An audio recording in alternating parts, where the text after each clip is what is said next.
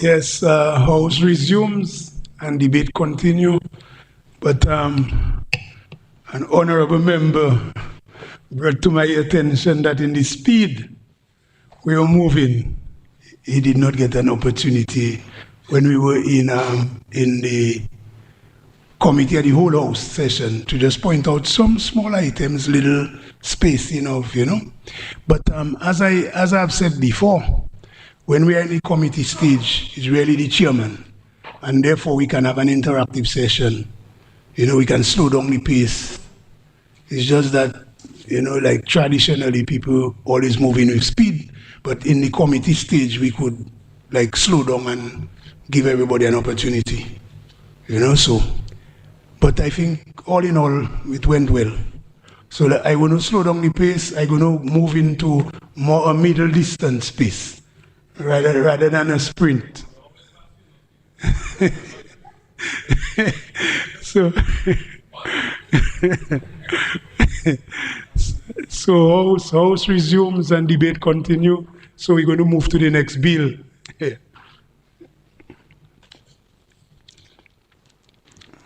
I think I was moving quickly, Honorable Laville. Let's move now. Thank you very much. I move the second reading of the bill shortly entitled Medical Profession Act 2026. Seconded, Mr. Speaker. It has been moved and second. The bill, no. Yeah. So we really need to slow down today. Let's go, proceed. Thank you very much, Mr. Speaker.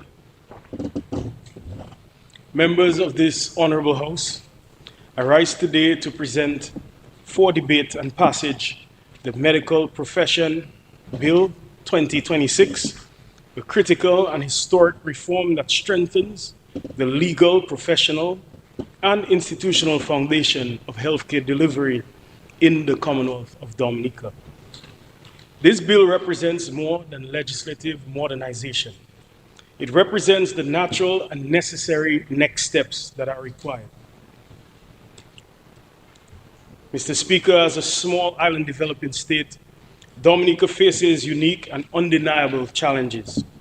We operate within limited human resource constraints, limited financial capacity, and constant vulnerability to external shocks, whether natural disasters, pandemics, or global economic pressures. We cannot afford inefficiency. We cannot afford weak regulation. And we certainly cannot afford to lose public trust in our health system. At the same time, we must compete in a global marketplace for healthcare workers. Today, healthcare professionals are in unprecedented demand worldwide. This global competition places immense pressure on our ability to retain and attract qualified medical professionals. Therefore, our response must be strategic. We are therefore actively building a system that is professional, modern, credible, and aligned with international standards. This bill does exactly that. Mr. Speaker, over the past several years, this government has made unprecedented investments in healthcare infrastructure, human resources, and institutional strengthening. The commissioning of the Dominica-China Friendship Hospital stands as one of the most visible symbols of that transformation. This modern-day national hospital has dramatically elevated the standard of care available to the people of Dominica, providing multiple specialized surgical theaters, advanced diagnostic capabilities, improved inpatient and outpatient services, and enhanced capacity to deliver specialized care.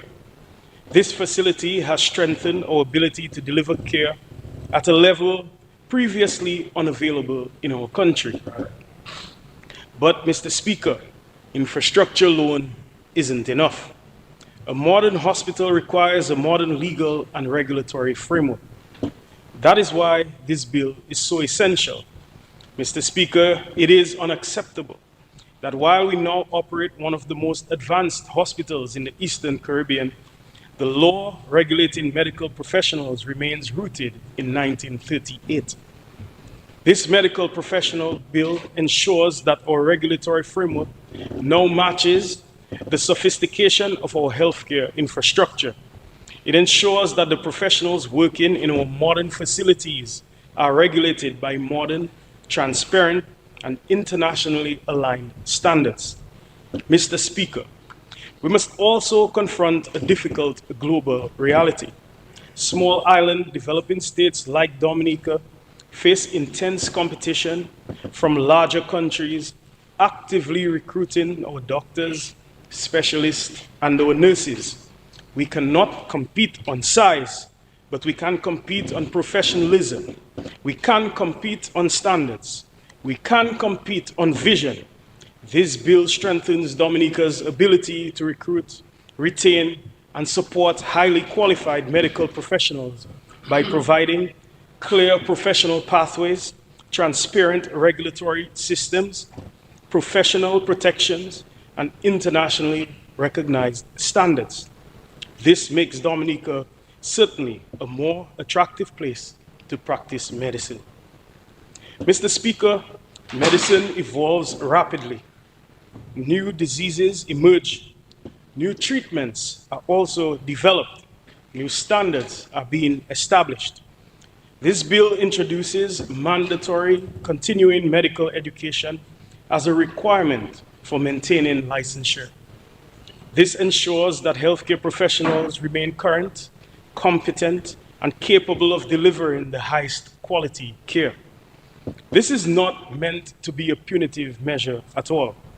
It is a protective measure for patients and professionals alike.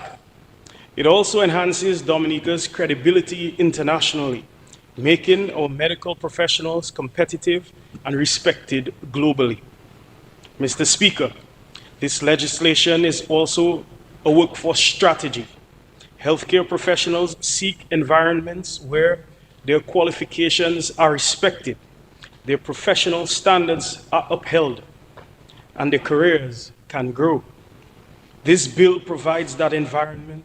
It strengthens Dominica's ability to attract new professionals, retain existing talent, and support career advancement and specialization. In doing so, we strengthen our national health security, because without our healthcare workers, there is no healthcare system. Mr. Speaker, this bill establishes the Dominica Medical Council, a modern, independent regulatory body responsible for overseeing registration, licensing, professional standards, and disciplinary processes. This council will replace the existing medical board with one that reflects modern healthcare realities.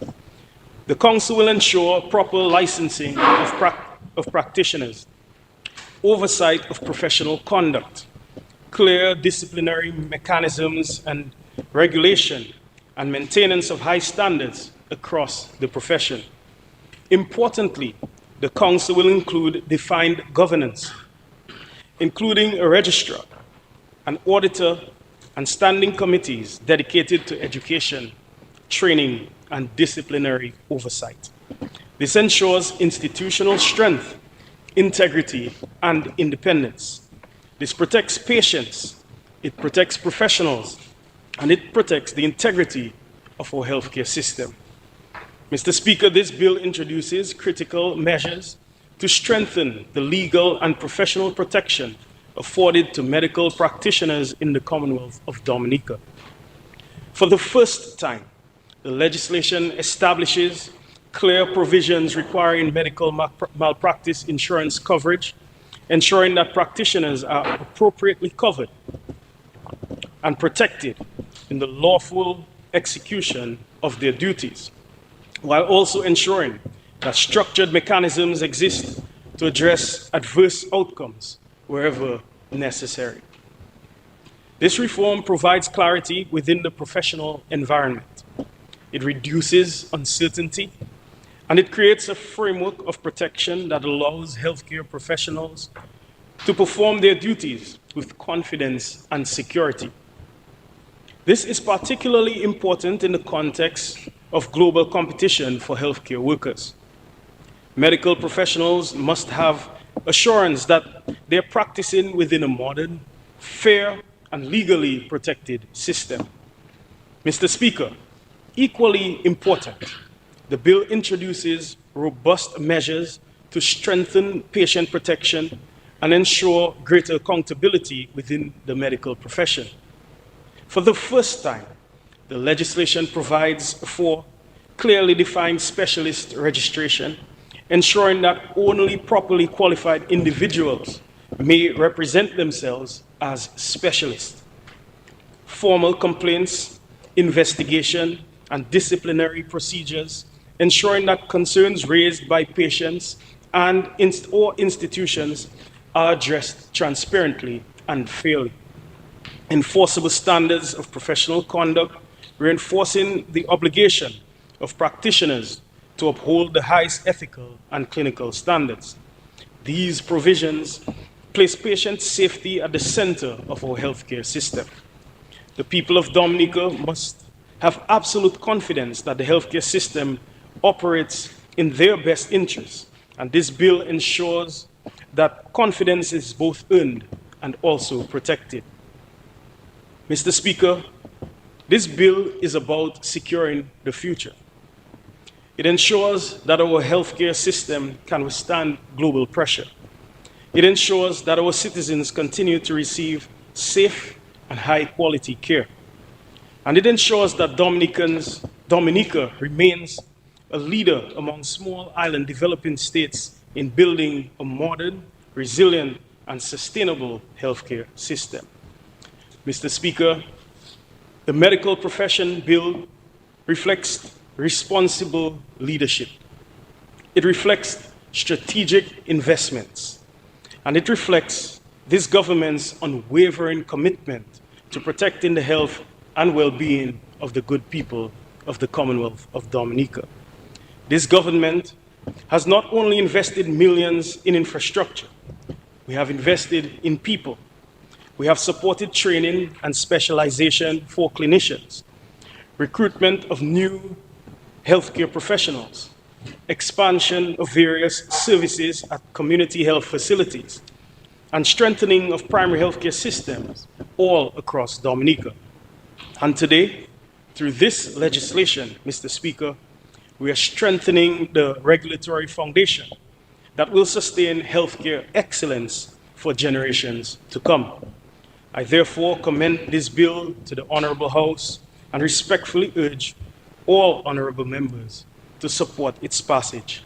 Thank you, Mr. Speaker. The bill is before the House for debate.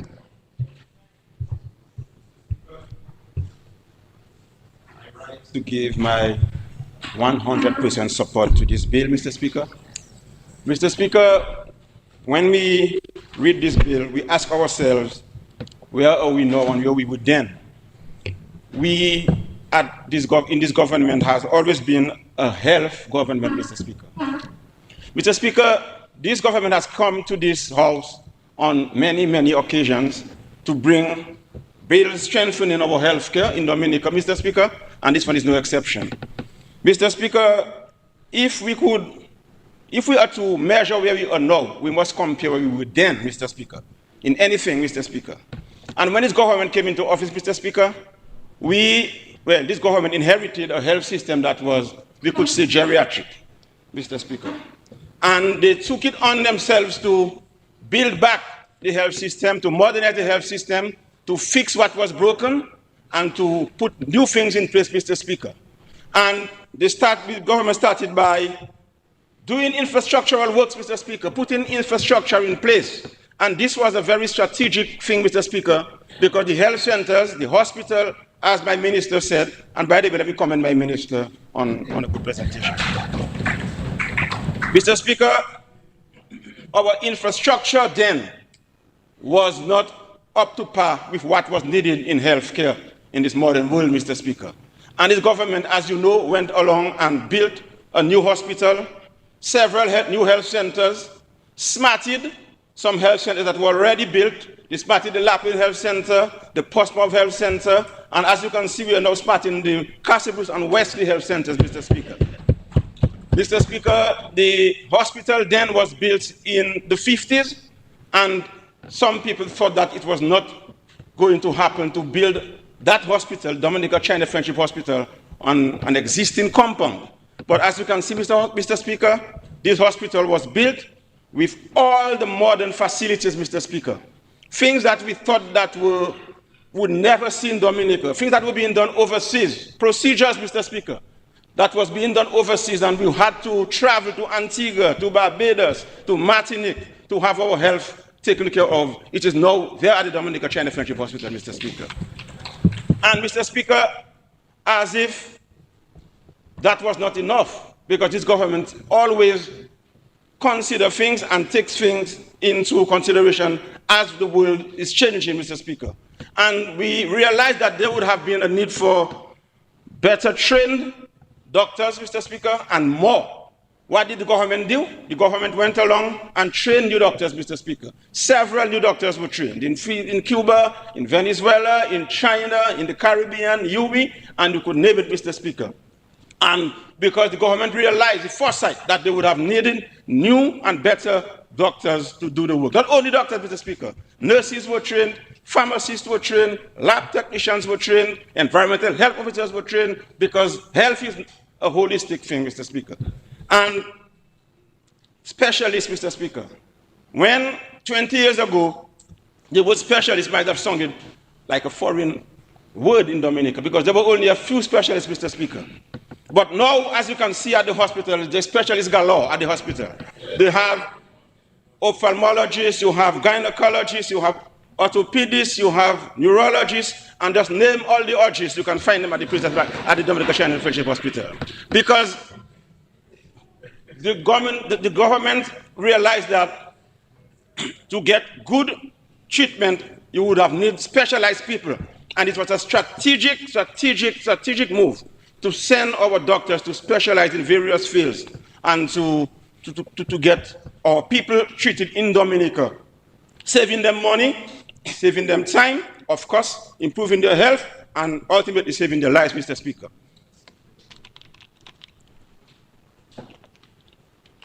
Mr. Speaker, this bill is also part of rebuilding, restructuring, reorganizing, whatever you call it, the health system in Dominica, Mr. Speaker. Because the government also realized that with good infrastructure, better trained health professionals, you would need to have good regulation in place. So this is replacing the Dominica Medical Board with a council, Mr. Speaker. And this council is well structured, Mr. Speaker. There is a registrar, there is a legal person, and there are many people on that board to make the system work, Mr. Speaker. And as you know, you cannot be operating with professionals that are not regulated. There must be regulation, Mr. Speaker. And the council is an 8-part legislation, Mr. Speaker, bill. And the first, I saw part 1 there is dealing with the licensing and registration of healthcare professionals, medical professionals, Mr. Speaker. And you know, it is very simple. We know that to operate, you have to be trained, you have to be licensed, you have to be regulated, and you have to find yourself in a straight, narrow, straight way, Mr. Speaker, to be able to be practicing in Dominica, Mr. Speaker. And the part 2, Mr. Speaker, there are several parts, part 2 and part 3, part 4. Some of them are dealing with discipline, Mr. Speaker. In medical practice or any other practice, Mr. Speaker, there must be regulations to discipline people or to regulate people or to guide them, Mr. Speaker, as to what they do, Mr. Speaker. And this bill will be taking care of also of that, Mr. Speaker. Also, Mr. Speaker, the government has put in place everything that is needed to make our people healthier, Mr. Speaker. And we encourage people, Mr. Speaker, to take care of their health, Mr. Speaker. We have our hospitals, it's true, we have our healthcare professionals well trained, we have our specialists well trained, Mr. Speaker, but it's up to the people to do the correct things, live healthy lives, Mr. Speaker. And as you know, NCDs are on the rampage worldwide. Dominica is no exception, Mr. Speaker.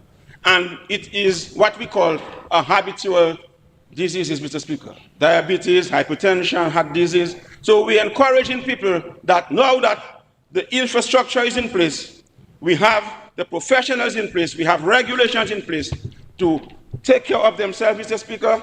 The people of Dominica know that there are healthcare professionals available and facilities available. It is affordable. It is available in Dominica, Mr. Speaker. And NCDs are taking a toll, Mr. Speaker. And we are telling the people that in the villages, you don't have to wait until you feel sick or you find yourself having pain to go to the health and wellness centers. We call them health and wellness for a reason. You don't have to be sick or feeling sick to go there. Routine checks, Mr. Speaker, can prevent you from going into a stroke or getting yourself hospitalized. So this government, Mr. Speaker, will continue to work for the people in healthcare and other areas. And I have absolutely no choice, except one choice for that matter, than to support this bill and congratulate the people.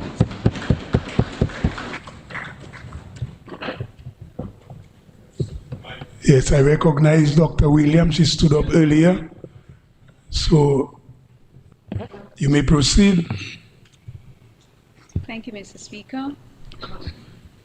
I rise to offer my support to the medical profession bill, not only in my capacity as the minister responsible for social services, but also drawing from my profession, my professional experience as a medical officer, and more particularly as a specialist in the field of pediatrics.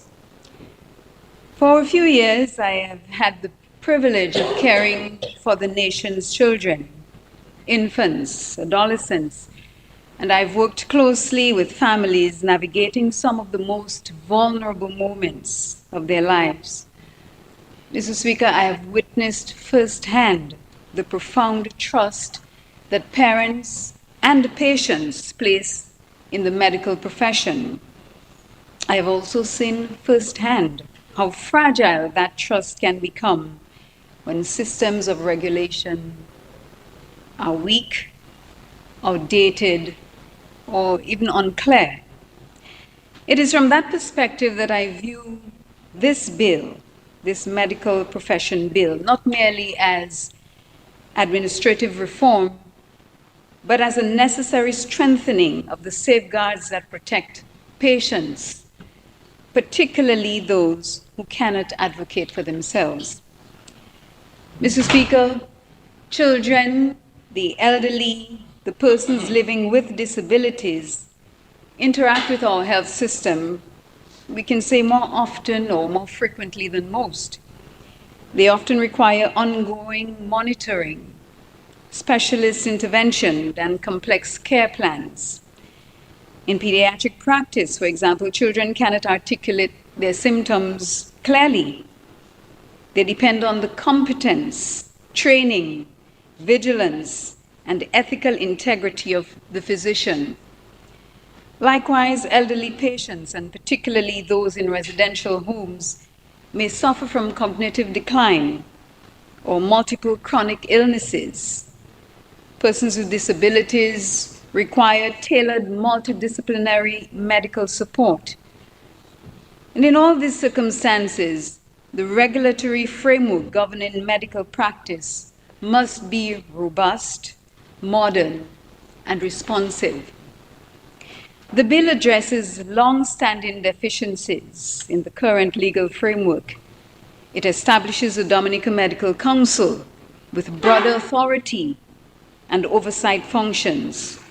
It strengthens the requirements for registration and licensing, introduces structured renewal periods, and places strong emphasis on continuing medical education. Mr. Speaker, we know that medicine is not static. Science is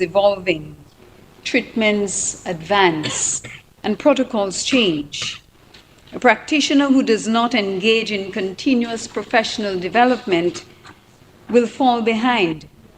And when care involves children, the elderly, or medically complex individuals, that gap can have very serious implications and consequences. By requiring evidence of continued medical development, medical education, professional development, and license renewal, this bill ensures that medical professionals remain current, they remain competent, and accountable. Government has done its part, and we heard from Honorable Kent Edwards. The government has done its part and will continue to do so. We have built a modernized hospital, we've expanded services, and never in the history of Dominica have we had such a widened pool of medical officers and specialist staff. We have created opportunities for long-term career development and many other interventions. As a pediatric specialist, I can say with certainty that specialization requires defined standards. The bill clarifies specialist registration and ensures that those who hold themselves out as specialists are properly qualified and recognized as such. This protects families seeking specialized care and prevents misinterpretation or misrepresentation that could mislead vulnerable patients. Mr. Speaker, another critical advancement in the establishment is the establishment of clear complaints and disciplinary procedures. Vulnerable patients and their families must have confidence that if standards are breached, there is a transparent, fair, and enforceable mechanism for review and corrective action where it is needed. In my years of medical service, I have seen how essential accountability is. And I really hope that my medical colleagues will not see this as punishment. It is not professional punishment, but rather I hope that they see this as the preservation of integrity, the integrity of this noble profession that will protect patients from harm. The requirement for malpractice insurance is also significant. It strengthens patient protection and ensures that where negligence occurs, there are mechanisms in place to provide redress. This is particularly important for families whose children may suffer long-term consequences due to medical errors. Mr. Speaker, the bill is not anti-profession. It is pro-patient, it is pro-quality. It strengthens the medical profession by enhancing credibility, integrity, and importantly, public trust. It ensures that the child in state care receives competent pediatric oversight. It ensures the elderly resident in a care facility receives appropriate medical supervision. It ensures that the person living with a disability receives ethical and properly regulated care. It ensures that vulnerable populations are treated by professionals who are qualified, continuously trained, and accountable under law. I am of the fair belief that strong regulation does not weaken medicine. Rather, it strengthens it. It protects both the patient and the practitioner. It ensures clarity of standards, professional discipline, and public confidence.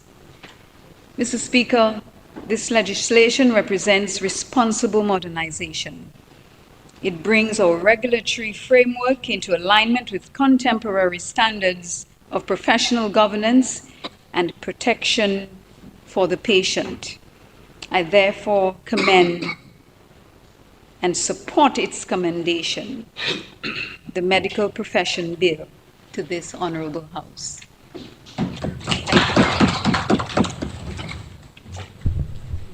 Just Just take your seat, please. Yeah. Just a reminder that we in March on February now. February, so January passed. You understand? So let's be guided. I allow the minister to proceed, but just be reminded we are in February now. And remember what we said about January. So I'm taking this matter very seriously. Is either we change the rules or we don't really need a speaker. Let's go according to the rules. So let's proceed, but we know what we're talking about. January started and passed. So let's proceed. Yes, Senator, you may proceed. You are recognized. Yes. Thank you, Mr. Speaker. Mr. Speaker, I rise to give my contribution on the bill shortly entitled Medical Profession Bill 2026. Mr. Speaker, I am aware of what is going on. However, I would like to request permission to refer to my notes from time to time. Sir, and remember, as we said, January, so refer to notes mean refer to notes. I'm not in this breaking and breaching the rules. Let us, so try your best. I will have a little leeway there because you may be prepared to like really read, but I really don't want people to read because that's not the rule. So refer to the notes. Yeah? Thank you. So what to do, let me tell you. When you deliver it, pause, watch your notes, step back, come back, but not to read. This have to stop. So let us move on. It's not necessarily to you, but I'm just saying to the entire house. But I'm just guiding you. Thank you, Mr. Speaker. Mr. Speaker, before I commence, I would like to take a brief moment to comment on this year's carnival season. Now, Mr. Speaker, Honorable Henderson said most of what I already prepared in regards to that. However, I will still continue and add my 2 cents. Honorable Henderson beat me to it, but it's okay. Great minds think alike. So, Mr. Speaker, persons from all over the world, and I say all over the world, not particularly local or regional, but all over the world, commented on the success and festive carnival celebration that the Commonwealth of Dominica had to put together this year, 2026. And because of that, as a carnival enthusiast myself, I must commend the Discover Dominica Authority, the Dominica Festivals Committee, and the Ministry of Tourism for putting in such a grand celebration this year. I would also like to applaud the Ministry of National Security from the remarks that I've been hearing, not only through my ears, but also on TikTok, because I do be on the social media platforms.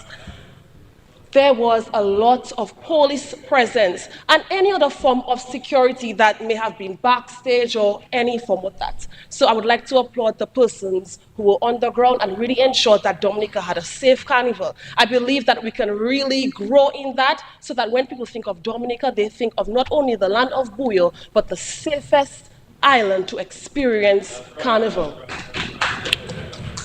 Mr. Speaker, also, there has been some controversy surrounding our genre, Buyo, and I must say that I am an advocate for respect of everyone's cultural and national differences. I believe that our differences make us a unified Caribbean. But remember, I thought you were going to make a short comment. Yes, I'm almost done, Mr. Speaker. But hold on, remember the bill there is a medical. Yeah, but I recognize, and I hope the entire house recognize something. She's actually talking in an area of passion, and no reading is taking place. So I'll allow you to. Oh, Mr. Speaker, that's okay. I'm wrapping up. That's fine. Yes. So again, as I was saying, I advocate for respect for everyone's cultural contributions and differences as it relates to not only music, but any other tradition. Now, I will go into the bill, Mr. Speaker. Mr. Speaker, I recognize the importance of this bill in ensuring that medical professionals in Dominica are properly trained, licensed, and accountable, which is crucial for safety and confidence of our citizens as it relates to the medical system. I also believe in the importance of a council. Of course, councils are not only found in the medical field, it can be found in various areas of life. Councils ensure structure and that rules and regulations are met as to allow the flow of principles and direction in any establishment. Councils set standards and rules. They protect the public, and by protect the public, when we have an established council and persons doing what they're supposed to do, this emphasizes public trust. So that's very important. Oversight and accountability, transparency, these are things that we hear a lot. We need these types of things if we are to thrive in any economy, not just when it comes to medical fields, but in any other area of life. Professional development, of course, with the initiatives and procedures that are provided, medical practitioners, whether they are surgeons, doctors, dentists, they get these initiatives and they improve themselves as persons who are there to benefit the public and ensure that the citizens have a safe medical environment. Advisory role. I believe that this council can also, this council should also help with the government and other legislative bodies in creating policies, and advising in policies and supporting policies, or even critiquing as it relates to the medical field and environment on our island. So that in itself is extremely significant. And there was a word that I heard being mentioned, modernized. Now, of course, we are in the contemporary society, a more digitalized society as well. So, of course, things that worked back then would not necessarily work right now. Although we are a nation, we appreciate everyone's ideas, whether they came from that generation to the next. But I think having a more outdated idea would be better for the collective as it relates to us now in 2026 and beyond.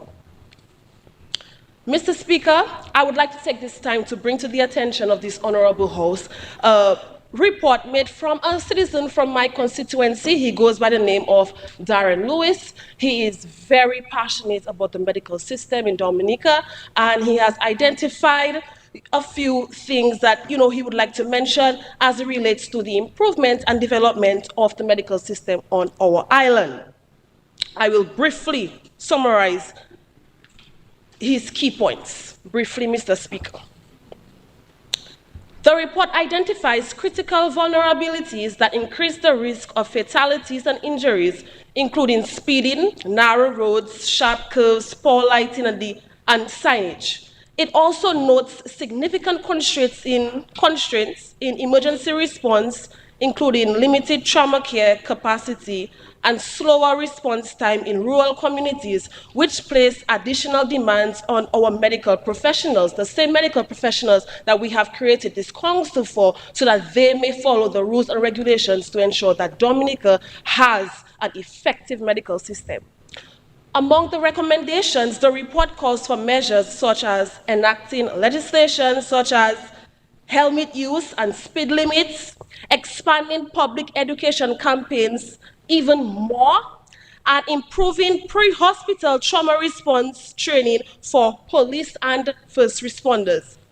Mr. Speaker, I must say that Mr. Darren Lewis is not saying that the government does not have any initiatives already in place to safeguard our citizens or any initiatives in terms of road safety. That is not what he's saying. He's just a concerned citizen who has a lot of ideas. This can be found on his social media platforms. It has also been shared with various persons in relevant authority. And I just found it to be something dear to me. A citizen is concerned, he's engaging, he's active. I thought it would be very professional and morally right to bring it forth to this honorable House. Mr. Speaker, back to the bill. This bill presents an important framework for regulating medical professionals and safeguarding the health of our citizens. And I believe that it will strengthen the medical environment here in Dominica, because that's what we want. We don't want to create a stigma where people do not trust the medical system, or they're afraid to go to the hospital or any other practitioner. Of course, some practitioners, they practice unethical codes. They're not as qualified as they may have presented themselves to us. So I believe this is really a body and procedure that will ensure that our medical system not only thrives now, but for our future generations to come. At the same time, Mr. Speaker, the thoughtful recommendations from concerned citizens such as Mr. Darren Lewis remind us that there is always room for improvement, and particularly in areas such as emergency response, preventative measures, and public safety. Mr. Speaker, as I conclude, I would like to say that with this bill, we can ensure that our medical system is not only regulated, but also responsive, effective, and truly serving the needs of every Dominican, regardless of background, gender, political affiliation, etc. Thank you, Mr. Speaker.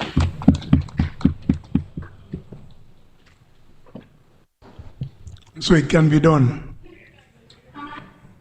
Yes, it can be done.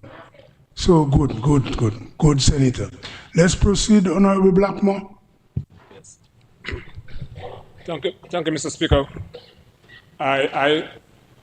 Me too, I rise to make my very short contribution to this very historic bill before this Honorable House. But, Mr. Speaker, with your permission, I would like to, just as Senator for young Senator Vidal did, to beg of you your authority and permission just to briefly say something about our just concluded most epic carnival celebration. And to say that I realize, Mr. Speaker, that the Senator has found herself in a dilemma, in the sense that she may want it still to be in a carnival mood. So, as we grow, the expectation, therefore, is to how do we even bring Monday night to midnight, instead of 11 o'clock, and so that Dominica can be the center for carnival celebration, not only in the Caribbean, but in the world.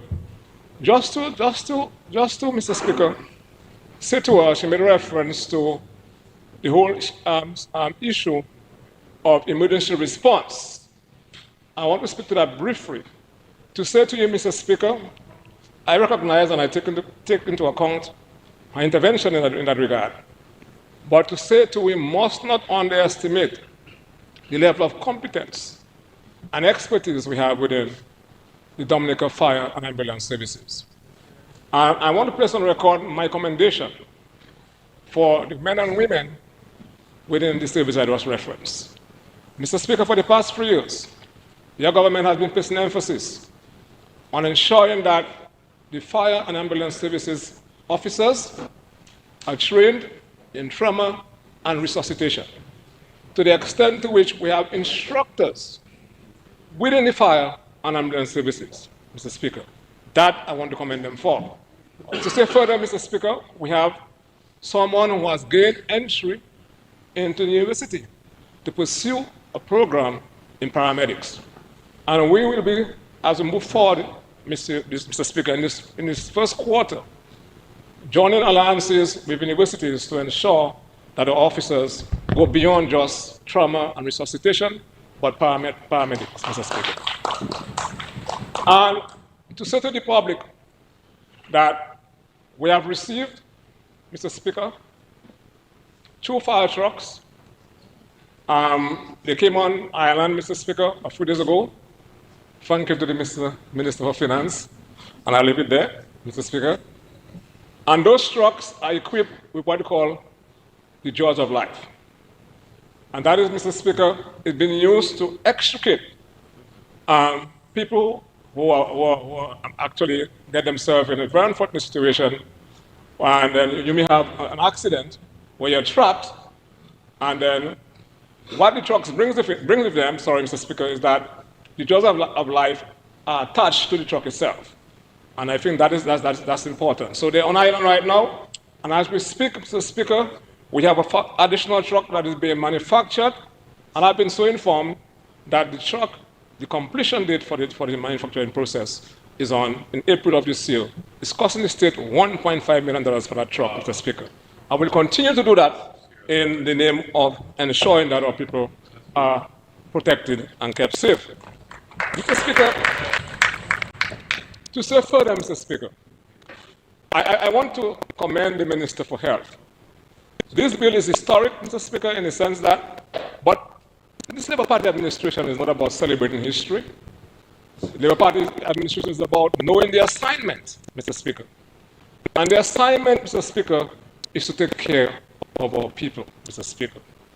And this bill, this medical professionals bill, Mr. Speaker, actually places, Mr. Speaker, the patients at the frontier of our health system, Mr. Speaker.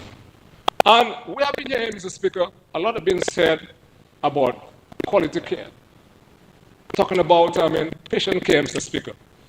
This bill before you is not about the construction of a $60 million hospital, but it's equally important, Mr. Speaker, because it's one thing to have the facilities and the equipment, but if we don't have the legal framework, Mr. Speaker, to ensure that standards are kept and adhered to, and people who are held, who can be held responsible and accountable, the buildings are of no real significance, Mr. Speaker. And Mr. Speaker, I want to also take time out, Mr. Speaker, to commend the effort, because the medical professional bill, Mr. Speaker, is long outstanding. And there were a number of players, Mr. Speaker, who contributed immensely towards the finalization and the final product which is now before us. We had the former Ministers of Health. I see Dr. Darrow there, who was the Minister of Health. We had, of course, Mr. Speaker, the Attorney General Office and the Ministerial Committee, which I chair, Mr. Speaker, spending long hours.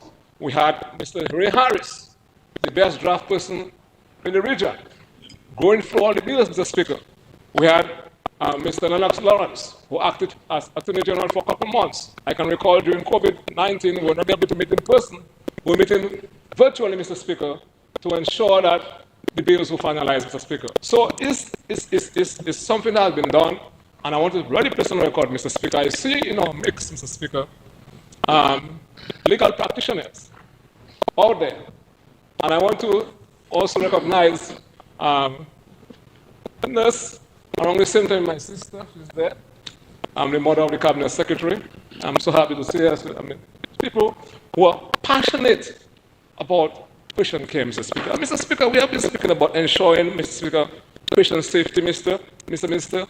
Speaker, and the quality. And the quality of the health care that they get, Mr. Speaker. Mr. Speaker, one thing I like about this bill is that it standardizes, Mr. Speaker, and it brings to the fore, the whole issue of transparency in the manner in which licenses are issued, Mr. Speaker. And I think that is something that is important. It has to be transparent, Mr. Speaker. And I think that in itself, Mr. Speaker, is central to that bill. The other issue, Mr. Speaker, I can recall, I was reminded by my neighbor that I'm getting old, but I'm still very sharp, maybe sharper than him. So I'm there, Mr. Speaker, long enough, and maybe, Mr. Speaker, I don't know if you can recall, in the 80s, on the great, may I still rest in peace, Dame Eugenia Charles, you had somebody they called Dr. Tide. Can you recall that? And then people had mental issues. You are a psychiatrist, Mr. Speaker, so-called, Mr. Speaker. And these things happen when you don't have a proper legal framework and proper infrastructure, Mr. Speaker. Mr. Speaker, from what I was told based on my investigation, he was I don't lie, you know. I'll leave that there. But Mr. Speaker was a health inspector from what I was told. But somehow, he ended up being at the hospital as a psychiatrist, Mr. Speaker. So I'm just putting that in terms for people to understand how important these measures before this honorable house. Okay? And then you had a number of people in those days, they used to have a movie of somebody called Steve Austin. Yeah? Bandit Man. I'm working slow, you know. You understand what I'm saying? So you would have seen, Mr. Speaker, a number of people walking around the city of Roseau. When they were injected, the hand swollen, and working like a robot. You know? Because, Mr. Speaker, of the deficiency in the system, Mr. Speaker. That, Mr. Speaker, will mitigate against that. It will ensure that every practitioner, yes, Mr. Speaker, has the proficiency, the education, Mr. Speaker, and the expertise, Mr. Speaker, to operate within the health system in this country, Mr. Speaker. And that is how critical that is, Mr. Speaker. And I think we need to put that thing into perspective. And it's only a party with a vision, we understand the assignment, can build health centers, can build a state-of-the-art hospital in Marigot and in Roseau, and then come now to qualify the system as a graduate into the tertiary level, Mr. Speaker. They need to have a proper legal framework, Mr. Speaker, to provide an oversight. And the oversight, the issue about ethical oversight, Mr. Speaker, is important. And when we speak about ethical oversight, Mr. Speaker, from a patient standpoint, the needs and the welfare of the patient are always brought to the fore. Fundamentally, Mr. Speaker, it prioritizes, therefore, the needs of the patient, Mr. Speaker. And I believe those are things we need to actually understand. So it's not just a bill with words, Mr. Speaker, but what is seek to do, Mr. Speaker, to ensure that the people, the practitioners within the health system are indeed medical practitioners, Mr. Speaker. And that is something I think that needs to be underscored. Mr. Speaker, the other issue that I want to speak about, Mr. Speaker, and is the risk factor. And how do we therefore mitigate against risk? And then that can only be done, Mr. Speaker, again, that is contemplated in the bill that is before this honorable house. You hear a lot about malpractice, medical malpractice. Who's responsible? And I think when we talk about that, Mr. Speaker, and we have to take into consideration how do you do a proper audit, Mr. Speaker, as to whether certain procedures, Mr. Speaker, should be performed. Because we may find ourselves in a position, Mr. Speaker, where you may find, I'm going to give a practical example. I'm not going to call names. I've been around for a while. Okay? We know that I had a situation, I'm not going to call a name, where something had to be done. And a decision was made to amputate. That person is a young person. The person said, I don't want my leg to be amputated. I sent my secretary then from my office in the constituency to the hospital. And the person spoke to me over the phone, and I spoke to the doctor. And then I went to the Prime Minister. And we moved the young person to Martinique. And today, the fellas rushing the lady, you know. She's walking, and fellas rushing her. She have a leg, Mr. Speaker. Understand? You know, about man rush me. Understand? And fellas rush her. No, Mr. Speaker. Mr. Speaker. So why we're not for that? So that bill, you see there, will ensure, Mr. Speaker, that if a procedure has to be performed, a procedure has to be performed. It has to be absolutely certain that that procedure has to be performed or not. Because I know there are some people who say to me that they feel skeptical to certain doctors because they like the court. Mr. Speaker, like to operate. And I believe that when you're talking about patient care, money is the last thing. Money is the last thing. Is the welfare of the patient is paramount. And I want to just briefly, Mr. Speaker, and just to say the few words, Mr. Speaker, that we must never underestimate the extent and the force of this bill, Mr. Speaker. What it does to the healthcare system, what it does on behalf of the patients of this country. And if we're talking about the need for quality care and to hold everybody responsible and accountable, if we're talking about the need for transparency, Mr. Speaker, this bill provides all of that.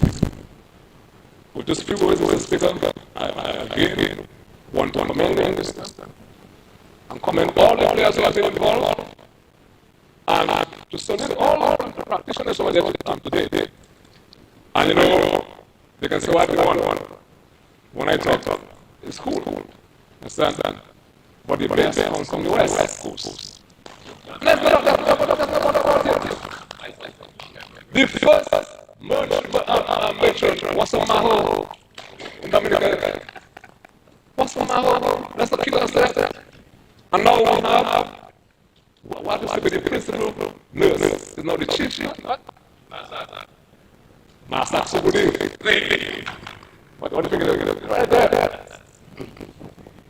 And we have nurse people from St. Joseph, the West Coast, and they can call much more. But I know I don't get vexed. All right? I'm not saying more. And I see that. Yes, we have to there. Okay. So everyone who has been involved, Mr. Speaker, but so much faster than supposed to go into it.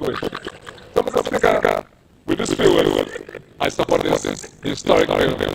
If I don't know how to speak of it.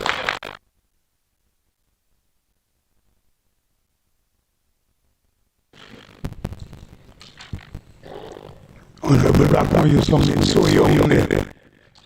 Yes, yeah.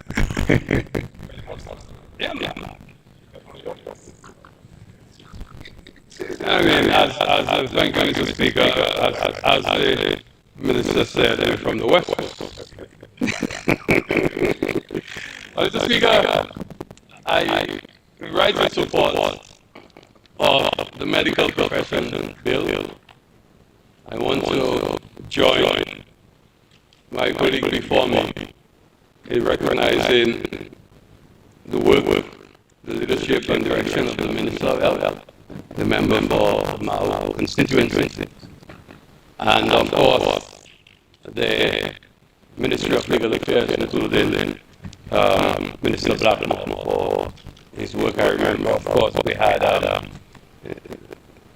the contribution of, at the time, Minister Dr. King, who was so active in that process, and I see former Minister of Health sitting in the gallery with his green tie, the luck of the Irish, because I remember that on several occasions he did promise he was going to give us a medical profession bill, and I know he must be very happy today as the acting CEO of the Dominica China Friendship Hospital to see this bill passed here today in the Parliament.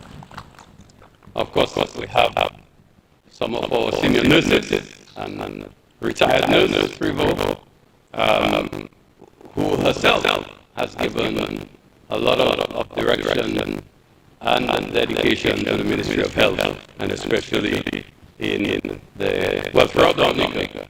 And this morning we spoke about CARICOM, free movement, and so I thought she was in Barbados at some point, playing a very important role with the Seventh-day Adventist Church there. And we're happy to see that they're here today in support of not only this bill, but the one that will follow. I think it's the nurses and midwives bill that perhaps we brought them here. My good, she was my former student, nurse from I think Minister Black, don't forget that one. She's from Layo, West Coast. Okay, so, Mr. Speaker, I think the bill before us is really something that is commendable, and taking our medical profession into the modern age, because I'm not sure I heard reference made to 1938. If that is what we had, or at least we fashioned our medical profession on that, it is really a great achievement today to replace this existing act with a modern, more reflective of all times bill that we're debating here today. One of the things that always catch my attention, and I always look out for that person himself, knows that the same thing when we discuss the pharmacies bill, is the need for continued education. And in this case, medical education. Medicine, like law, and a lot of fields of profession, is really about practice. That's why you practice medicine, you practice law. You cannot claim to be medical doctor if you're not practicing medicine. You have to practice it. That's why I call it practice for good reason. And continued medical education is important. It's a way of helping as well for those who are not actively engaged to practice it. But I see you even went further, but to require in some cases active practice before you can get certified or recertified. That is very important as well. In many jurisdictions, that is the requirement. That is the requirement in many jurisdictions, that you must be a continually practicing medical professional in order to maintain your license, in addition to doing continued medical education. So I really want to commend the Minister of Health on that provision. I think these provisions, as a matter of fact, not just one, but they contain in several areas, and having a special committee on education, that is very important as well.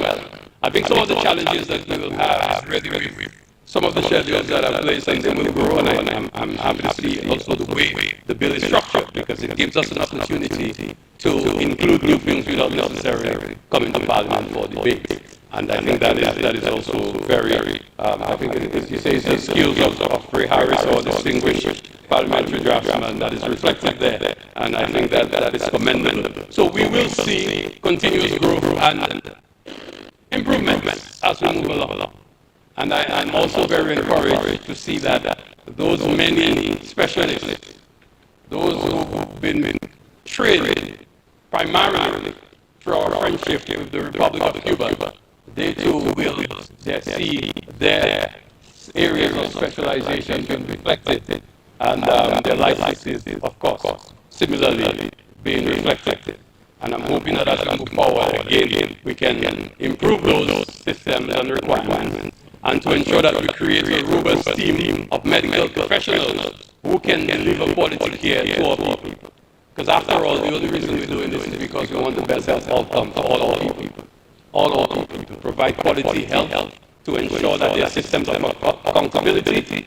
But before that, to ensure that everyone who practices medicine, in this case as a medical doctor, would have the prerequisites, the requirements to ensure that we have a robust system of licensing, and also that those people who may submit their application have a system of review, of appeal, and to ensure that we can qualify the best people or suitable people for the practice of medicine in the Commonwealth of Dominica.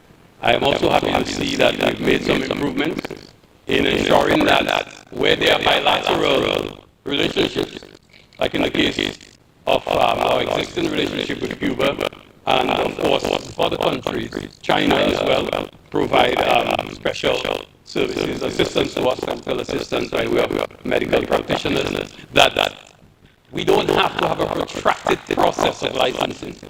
And in the case of an emergency as well, it gives the flexibility to the minister, and to ensure that we can immediately recognize the certification of bilateral partners, and especially when we have special relationships, so that it does not delay the entry of those doctors who have been provided to us through our diplomatic and other relationships, that we can easily move that process forward. So that is also very, very encouraging. So, Mr. Speaker, I want to take the opportunity to thank the Republic of Cuba for over 30 years of support to the government and people of the Commonwealth of Dominica for the provision of medical workers. We know, and it's no secret, that this relationship has been created out of solidarity, and that is to say, Cuba providing support to countries throughout the world, and Dominica happened to occupy a very special place in the Republic of Cuba, and we have been provided with medical doctors. Today they're 65, maybe off by 1 or 2, but we have medical professionals, doctors, there are physicians and specialists, there are nurses and other technicians providing support to us through that program, and we have to express our continued support. So in addition to Cuba providing training for Dominicans, and to date, I think the number is like 150 Dominicans have graduated from medical schools in Cuba, and we have also been provided with support, and we have to thank them. We have to remember that it was Cuba that allowed us to open our first intensive care unit. You remember that, Dr. Lara? And that intensive care unit and diagnostic center in Portsmouth as well, I remember that we were able to get the specialists, both nurses and doctors, who were required to operate those services. And we will always be grateful to the Republic of Cuba. They have been true friends and thick and thin. Even when they have their own internal challenges in terms of resources, they never hesitated to provide us with support. And now that they're going through a special difficulty as they did a few decades ago, we stand in solidarity with them. We recognize that we have to make some changes to the program, the medical workers program, and we're grateful that the government of Cuba has gracefully agreed to work with us as we seek to meet new requirements for the Cuban health workers. I will not say more about that. I will just leave it as that. As they say, word to the wise is sufficient. But in this case, I'm speaking to those who know. So those who know. But we are making changes to that program, and it will be revealed at the appropriate time. But we're working with all our partners to ensure the best outcome for Dominicans, because we must ensure that we always have health care services for Dominican people. And that is what is driving the work that we do. So, Mr. Speaker, I want to again commend the Minister of Health.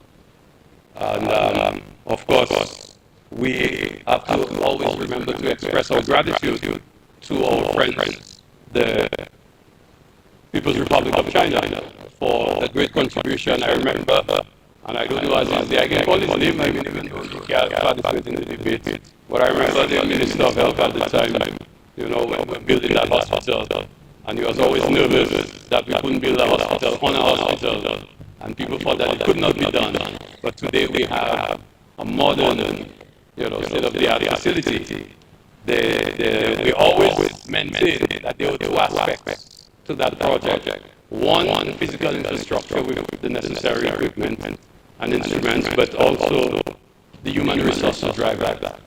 And gradually we're making adjustments and changes as reflected in the perhaps I shouldn't mention it because it's under negotiations, but the terms and conditions of engagement of the medical workers at the Dominica China Friendship Hospital and throughout the wider Ministry of Health, as that is being discussed and negotiated, it's again in an effort to have more quality services provided and to ensure that those involved will receive remuneration that will encourage them to remain here and to provide their services for the benefit of all of us. So I'm very happy that this process is going. We saw it with the nurses, we're now negotiating with the doctors, and I'm hoping that we will all come to an agreement that we can live with. Because at the end of the day, both sides must be satisfied. The government must have the ability to pay, and those doctors and especially will be satisfied with the compensation package that they will receive. So it's important to recognize that. And Mr. Speaker, very often we hear of the negative, and I've always maintained there are challenges. There are challenges. We have to deal with them, resolve the problems, and ensure that all people can always get the best outcome, the best health care possible. But there are glimmers of hope. There are sparks. There are some great things that sometimes I don't hear about. Maybe I'm not listening to things. I'm not tuning in like the young people on TikTok and thing. I don't even have that on my phone. So I maybe don't know, but I understood, Minister, that recently there was the first spinal surgery done in Dominica. I shivered when I heard that. How many of you heard that before? I mean, this is great stuff. This is great stuff. We had our first neurologist engaged at the Dominican China French Hospital, the Ministry of Health, for a while, and a lot of people know that. And I know that they're able to provide services. I have some constituents. I have one gentleman in particular, his life was saved because of a visit that he made to that neurologist. And now we have a new one, and who has actually done the first spinal surgery now. I mean, this is big stuff. We had brain surgery done in Dominica. People don't talk about that. I remember my friend deceased, Glovelo Tuse. At his age, he was 80-something. Boy, Glovelo seems that he was around forever, maybe older than that. But he had brain surgery, and he stayed around for a while after that.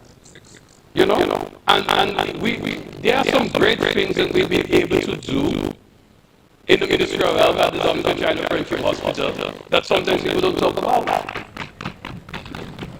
I mean, hip replacement. There are people walking around Dominica who have had hip replacement in Dominica right here at the Dominican China French Hospital. I mean, knee replacement, that's nothing now. But we have hip replacement and people walking around. So I don't know, Doctor might have to employ me to do some promotion for you, and I'd like to talk about those things. I find that exciting. Because these are things that we have to go somewhere overseas to do. And, you know, it's very costly, plus the dislocation from your family. I mean, this, you know, the whole idea that you can actually have those procedures here in Dominica, it helps you from the recovery process. Because you have your friends and relatives around, somebody passes and see you, you know, you come and talk one to stuff, make you laugh, you know. A little thing, it helps in the recovery process, and if you have to go somewhere, you don't know people, maybe one goes on travel with you, you're yourself tired to see them, remember like COVID, you're tired to see them, and then people just in your face. So it helps in the process. It helps in the process. So I think we need to highlight those things and to continue and expand as much as possible to ensure that certain services we will provide here. I know us will be happy because less calls, they check. You know, it is something that we are working towards, and I'm very happy to see the progress that's been made, Minister, and we have to continue in that spirit to ensure that we give our people the best opportunities, the best health outcomes, so that, of course, we can continue to enjoy our lives here on the Nature Island. Mr. Speaker,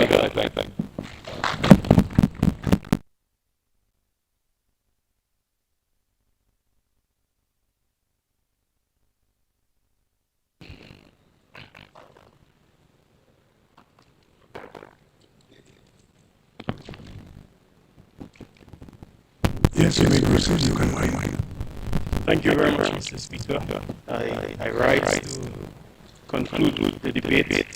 Let me begin by thanking profoundly my colleagues here in this chamber for their extensive and substantive contributions to this bill that has been tabled. I thank you all for the historical context and perspective as well. The clarity, the ability to elucidate in some areas and give a deeper perspective to the public on matters pertinent to this bill. And I thank you all sincerely for doing that. This debate clearly shows the interest and participation from all the members on this very important topic. And for that reason, I wish especially to thank my cabinet colleagues for their tremendous participation over the past months in finalizing this bill. I recall trying to table this in November, and we have been in extensive debates about critical areas as it relates to ministerial powers and the appeals process and so on. And my colleagues, providing feedback and perspectives that we closely considered and made the necessary changes. And they certainly value that type of discussion at the cabinet level, and the public stands to benefit profoundly for that type of intervention and interactions from my colleagues. I want to thank in a special way the Ministry of Legal Affairs, Honorable Blackmore, for being chairman of the committee responsible for drafting and legal review. Thank you, Mr. Blackmore and your team, Honorable Blackmore and your team, for the constructive work that you have done and led over a long period to have this here table before us today. Thank you sincerely. I thank the Office of the Attorney General as well, and all the officers who have worked or contributed in some way. Chief Parliamentary Council as well, and the team for their contributions. We appreciate their value. Of course, even past Attorney Generals who may have been part of this, whether temporary, for example, Lennox Lawrence, and also to drafters like Ray Harris. Thank him sincerely for his profound contributions. Many people have worked on this document, and while I'm the only presenting, I certainly can't stand here and take all or even most of the credit. I may have been the champion pushing it forward, driving it, and so on. Knowing and understanding the value to the public, many people have worked on that. From the Ministry of Health standpoint, the Permanent Secretary, President, Dr. Paul, and past Permanent Secretaries who have been actively working on this, put in a lot of work. I thank them sincerely. Past Ministers of Health as well, Dr. Mama, Dr. Daru is here, and I'm grateful that these two ministers, past ministers of health are still part of the system, in which they can recognize and be part of the implementation of this, so it can benefit the people. This is for all of us, but most importantly for the people of Dominica. Certainly grateful for your value. I am deeply appreciative of the CMOs who have been part of this process.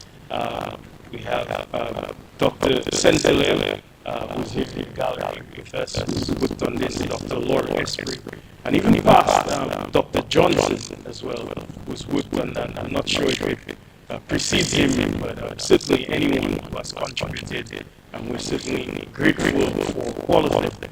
And also the existing medical board, Dr. Deshese, has been leading for some time, and even before him, Dr. Shillingford and other chairs. I thank them sincerely. This really took a lot. I mean, having legislative reform dating back to 1938 to now, you can imagine the body of work that is required. It is in fact a lot. Not only that, it has to consider present-day realities, but it also has to be forward-looking to incorporate the necessary agility to respond to any changes that are occurring in medicine and governance of that sector. So I'm deeply grateful. Our healthcare system, Mr. Speaker, is very, very complex. It is very large. Any single day, there are at least over 1,000 people at the National Hospital on any given day. And I speak to at least 600 staff and over 100 patients and visitors every day, easily over 1,000 every day. It's a very complex system, one that is evolving, one that is emerging daily, and we must stop and pause and recognize the tremendous changes that's occurred in our healthcare delivery of Dominica from what was once the simple, humble Princess Margaret Hospital to this modern day care facility that we have with many specialized surgeries being done, as Dr. Henderson would have alluded to. That is the type of transformation. We have seen it not only in terms of the infrastructure, but in terms of the equipment that we have, where we had clinicians operating more or less in the dark before. With now having 6 imaging modalities. So we moved on from X-ray only in the past, Mr. Speaker, to having so many different modalities for imaging. This is the type of transformation.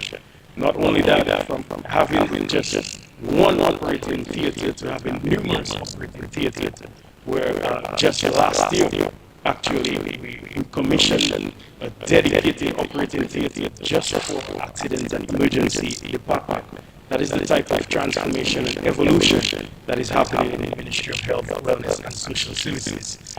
We have dedicated a lot in terms of support for our people, clinicians, or healthcare workers, in terms of human resource development, capacity development, training, increasing salaries by 60 to 38%, and having new nursing structures, one that allows for better upward mobility for our nurses. This is the type of investment appointed in the last 2 years more than 100 nurses, and also creating a path for doctors where they realize improved remuneration that is certainly much more competitive, creating 26 positions, where doctors will be appointed.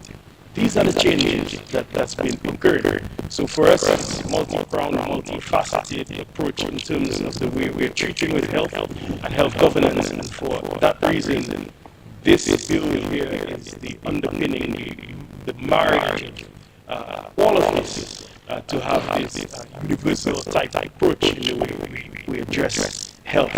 And I'm happy profoundly for the support offered by the Parliament, all who supported on many levels. And Dominica from today is in a better place. Public health is in a better place. Thank you, Mr. Speaker.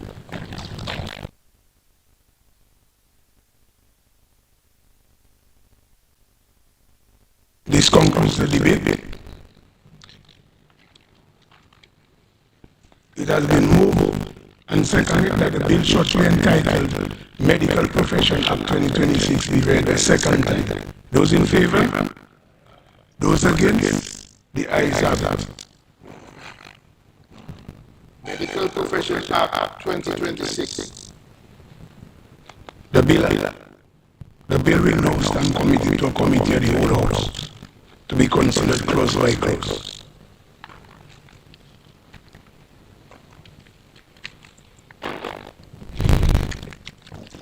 Again, as the leave of the House or the committee of the whole House to let's group by parts and just name the different sections within the different parts.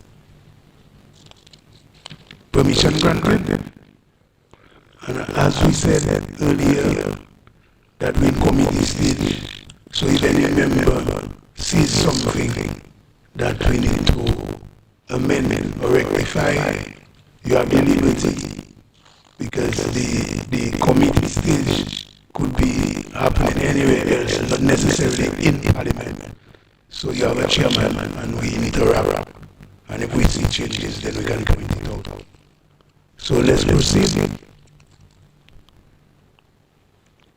So on the preliminary, that's section 1 to 2. So the question is on preliminary, that is section 1 to 2.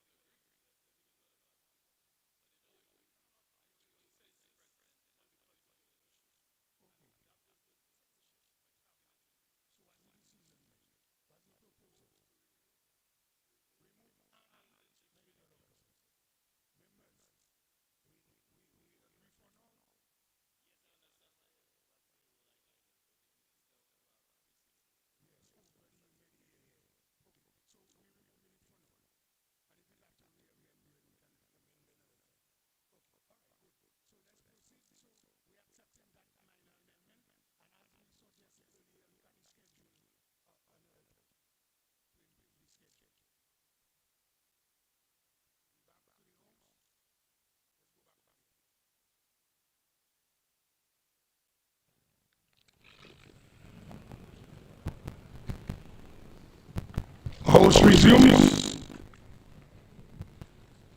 House resumes. The question is that I do report the bill to the House with minor amendment. House resume, and I have to report that the bill shortly entitled Medical Professions Act 2026 passed the committee stage with minor amendment. The question is that the report of the committee on the bill be adopted. Those in favor? Those against? The ayes have it. Mr. Speaker, I move that the bill shortly entitled Medical Professions Act 2026 be read a third time and passed.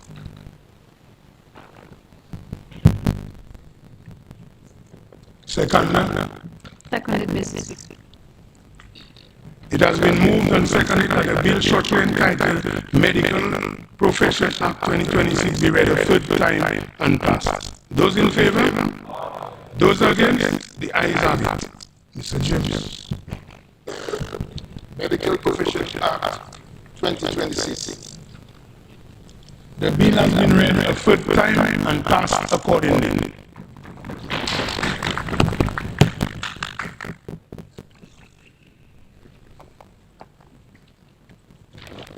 I move the second reading of the bill shortly entitled Nurse and Midwives Act 2026.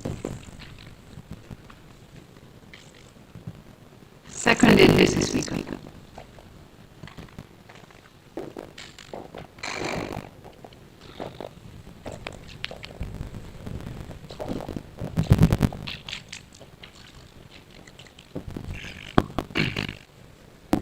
Mr. Speaker, members of this honorable House, I rise again today to present for debate and passage Nurses and Midwives Act 20, Nurses and Midwives Bill 2026, legislation that represents one of the most important reforms in strengthening the healthcare system in the Commonwealth of Dominica. The bill recognizes a simple but powerful truth. Nurses and midwives are the backbone of our healthcare system. In Dominica, nursing professionals represent the single largest group of healthcare providers, comprising more than 300 dedicated individuals who serve our citizens daily across all hospitals, health centers, and in the various communities. They are present at birth. They are there throughout our various illnesses. They are present in recovery, and they are present in our most vulnerable moments as a nation. It is therefore both necessary and just that the legal framework. It is therefore both necessary and just that the legal framework governing the profession reflects the importance, complexity, and modern reality of their work. The current law governing the nursing profession is outdated and no longer aligned with modern practice, workforce realities, or health system reform. It was developed for a different era, before modern specialization, before advanced nursing practice, and before the complexity of today's healthcare system. This bill modernizes that framework. It creates a future-ready system that reflects contemporary standards, strengthens governance, and protects both patients and professionals.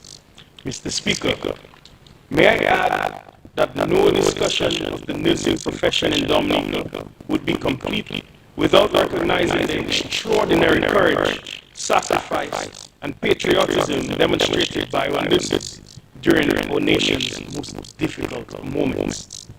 When Hurricane Maria struck in 2017, it devastated our infrastructure, destroyed many homes, and severely disrupted essential services across Dominica.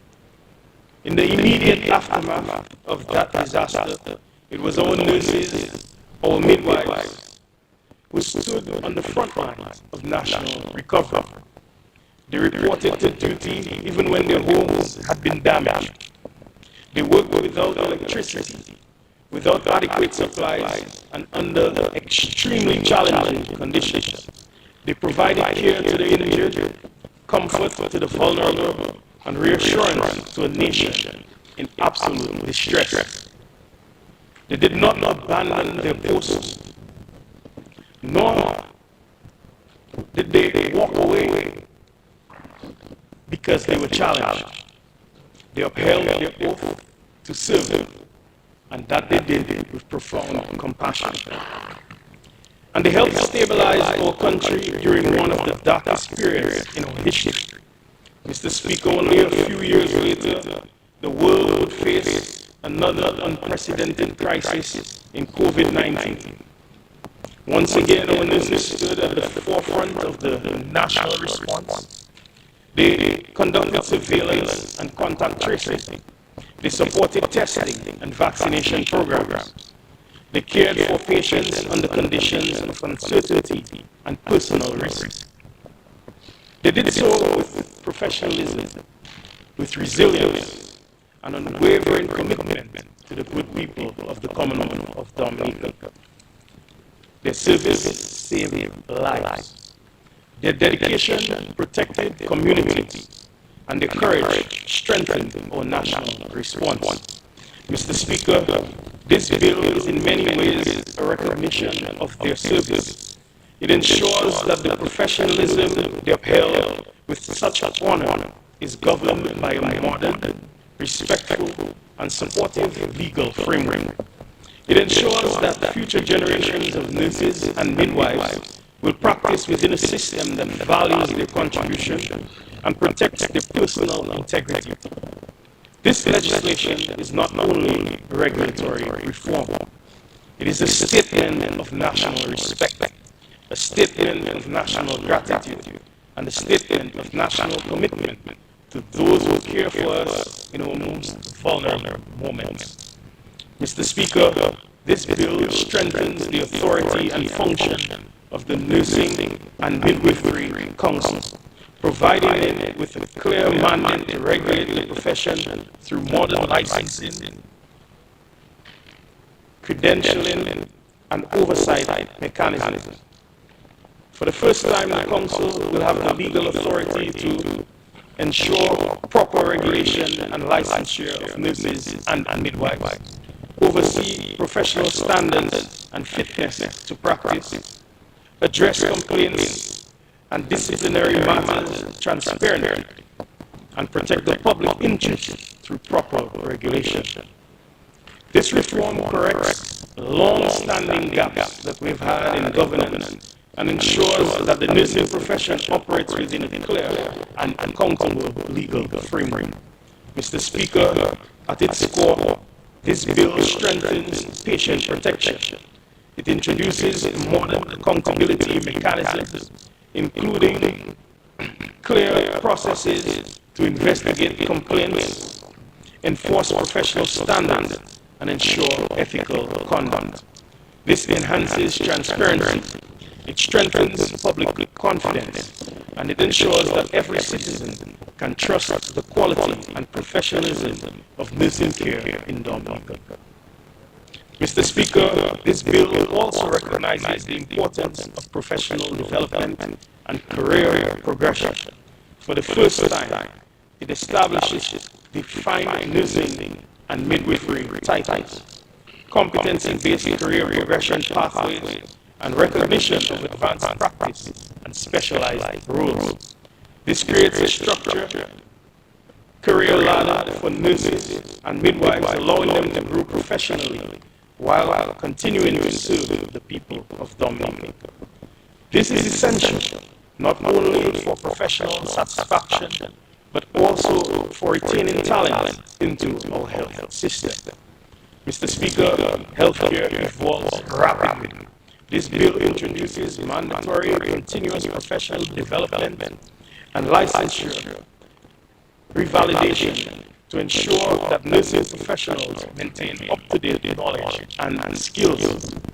This ensures that the care provided to our citizens reflects modern medical standards and best practices. It protects patients and it strengthens the quality of care. Mr. Speaker, this bill also strengthens workforce planning and national health system management. It improves data collection, monitoring, and reporting within the nursing service, enabling better planning, budgeting, and also decision-making. This is essential for ensuring that Dominica has the right number of nurses with the right skills in the right places, and this is essential for national health security.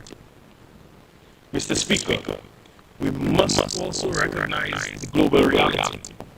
Healthcare workers are in high demand worldwide, and small island states like us face tremendous pressure and severe competition for our highly skilled nurses and midwives.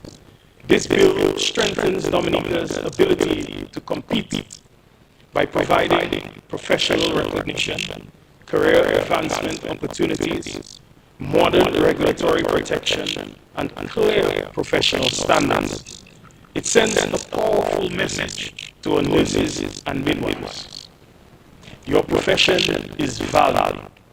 Your role is respected, and your future in Dominica is absolutely supported.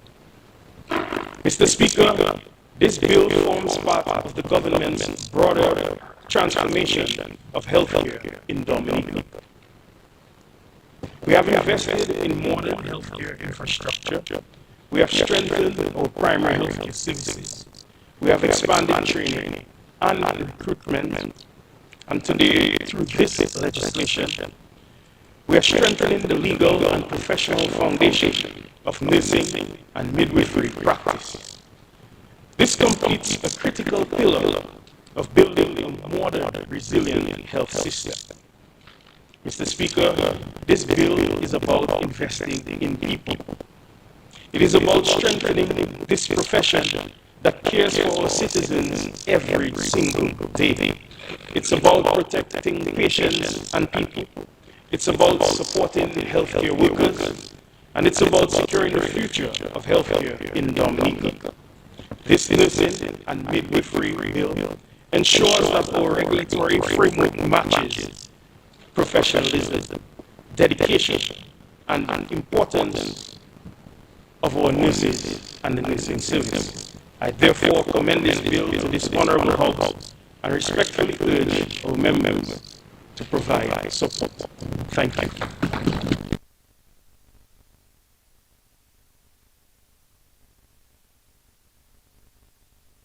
The bill is before the House for debate.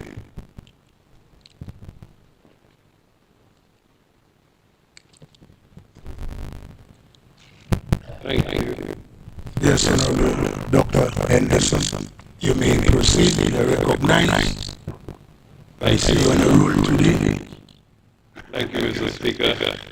Mr. Speaker, I rise in support of the nurses and midwives bill. It's been a long journey to today, not necessarily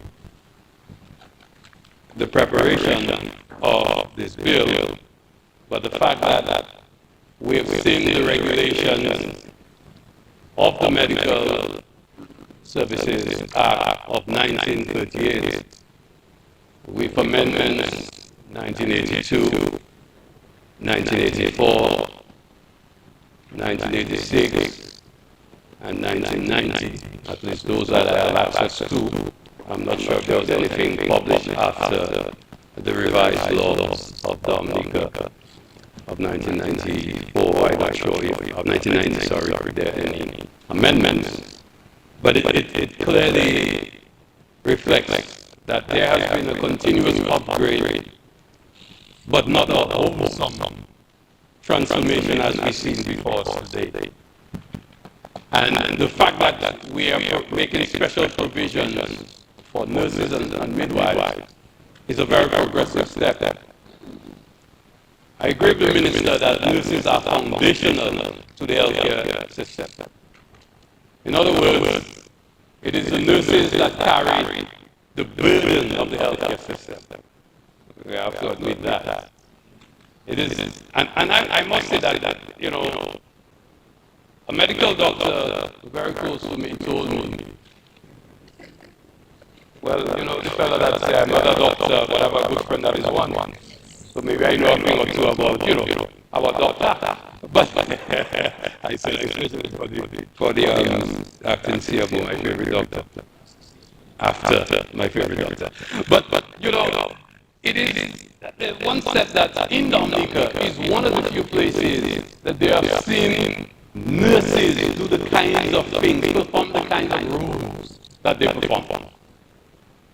You can almost run, you know, significant part of the healthcare services with just nurses. I'll be quite honest. And midwives, of course. We need midwives. Family nurse practitioners who used to come to our school, and I wouldn't tell you nurse people what Kake used to come and do us. But, you know, family nurse practitioners who used to really go out and take care. And importantly, and I'm not saying this, BNO as a criticism, but because when we were small, everything relatively was big. You know, because when people reminisce, they like to reminisce in a particular way, not realizing that they were small, so they see everything big. But really and truly, and this was a big person in your village, when you were growing up, when you were as a nurse, you know, that was a respectable position, you know. So if nurse people go by the bay and buy fish, Mr. Mills must give her fish first, sir. She must get fish first before everybody. It's nurse, teacher, and then maybe police. But nurse, and then teacher. Because I always say that because my grandmother, I used to remember my grandmother, and after used to always call me teacher. Even after I became a minister, because she thought teacher was more respectable than minister. I don't know why. I never gave her. You know, it was my grandmother, so I can say that. But really, nurses have really occupied, and I know in my case, again, growing up, I remember seeing the relationship between the nurses and the community. They need, and let me tell you, if you're a politician and you want to run a proper electoral process, make sure you have a nurse on your team. But I don't know if those are not working in the districts, if they're good, like those ways you have. Because when you don't know people's name and you don't know where people live, they know everybody. Everybody, because they used to go out. I know, and I'm saying this privilege here, she used to go out and you know, in the spear. And so these people used to go out and they were in touch with the community. They knew what was going on, and that's why they were able to identify some of the, especially the elderly people who were ill. You know, who were ill, and it's important that we recognize them. But I'm very happy that we're regulating. We're regulating their services because it is important. It is important that we regulate the services that they provide. Boy, I am trying my best. God give your people strength. Mr. Speaker, you know, it is important that we are regulating the work that they do. And one observation that I made as well, continued education, but importantly, the infrastructure for managing the administration of the nursing functions. That seems to be very heavy, and it means that there are resources that have to be made available. Similarly, for the medical profession, we have to ensure, and this is a very costly infrastructure that we're putting in place in order to provide the services to regulate the nurses and midwives profession. But I want to say again, we have over decades created a primary healthcare system that have been run primarily by nurses, and we're grateful for their contribution. And those are of course, the Dominica Friendship Hospital, America Hospital. I know the work that they have to do. My good friend, that is the FNP in Granby. She's really doing an excellent job. I have to commend them for that. And you know, the many nurses throughout Dominica who are sacrificing to ensure that we can provide the care to our people. And I know sometimes we may not be satisfied, we may have concerns, but there are nurses today who continue to go above and beyond the call of duty. I know some of them, but I don't want to be calling names, you know, but I have to say thank you to them. I remember I had a little false alarm. When was that last year, the year before? I was going up to Makaton or Moko in Granby, and I play heavy, I go walking. You know, I walk right up because we're going to repair the farm access road. And when I was walking back, when I got almost down the end of the road, I got a pain in my chest. So myself, I say, wait. I don't know how the people young, but they don't know sun, sun, and sun. Yeah, okay. I thought it was a big one, and I started to panic. They rushed me to the hospital. I went to the A&E. Boy, I looked this. I don't know if somebody tell him I was coming, but I looked this. And nurses took care of me, and yes, I like Capo when it comes to them things. And the nurses took very good care of me, I have to say. And I'm very, very grateful when I see to take it back. Oh, sorry, Mr. Speaker. Capo got Yes, Honorable Minister, you will need to translate. No, I withdraw. Keeping with my position that I will not translate. Yeah. but really, I mean, we all have stories we can tell, you know, about the services that have been provided. And we have to thank the nurses, and I'm very happy and encouraged that the new structure that we put in place to give them a path, a career path. I think that is very progressive as well. Because it is important for people to feel that they're moving through the system over years, because that's just a natural human expectation. And master hierarchy of needs and all these things, like psychologists said. So, but it is something that gives people the satisfaction, and they know that they can continue to provide services to the people of Dominica. So that is very progressive. And of course, the remuneration package that accompanied that I'm very happy that we're able to do that for our nurses as they continue to serve us. So, Mr. Speaker, it's with pleasure that I support the nurses and midwives bill. Thank you.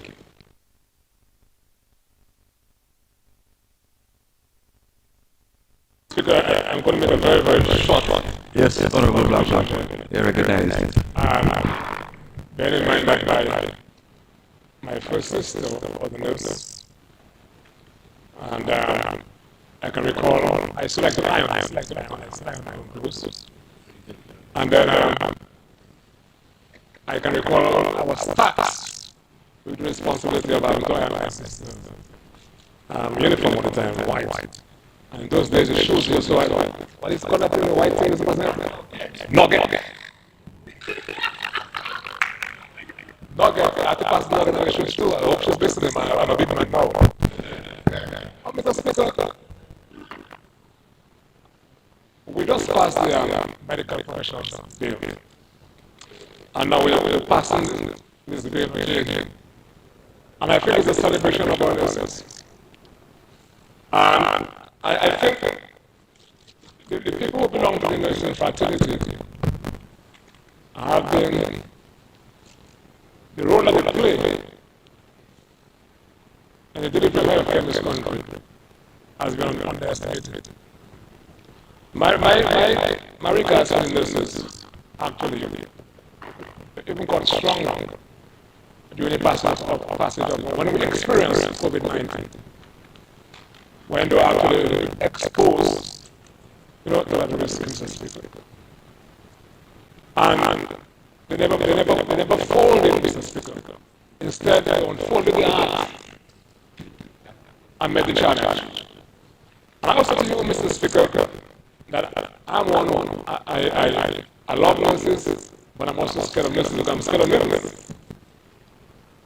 But it always dawned on me, Mr. Speaker, that those of us who were born in my time, and I was born at the hospital, when nurses will go to people's homes to deliver babies, Mr. Speaker, with no assistance. Can you imagine that?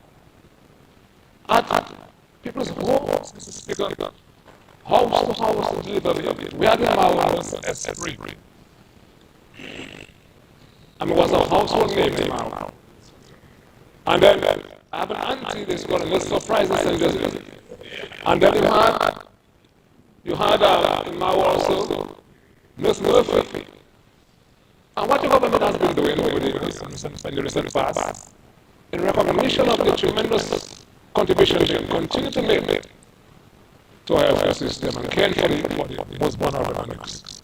When we name Mr. Speaker, or medical facilities, in their name, Mr. Speaker, this demonstrates, Mr. Speaker, that the government understands the contribution of our nurses, Mr. Speaker.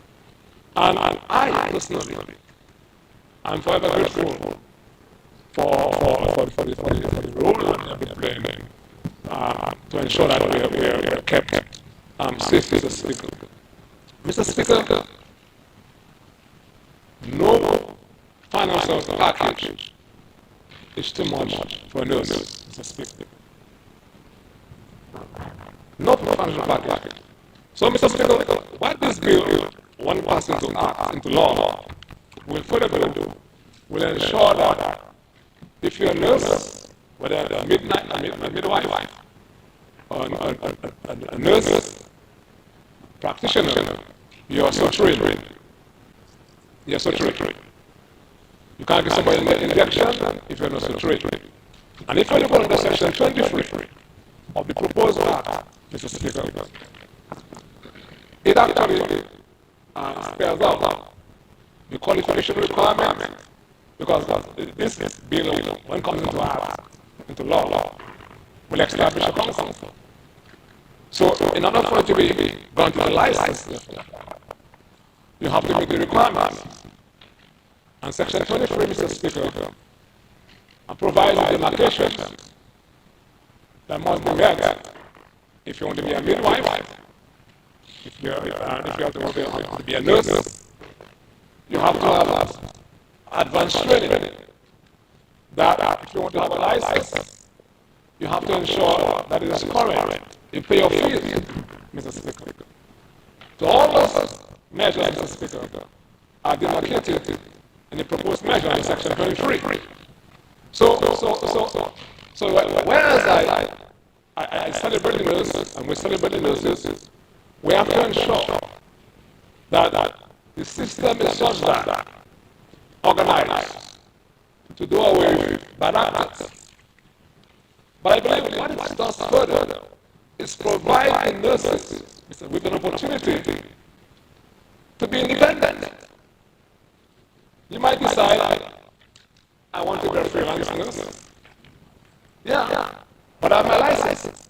And it provides me with that autonomy, Mr. Speaker, to be independent also, and with the flexibility, yes, to come to the service of anyone who needs my service or my services. I don't have to go to the hospital, but if I can be at my home and care for my children, and I can provide that nursing service to all and sons.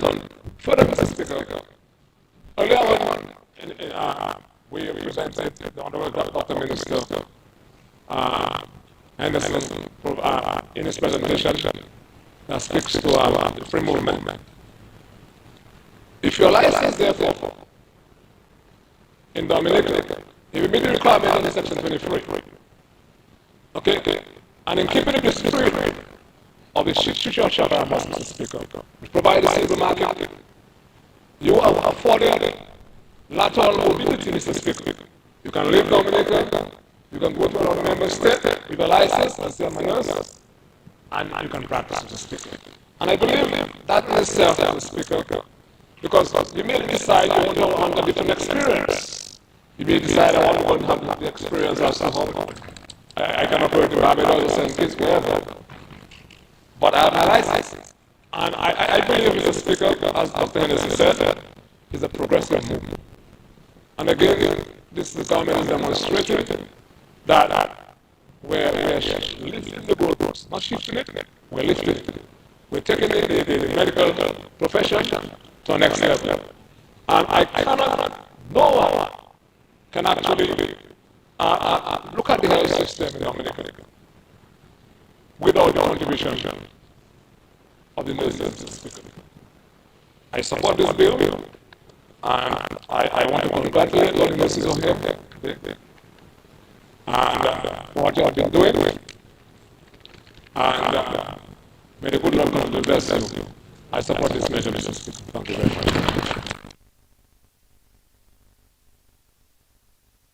Mr. Speaker, I briefly rise to give my full support for the nurses and midwifery bill being presented to this honorable House today. I think it's a move in the right direction in the sense that it doesn't just also protect the general population and the people getting into the healthcare system, but importantly enough, it also protects the nurses, because the nurses are human beings too. The nurses, they are professionals, but they work in some very hostile environments sometimes. So the bill, granted, it does protect the general population who have access to the healthcare system, but it also protects the nurses, which I think is a very, very important fact. And sometimes it's a little difficult putting the entire legislation together, because we might have nurses being trained under different institutions, different countries, and then the bill has to address and to have everybody on a common playing ground. So it's just like the medical bill we spoke about earlier. You might have doctors trained in Cuba, doctors trained in parts of the world, but same way for nurses as well, they train differently. But the bill addresses all those issues, which I think is of prime importance. But this is all part of the resilience of the healthcare system, because we may have great health infrastructure, whether it's health centers, whether it's hospitals, but we also, the human resource, whether it's the doctors, the nurses, medical lab technicians, etc., they all form part of that bigger healthcare system. So this is a move in the right direction. We've dealt with infrastructure, now we're dealing with capacity, and now we're dealing with the legislation to handle the human capacity that deals with the healthcare infrastructure. But and we're entering a new stage, Mr. Speaker. This is the modern economic infrastructure, and we're putting so many different things in place. And the healthcare system has to be resilient as well. And for it to be resilient, there must be legislation to manage the healthcare professionals that handle the healthcare sector. That is, and the nurses, of course, is one of the main, if not the main, the foot soldiers, so to speak, in this healthcare system. Mr. Speaker, it's interesting to note that the only reason why, well, not only me, but I think everybody agrees, the only reason why Dominica performed the best in COVID-19 was because of the nurses. This was the remnants of the primary healthcare system we had from Dr. Etienne and Dr. McIntyre and all of them, and Jenny Pastor, and even before that carried us through. And this was the system, as Dr. Anderson was saying, if you want to know anybody in a community, the nurse is the one who goes to tell you. So the nurses knew very little area within the community to get to the people, to get the testing done. And it's because of this and the efforts of the nurses that this goes on. And you have to consider the sacrifices that many of them made as well, Mr. Speaker.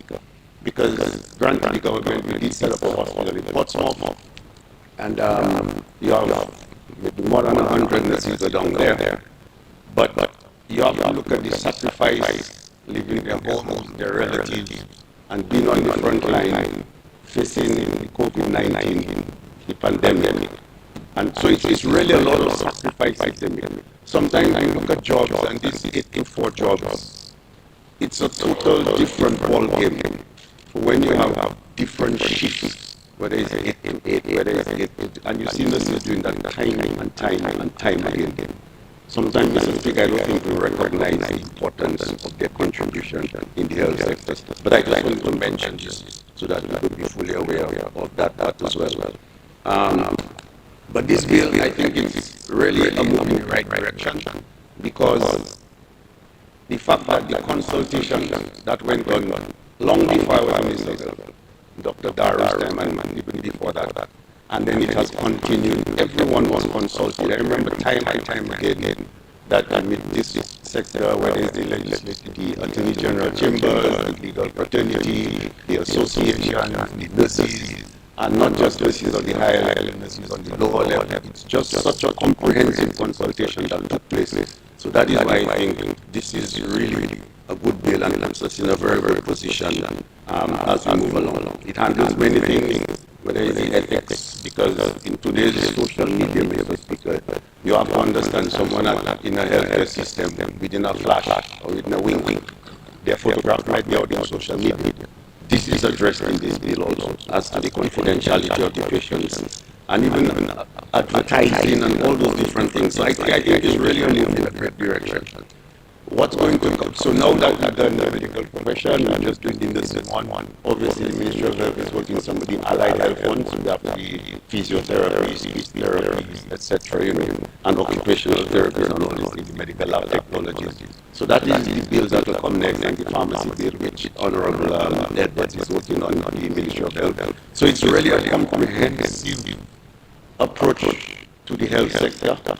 We've done the infrastructure, as I said, dealing with the professional capacity, human capacity, as I mentioned, and now the legislation to go. So I think it's a move in the right direction that the government is taking, and that fits in very well with all the other things that we're doing within the modern economic infrastructure, so that as we move along with our airport and marina, and there's so many different things that will come. And climate change and the health system, and it's always been compromised by different pathogens.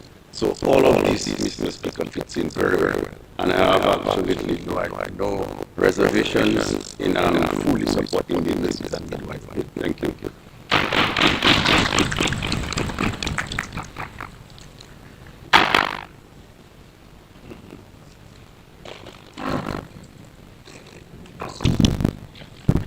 Yes, Honorable Robertson, may proceed.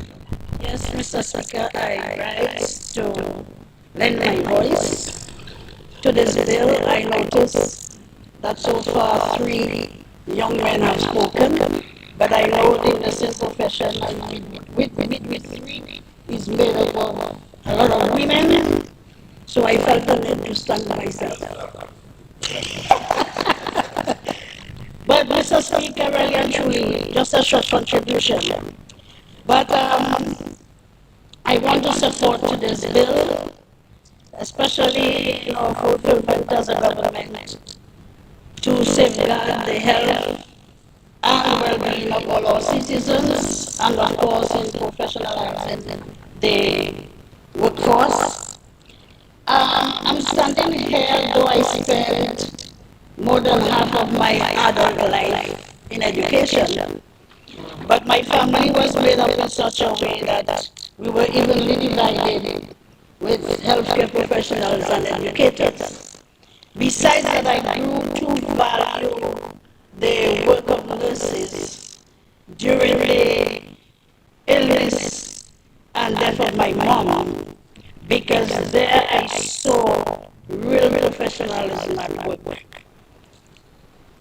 Mr. Speaker, as was said by our Honorable Minister, our nurses and midwives are indeed the backbone of our healthcare system, and any investment made for the improvement and further enhancement of our medical profession and our health practitioners will yield invaluable benefits to our nation's health. Every one of us here, Mr. Speaker, can relate to a time when a nurse or a midwife played a significant difference, a pivotal role in our lives. Whether it was for the birth of our children, whether it was just a moment of illness, or even for the care of a loved one, as I said before, in our most vulnerable times. In each case, there was a nurse or a midwife. Mr. Speaker, a well-trained, caring midwife doesn't just deliver babies. She delivers hope. And Honorable Edwards just told me we also have midwives who are men. I don't know why they call them the midwives, but mid-husbands maybe deliver hope and bring smiles to a mother following the labors of childhood. The midwife stands as a person with the difference between tragedy and the celebration. And at the heart of the health system lies our nurses, our frontline professionals, the educators who teach us about disease prevention, and of course the counselors who calm our fears when in pain and suffering.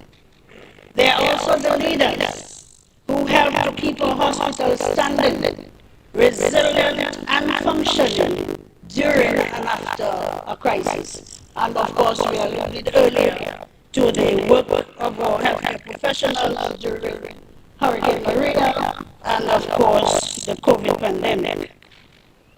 Mr. Speaker, the establishment of the Nurses and Midwives Council is a critical step forward, designed to build public safety and trust in our system, ensuring only well-qualified, competent individuals can practice, that they are given the necessary clinical experience needed, and that a transparent, accountable mechanism exists to ensuring fitness to practice.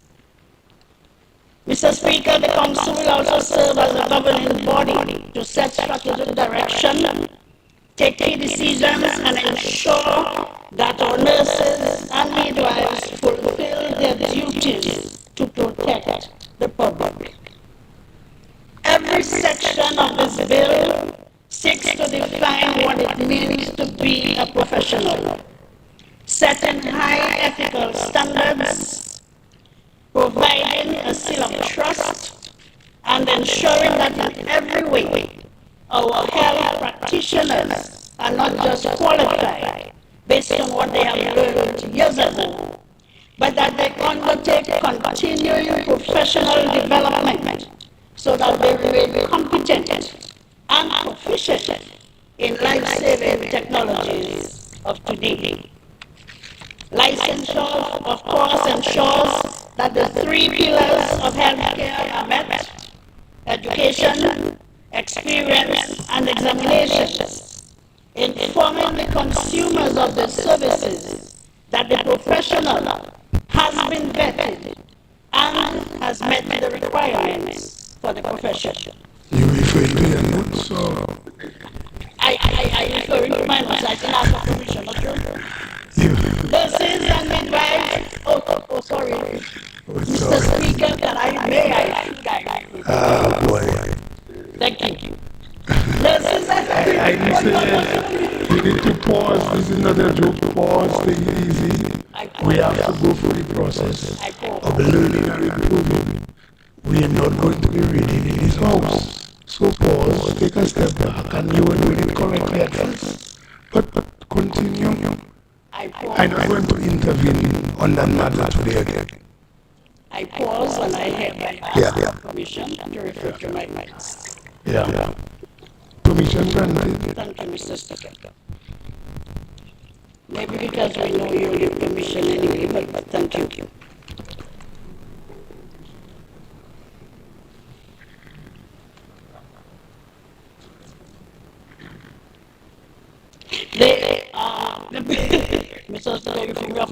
The bill today, of course, presents before us as it makes provisions for the Council to establish a complaints and disciplinary committee to deal with any matters related to professional misconduct of the nurse or midwife, and to further seek and examine such allegations so that they can be further investigated.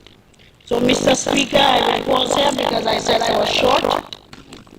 I support this bill fully, and as we continue to work towards a more modern, responsive, sustainable, and people-centered health system, where our professionals are held with high standards and are worthy of high respect. And in this way, Mr. Speaker, I support the bill. Thank you so much.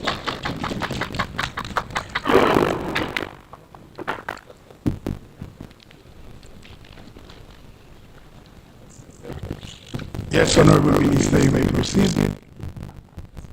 Thank you very much, Mr. Speaker. I rise to wind up this debate. We first say that Florence Nightingale, what I would regard as I'm sorry?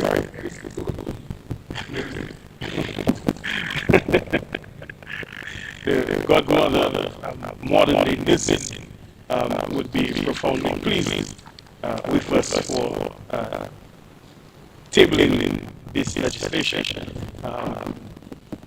Mr. Speaker, before I go any further, permit me to pause and just express profound gratitude, not only to the parliamentarians here for this debate, but all of you in the gallery today.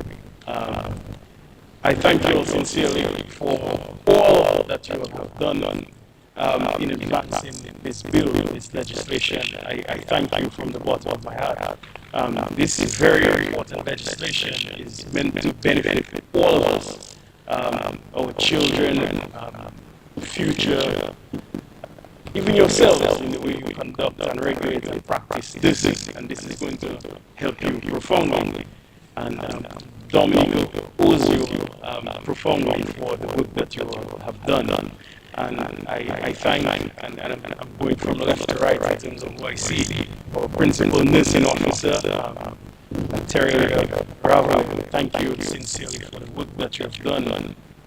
You and any past pioneers who may have worked on this legislation. Thank you sincerely. CMO, you're not a nurse, but you've helped and you're here in support and solidarity. And I thank you. Nurse Blaise, thank you sincerely for your leadership. And while I prepared for this debate, I just went into my file and I saw this, and you would clearly know what this is. And Mr. Speaker, she is the president of the Dominican Nursing Association, and I must congratulate them for celebrating the 68th year of existence. And the Dominica, congratulations. And the Nursing Association is really a pillar in not just nursing practice here in Dominica, but in health in Dominica. It's an institution on its own. Thank you sincerely for that. And also Ms. Preview to take up out of retirement and to be the president of our nursing council. Thank you sincerely for all that you've done, you and the other members of the nursing council. We're grateful for the hard work that you have done. And not only that, I should be remiss of me not to also thank Mrs. Shirley Augusta, the past president of the Nursing Council. She was the first president when I came in. She was president, sorry, when I came in as Minister of Health, Wellness and Social Services. Someone that I have known for a very long time, because at one point her dear husband, Reverend Augustine, was my principal at Master Kinfield Primary School. So this is someone I've known for a long time, and it's probably because of that she extended profound grace to me and ensured that the necessary work and guidance was given to ensure that this bill would have been passed and that it's now a reality. So I thank her sincerely for the work and the sacrifice, in preparing this bill here before us. A lot of people have worked on this, and we are indeed grateful on behalf of the Ministry of Health, Wellness and Social Services. I extend sincere gratitude to everyone who has worked and contributed towards the passage of this bill here today. Minister Blackmore, again, thank you and your team, the ministerial committee that you lead. I'm grateful to Dr. Williams as well for the leadership and support, and Honorable Kent Edwards as well for his leadership and support throughout the process. We've gone through many iterations. Again, we take the governance and business of the people very seriously. There was one point I recall tempers almost flared because we felt that we were ready to go to cabinet and then parliament. And it was then decided that, or accepted, I would say, that we should expand not only nursing, but to include midwifery as well in this bill. And you can well understand after a bill is in its, I would say, final or draft final form, to have to go through that major change and iteration, the expanse and extended work that is then required. I recall getting to that point and even having said that, you know, letters supporting that decision from the various associations and so on. It almost seemed like clearing myself, because I felt we had gotten so far, and you know, I really did not want us to go back, but I think it is something positive and progressive, and I'm grateful that we have done that. That is the type of leadership that we engender. It's one of one that is clear, one that is visionary, but one that is reliant on consultation with the various stakeholders, and that is the fruit of that type of participation. And I am truly grateful. This legislation is very, very important, and I know we have said a lot on this so far by way of the debate. But just to bring this down, you know, to the simplest form, we've been challenged with regulation over years because of the archaic, I would say, terms and conditions and guidelines that we have been following in previous ordinances that existed. Say, for example, I recall being challenged, the nursing council being challenged by a few nurses who are solely in private practice.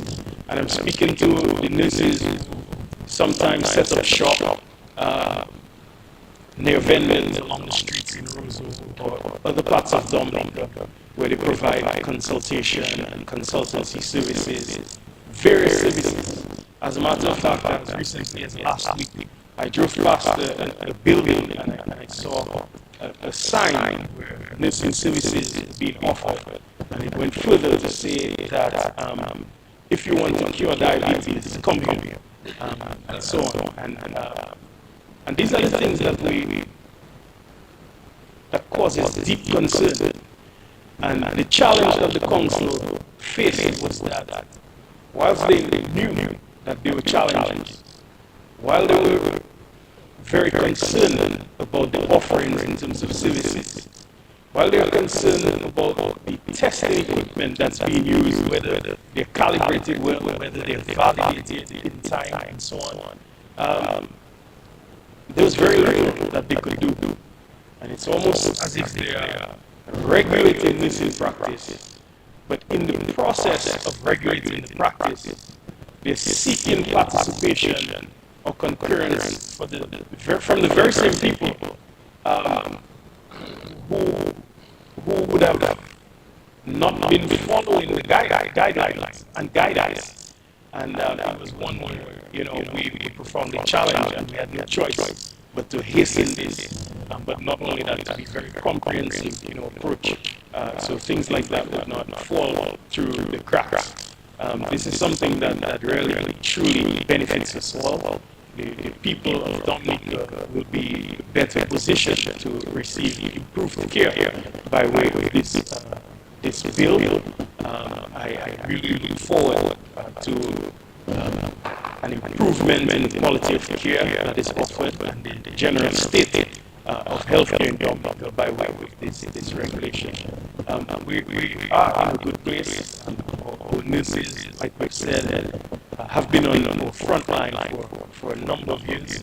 Of course, they gained prominence with Hurricane Maria and COVID-19, but every single day that they serve, you know, they perform miracles and they assist with miracles and saving lives, improving the quality of lives of people. I recall, you know, as parliamentary representatives, we get many interesting calls. I recall getting one call somewhere from the north, from zooming in on the constituency, but the power was very frantic. But we had, in fact, it was a delivery at home, and where everyone, the entire family, was extremely nervous, panicked as to what should happen. Of course, these are the moments where midwives spring into action, and our primary healthcare system comes forward and shows, demonstrate their mettle, and this baby is healthy today and doing extremely well. Same as well for mother. This is really showing the respect and the profound dignity that we ought to show our nurses and our midwives. We're committed to them as a government, and we really hope that this legislation certainly helps in doing your work in the way that you foresee it, the way that you envision it, and I commit to continuing to work with you and to show solidarity with you for this humble and noble service that you have chosen to give your life for and to sacrifice for. Thank you very much for your support.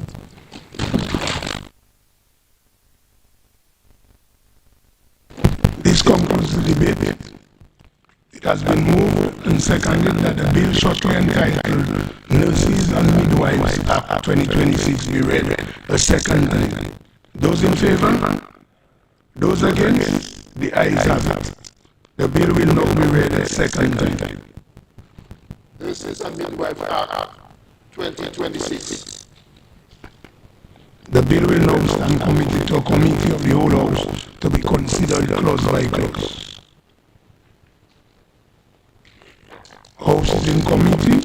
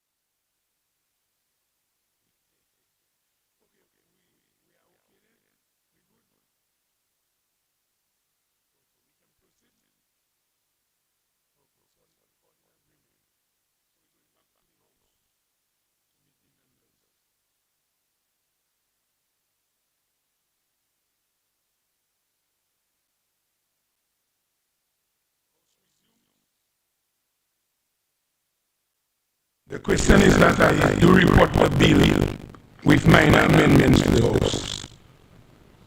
I have to report that the bill shortly entitled Nurses and Midwives Act 2026.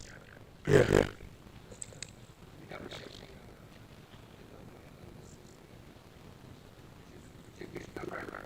Oh, well, yeah, English or American. Well, we'll verify.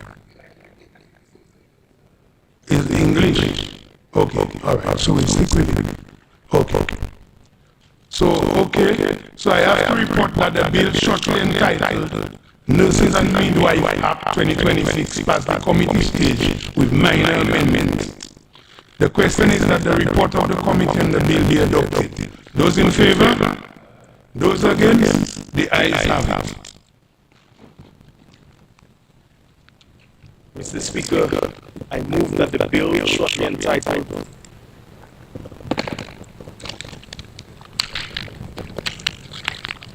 Nurses and Midwives Act 2026 be read a third time and passed. Seconded. It has been moved and seconded that the bill shortly entitled Nurses and Midwives Act 2026 be read a third time and passed. Those in favor? Those against? The ayes have it. Nurses and Midwives Act 2026. The bill has been read a third time and passed accordingly.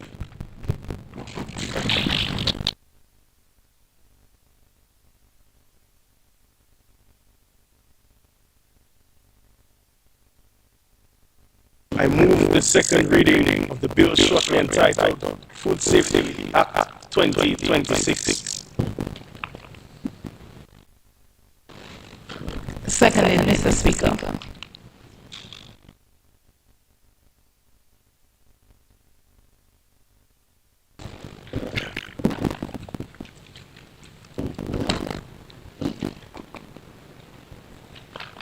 Mr. Speaker, this bill represents a critical step in strengthening Dominica's public health protection, supporting our growing agro-processing sector, and advancing our national vision of increased local food production, consumption, and export. This legislation forms part of the harmonized legislative framework of the Organization of Eastern Caribbean States, accompanying the plant health and animal health bills. Together, these laws establish a modern, integrated system to safeguard the safety, quality, and competitiveness of our food supply from farm to table. Mr. Speaker, food safety is first and foremost a public health issue. Every citizen has a fundamental right to safe, wholesome, and nutritious food. Unsafe food exposes our people to foodborne illnesses and undermines public confidence and places avoidable burdens on our healthcare system. This bill establishes a comprehensive regulatory framework to ensure that food produced, processed, imported, or sold in Dominica meets strict safety and quality standards. It introduces modern systems for food traceability so that products can be tracked through the supply chain, rapid response and recall mechanisms to remove unsafe food from circulation, strengthen inspection, monitoring and enforcement, and clear accountability for food business operators. This ensures that when Dominicans consume food, whether purchased from supermarkets, street vendors, agro-processors, or restaurants, they can do so with absolute confidence. Mr. Speaker, this bill comes at a pivotal time for Dominica, as we witness encouraging growth in our local agro-processing sector and the renewed national drive to increase local food production and consumption. Across our country, agro-processors are producing juices and beverages, sauces, condiments, herbal products, baked goods, packaged agricultural products, and a wide range of value-added foods using locally grown fruits, vegetables, and spices.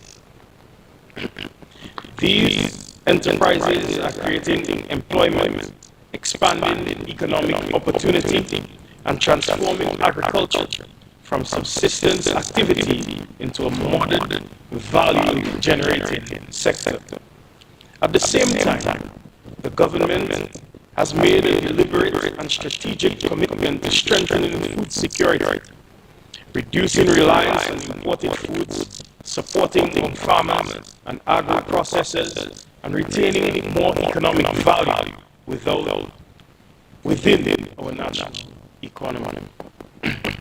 However, Mr. Speaker, for this transformation to be sustainable, both producers and consumers must have confidence in the safety and quality of locally produced foods. Agro-processors, hoteliers, and restaurateurs must be able to meet internationally recognized food safety standards, and consumers must be assured that the foods that they purchase and consume are safe, properly handled, and of high quality. The bill provides the legal and regulatory foundation to support this national effort. It will certify the safety and quality of locally produced and processed foods, facilitate export opportunities for Dominican products, enable access to regional and international markets, and strengthen consumer confidence in locally produced goods. Importantly, it establishes safeguards across the entire food chain, from production and processing to packaging, distribution, and retail, ensuring that as we promote greater consumption of local foods, we do so with the high standards of safety and quality. Simply put, Mr. Speaker, this legislation supports our farmers, empowers our agro-processors, protects our consumers, strengthens our food security, and ensures that Dominican food can compete with confidence both at home and abroad. Mr. Speaker, this legislation also aligns directly with our national fight against non-communicable diseases. Dominica, like many other countries, we face rising rates of diabetes, hypertension, heart disease, and obesity.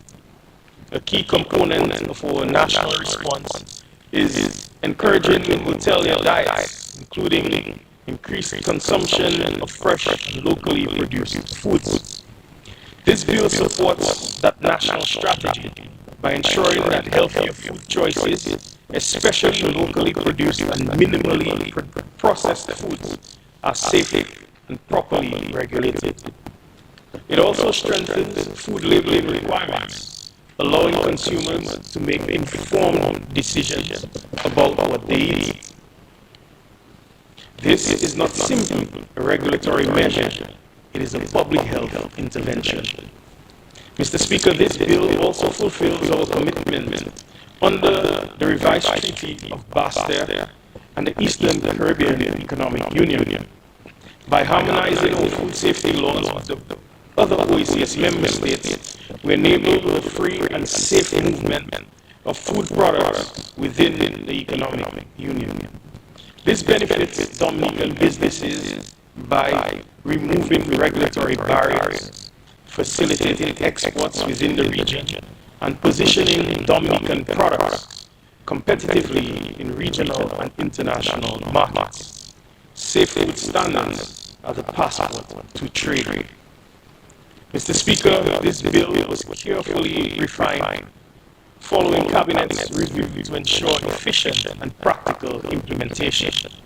Importantly, the bill avoids creating unnecessary new institutions. Instead, it strengthens and formalizes the leadership role of the Environmental Health Department under the Chief Environmental Health Officer, which already has established expertise, credibility, and operational responsibility in food safety. This approach ensures efficient use of public resources, clear accountability, and strengthened coordination across various government agencies. Mr. Speaker, the bill introduces stronger enforcement powers, including authority to inspect premises, authority to seize unsafe food, authority to issue compliance notices, and meaningful penalties for various violations. These measures are necessary to protect consumers and uphold national standards. At the same time, the bill adopts a modern, risk-based approach that allows businesses flexibility while maintaining strict safety outcomes. This strikes the right balance between public health protection and business development. This food safety bill represents a critical step forward in strengthening consumer protection in Dominica. At its core, this legislation ensures that every citizen can have confidence that food that they purchase, prepare, and consume is safe, properly handled, and fit for human consumption. A key advancement in the bill is the modernization of penalties for food safety violations.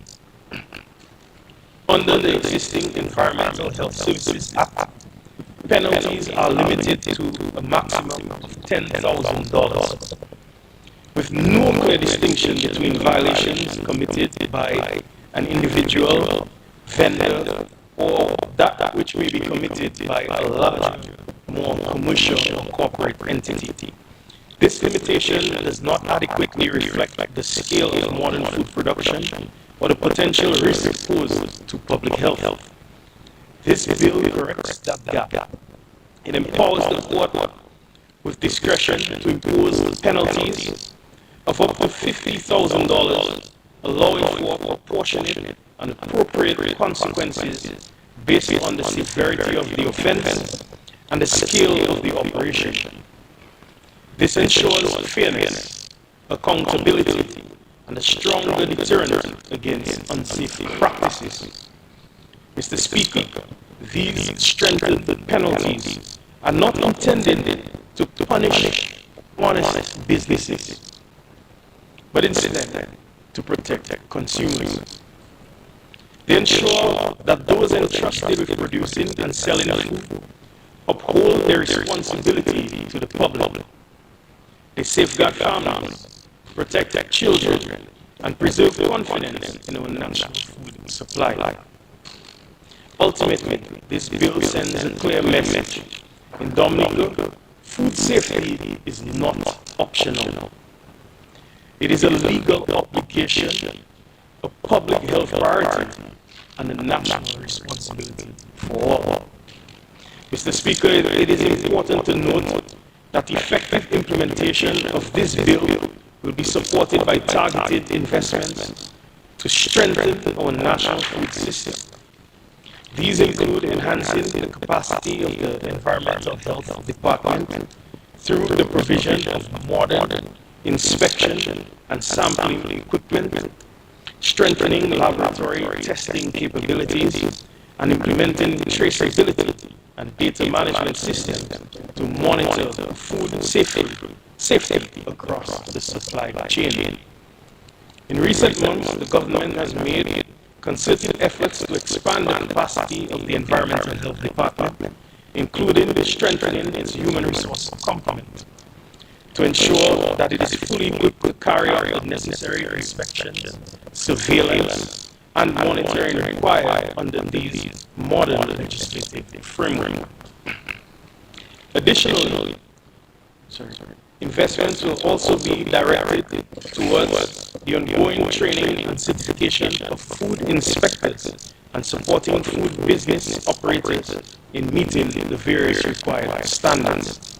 These measures represent a prudent and necessary investment in protecting public health, strengthening consumer confidence, and ensuring that Dominican food products meet the standards required to compete successfully in regional and international markets.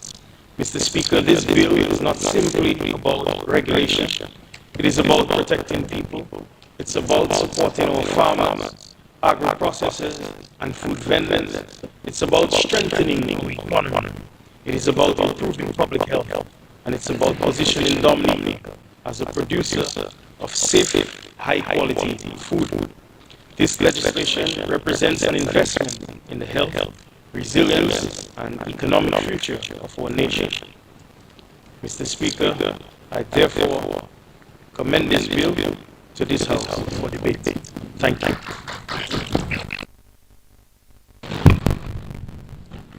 The bill is before the House for debate. Speaker. Yes, Honorable Alfred, you may proceed. Thank you.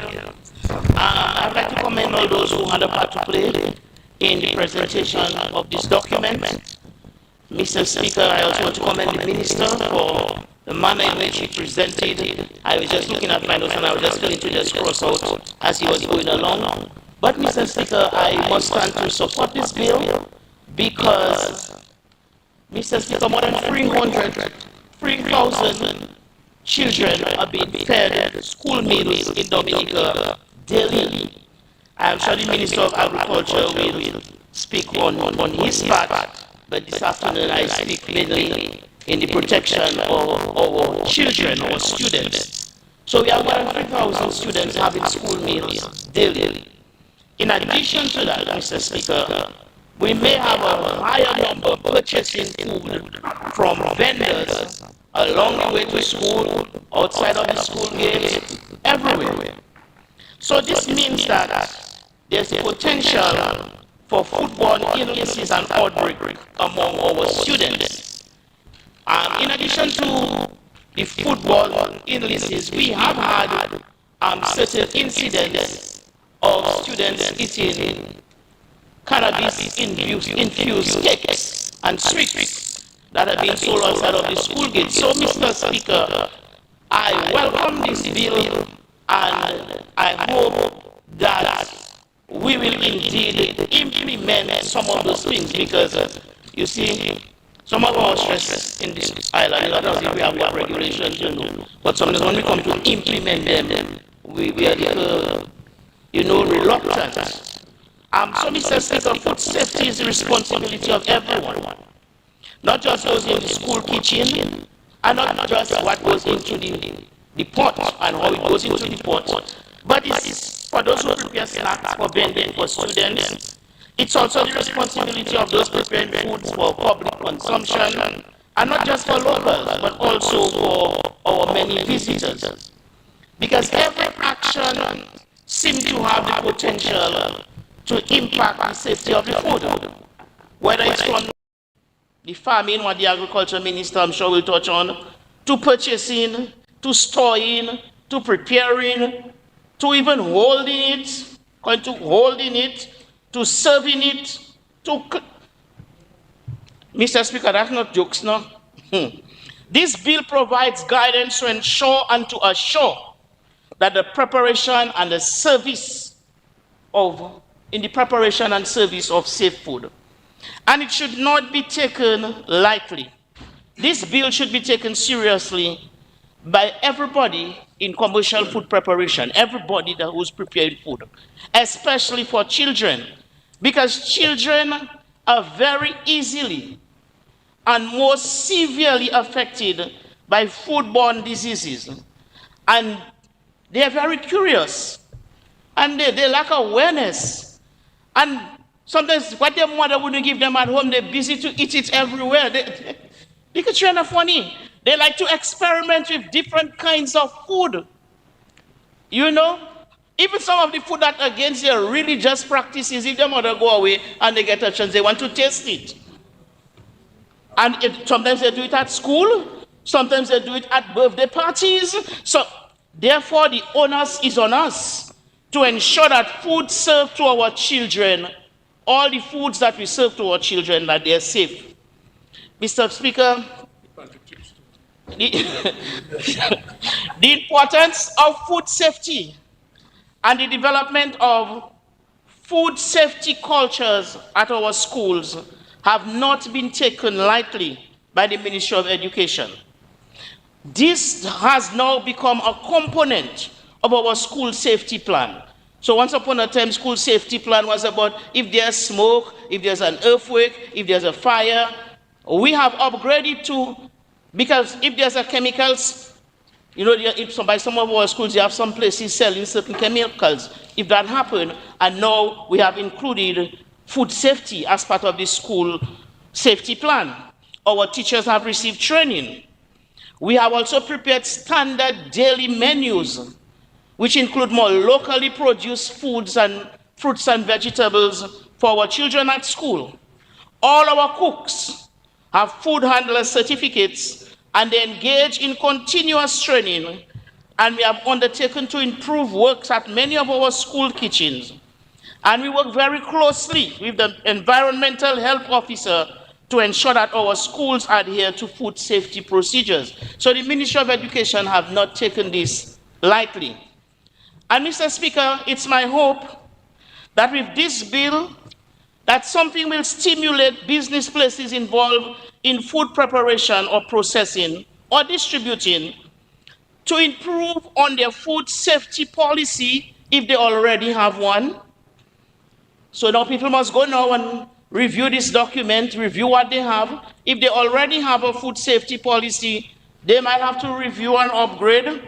And for these businesses who do not have, it's maybe an urgent requirement now for them to have a food safety policy.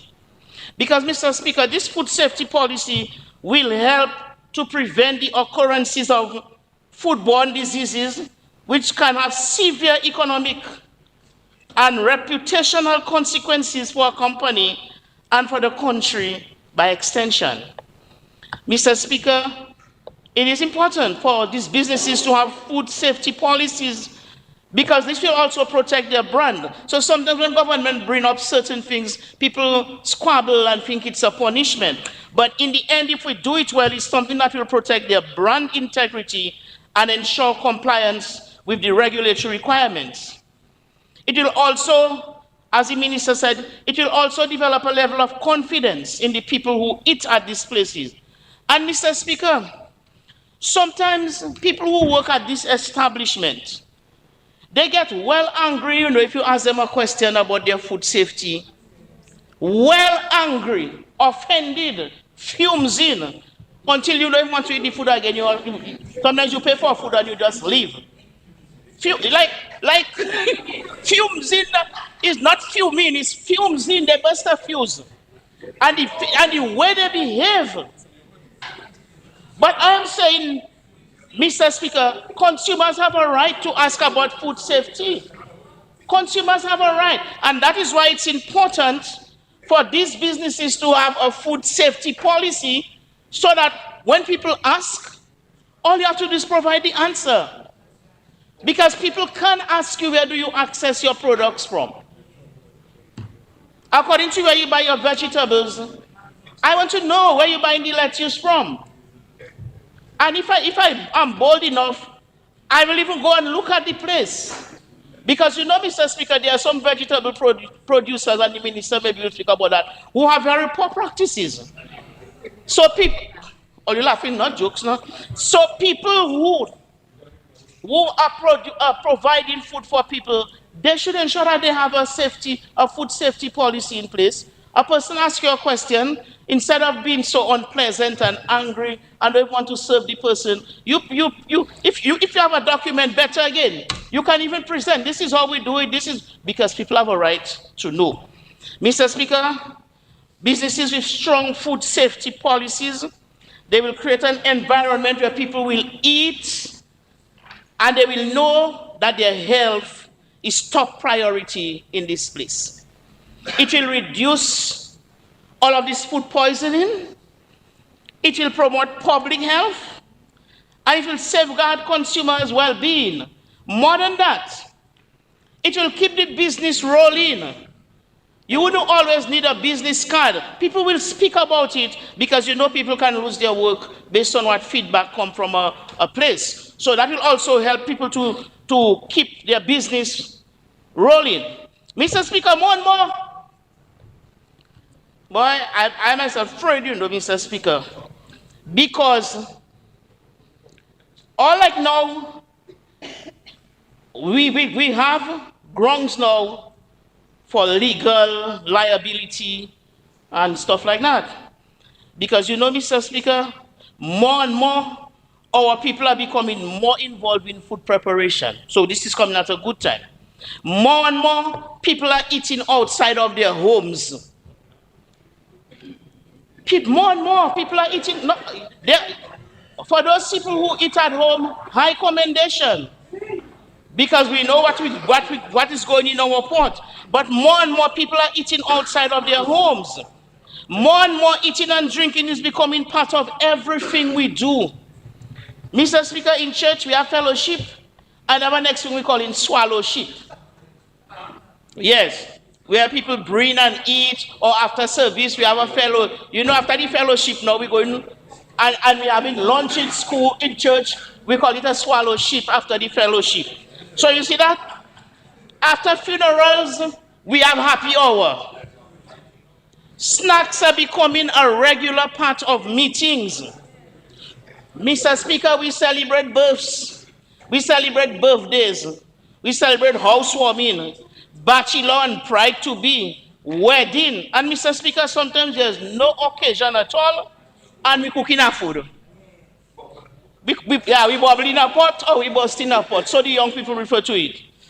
Or, if we don't do that, we have what we call a bring and eat. Nothing going on, you know. We just meet in somewhere, bring and eat. So you see more and more how important this thing is. Because all of those things involve food preparation, and this is why this bill is very timely, and I'm saying again, it's everybody's business. Because, Mr. Speaker, we cannot overlook the safety, the food safety as an aspect that holds a key to our well-being. We have to understand the significance of food safety because it's crucial. It impacts not only our health and the overall stability of our communities. This bill, truth is I didn't get a chance to go in detail, but I spent some time on it. This bill will ensure the prevention of foodborne illnesses. It will ensure the protection of vulnerable populations such as young children, pregnant women, elderly individuals, and people with weakened immune systems. It will also ensure public health and economic stability, because since foodborne illnesses outbreaks, Mr. Speaker, if you see we have a big happening and we have an outbreak, and you have a number of people getting similarly sick at the same time, this can be overwhelming to the health system. And it can also cause a significant economic burden because the cost associated with the medical care, then you have some people who might have to go on sick leave, so we have a problem with our productivity. Then in some cases, we might even have to have product recall, which might also cost us something. Yeah, we don't want that on the shelf again, but so we have to deal with that. So strong food safety practices will safeguard against public health and prevent these costly outbreaks. It will also reduce food waste. Mr. Speaker, that sometimes bothers me. I keep saying, boy, Dominican people can waste food. Boy, Dominican people can waste food.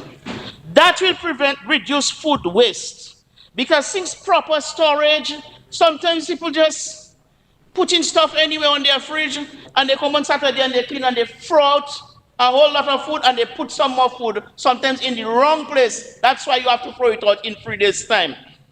So, since proper food storage and handling throughout the food chain, from farm to table, if it's done properly, then we will reduce waste. And we have already spoken about consumer trust. We have spoken about protection of the industry jobs where foods are prepared. It also gives us a better chance globally for us to be able to trade, because I am sure our document is based on international standards. Mr. Speaker, these food regulation bills, let us just say, is to ensure the safety of food, is to keep our people healthy. Everybody will have their squabble, but when we settle down, it will be to our own benefit.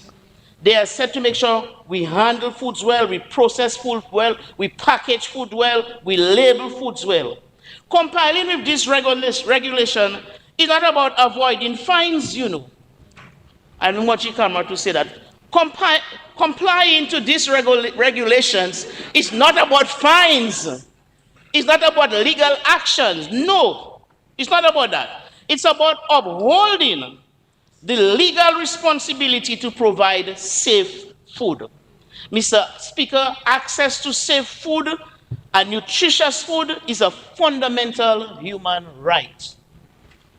And there are some people who do not have food and they are not well.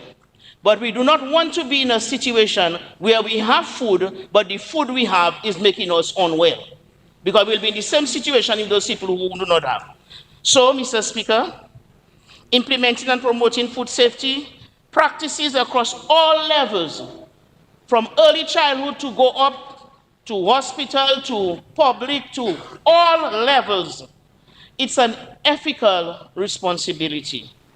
This ensures that everyone, regardless of background or circumstances, we can enjoy safe and healthy food. When I go to the market and I buy my vegetables, I want to be confident that it's safe and healthy. When I go somewhere to eat with my family, I want to ensure it's safe and healthy. And if I choose to go in a bring and eat or swallow sheep, I want to know that the food is safe and healthy. I can tell you, all of us sitting down here can tell you we've had some bad experiences, maybe not directly us, but our family members. So, Mr. Speaker, I think we are going very much in the right direction. I'm sure if the Minister of Tourism was here, she would give her a bit on how that applies to her. And I'm sure the Minister of Agriculture will give his bit. But for me, I encourage the public to ensure that the food that we eat is safe. Let's abide by that. Let's look at it. Let's make our own food safety policy for our organization. And let's keep the people safe, especially the children. So, Mr. Speaker, with this, I want to support the bill.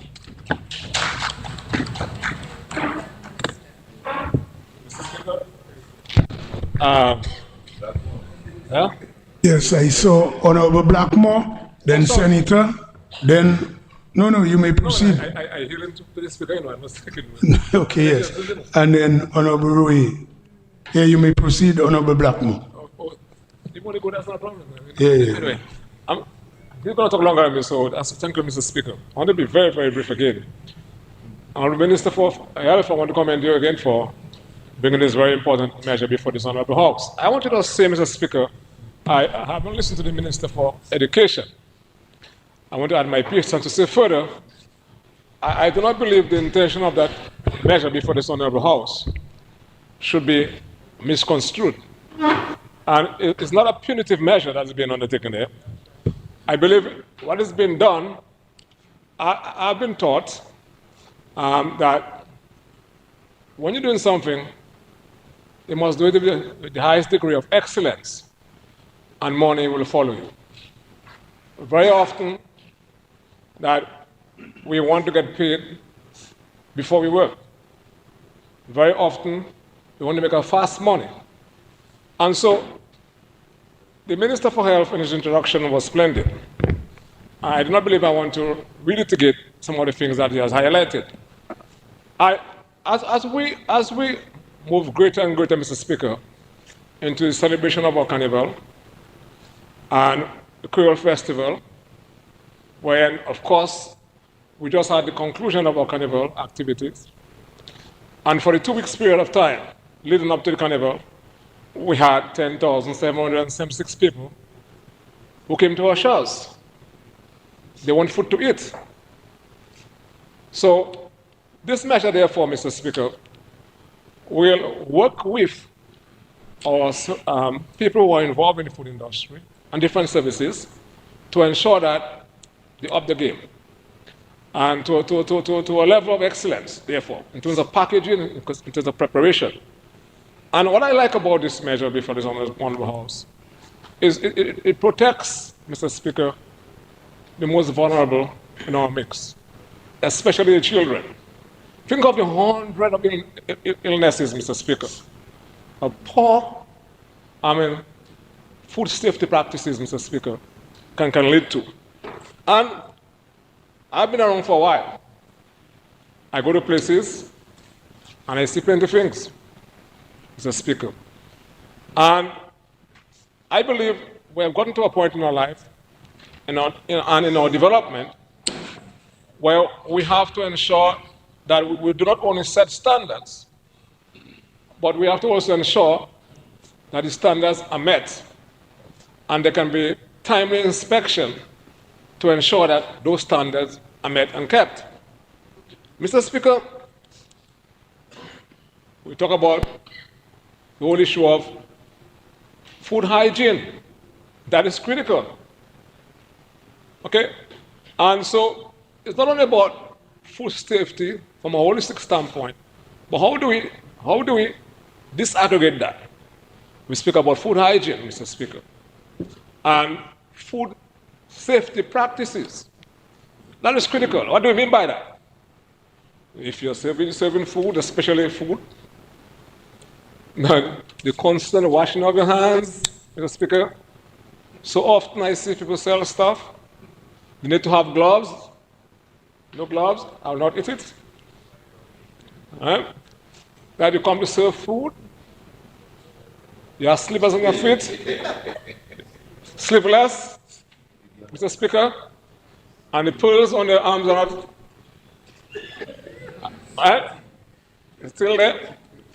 And no carbon on your head, I will not eat your food. Understand? So when we are talking about food safety practices, Mr. Speaker, those are the issues that we need to ensure. They may be rudimentary, but they're critical to our safety, Mr. Speaker. Now, the temperature at which we keep food. Around Creole Festival, we like our callaloo. We like our crab bath. But I am always scared of callaloo. For me to eat callaloo, listen, my wife have to cook it for me, my wife. I have to be there to eat it. Understand? I have to be there with my eyes watching the callaloo and the temperature. Because the reason why I'm saying that, I don't know why you're laughing, but that's serious business. That's serious stuff. That's not a joke. Because you always find around that time, the hospital, the emergency ward is loaded. Dr. Mark used to work in the casualty before, and he was laughing. Right? Because the callaloo has to be kept at a certain temperature. You understand what I'm saying? So when you eat callaloo, you understand? If it has a leftover, and that is not properly warmed next, they will boil. The issue of food poisoning. Now think about the economic losses, Mr. Speaker. Then you have, after the carnival, after Creole Festival, everybody's sick. Okay? People can't go to work. So that helped to mitigate against those one possibilities, Mr. Speaker. The economic loss as a result of the number of ailments or illnesses that can be derived from poor practices, Mr. Speaker. I went to a place, and I'm calling names. I hope the person not listening.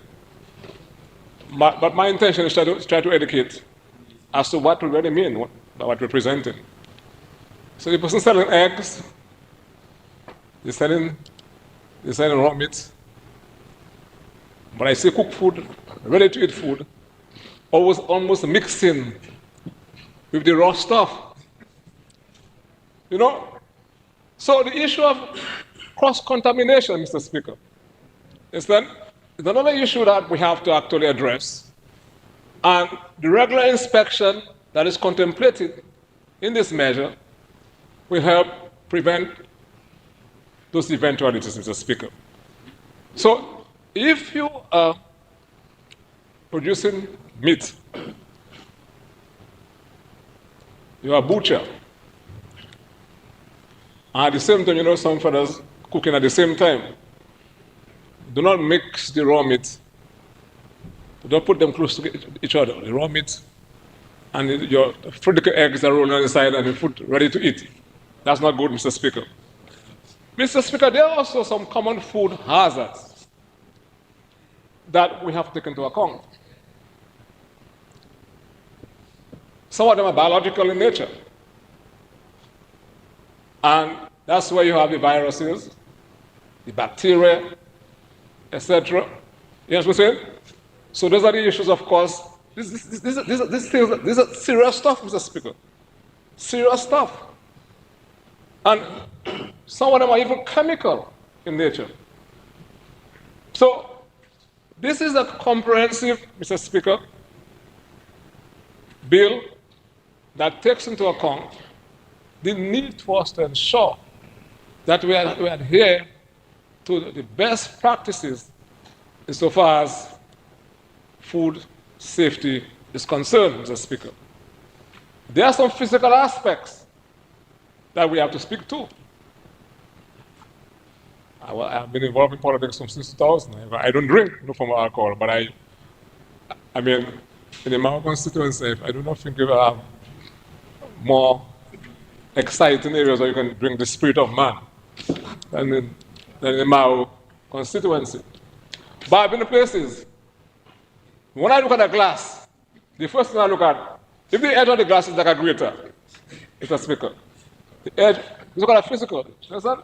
If the edge of the glass is like a grater, the edge, Mr. Speaker, or cracks, no. Those are issues that you have to take into consideration. And then if you are involved in selling beverages, whatever, in glasses, and there are cracks in the glasses, there are broken edges, do not serve. You understand? So all these things we take into consideration, Mr. Speaker. So don't laugh, but these things are true. Now, I was going to say something else, but I will hold it back because well, you spoke. Yeah. So, Mr. Speaker, you spoke. You made words, but you're the Minister for Education. You're allowed to make your own words. But, Mr. Speaker, from my bowler, do cells. I see a fast bowler. So, but I want, on a more serious note, Mr. Speaker, I want to again commend the Minister for Health and the government, because that is tied to a whole health services. You know. Because I can't really understand that if people get sick because of food poisoning, I had an experience. The age was there, and I saw the food, and I said, not eating that food. Right? Because I was always taught by my grandmother, when you smell something and it's burning you, stay far away from it. Right? And I decided I was not going to partake in that. You understand? All right? And the rest was history. The rest was history. I'm saying. So I'm not going to qualify that beyond that point. All right? So I'm not saying it is so important. No, you're laughing. It is so important to ensure that we adhere to the best practices. Mr. Speaker, my final point, they had this thing at the Botanic Gardens. What do you call it again? It used to be called in the park. It's the new name now. And I think I want to commend the Minister, the Honorable Peanut. On display, you have seen how the industry is emerging in terms of adding value. I mean, to our raw products, Mr. Speaker. Chips in various ways, and the packaging. So I believe that measure will further perfect that, Mr. Speaker, to get the people who are involved in that industry to better package and to further improve the arts, and to allow, therefore, for when people come to Dominica, TV Large, Creole in the Park, Creole Festival, Carnival, they can go back to their respective country. I bought that chips from Dominica. I bought that best sponge. I'm not going to say how the best sponge now, but I understood somebody at the best country in the country. I'm not going to say who's that, I don't know.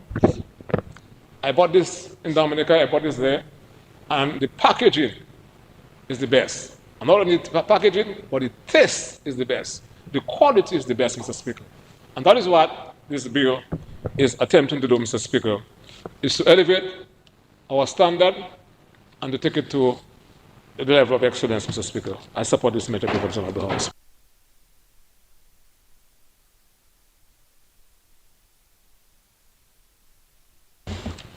Yes, Senator, you may proceed.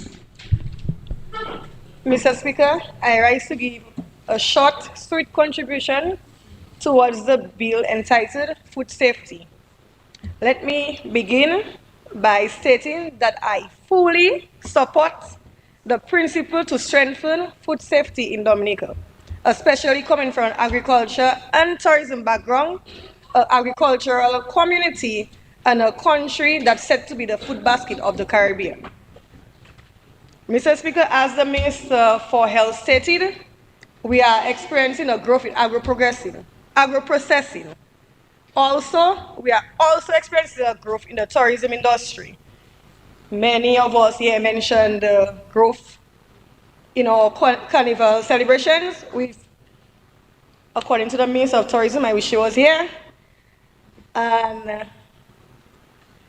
approximately 9,000 visitors during the season. Give me the number. Excuse me? Okay, I stand corrected. So, bringing this bill before the House today is a good idea, and I commend the Minister for Health and other individuals responsible for that. Ensuring that the food consumed by our people, the diasporas, meets the acceptable standard is a national responsibility. Mr. Speaker, I've listened to the presentation by the Minister of Health, by the Minister of Education, and I must say I agree with everything said, especially by the Minister of Education, especially when it comes to the kids, the schools, their eating habits, the grown folks, our fun or enjoyment of going out, going by the river, cooking the food, meeting, having meals, drinks. I also agree with what Senator Blackmore said, except if I go to a restaurant and you have gloves, I shall not eat there. If I go to a restaurant and you have gloves on, I will turn away. First of all, gloves are expensive. Dominicans are not going to be changing gloves each minute. One glove lasting the whole shift. You best believe that. So you're not going to touch chicken and go and touch my cooked meal with the same glove. So I prefer you have short nails, clean your nails, wash your hand. Yes. In going through the bill and listening to the Minister of Health, he mentioned a few things which I was quite happy in seeing in the bill. So the laboratories, the inspection, the honest produce, he spoke a lot about the farmers, exportation, and so on. However, I would like to press on the inspection. The Honorable Minister for Education spoke about it. You will go to the market, get a produce, for example, lettuce. You go to the market to a street vendor, you go to purchase lettuce. When you get your lettuce, all the sun on the lettuce still. So these are things like if we have trained inspectors passing through the markets, passing through the restaurants. I already got salad from a restaurant, and while eating my food, there was a worm or two strolling in my salad. So that means the lettuce was not washed properly. So training for inspectors, proper training, and individuals passing through the restaurants, markets, etc. Also, even for exportation, we have farmers who export produce and they don't wash it, they don't package it properly. I remember some years back I did a course for huckstering. And during that course, there was a list of produce from Dominica Guadeloupe don't accept, St. Martin don't accept, Antigua don't accept. For example, Guadeloupe does not accept mango from Dominica. Why? One farmer or vendor maybe did not package it properly, maybe they saw animals only put in Guadeloupe in that same package. So that's why I chose to stretch on inspection. And then the laboratories, we have farmers who use a lot of chemical. I think the Honorable Minister of Health mentioned that as well. A lot of chemicals. So you go to the market, you buy some tomato from some people. I'm not going to say the race, yes. But you buy some tomato from a certain nationality, and you buy some tomato from, let's say, a farmer from Salisbury, and you leave that same tomato by the same day, you leave it on your table, in your counter, you don't put it in the fridge, in the counter. In 2 days, the certain nationality spoiled. No, a whole week, you'll have your tomato you purchased from a nice farmer from Salisbury, right here, normal. So that's why I feel the laboratories are important in the implementation of food safety in Dominica. As I said, short and sweet, so once again, I will give my support to the implementation of this bill, and I will like to recall something the Minister of Health said again. She said sometimes it's not about moving, not quote unquote, sometimes it's about moving the bill on paper, but it's reluctant on implementation. So I hope that we are not reluctant to implement this bill. I am in support of the bill. First of all, that way. I am in support of the bill, and I commend the persons responsible for passing this bill.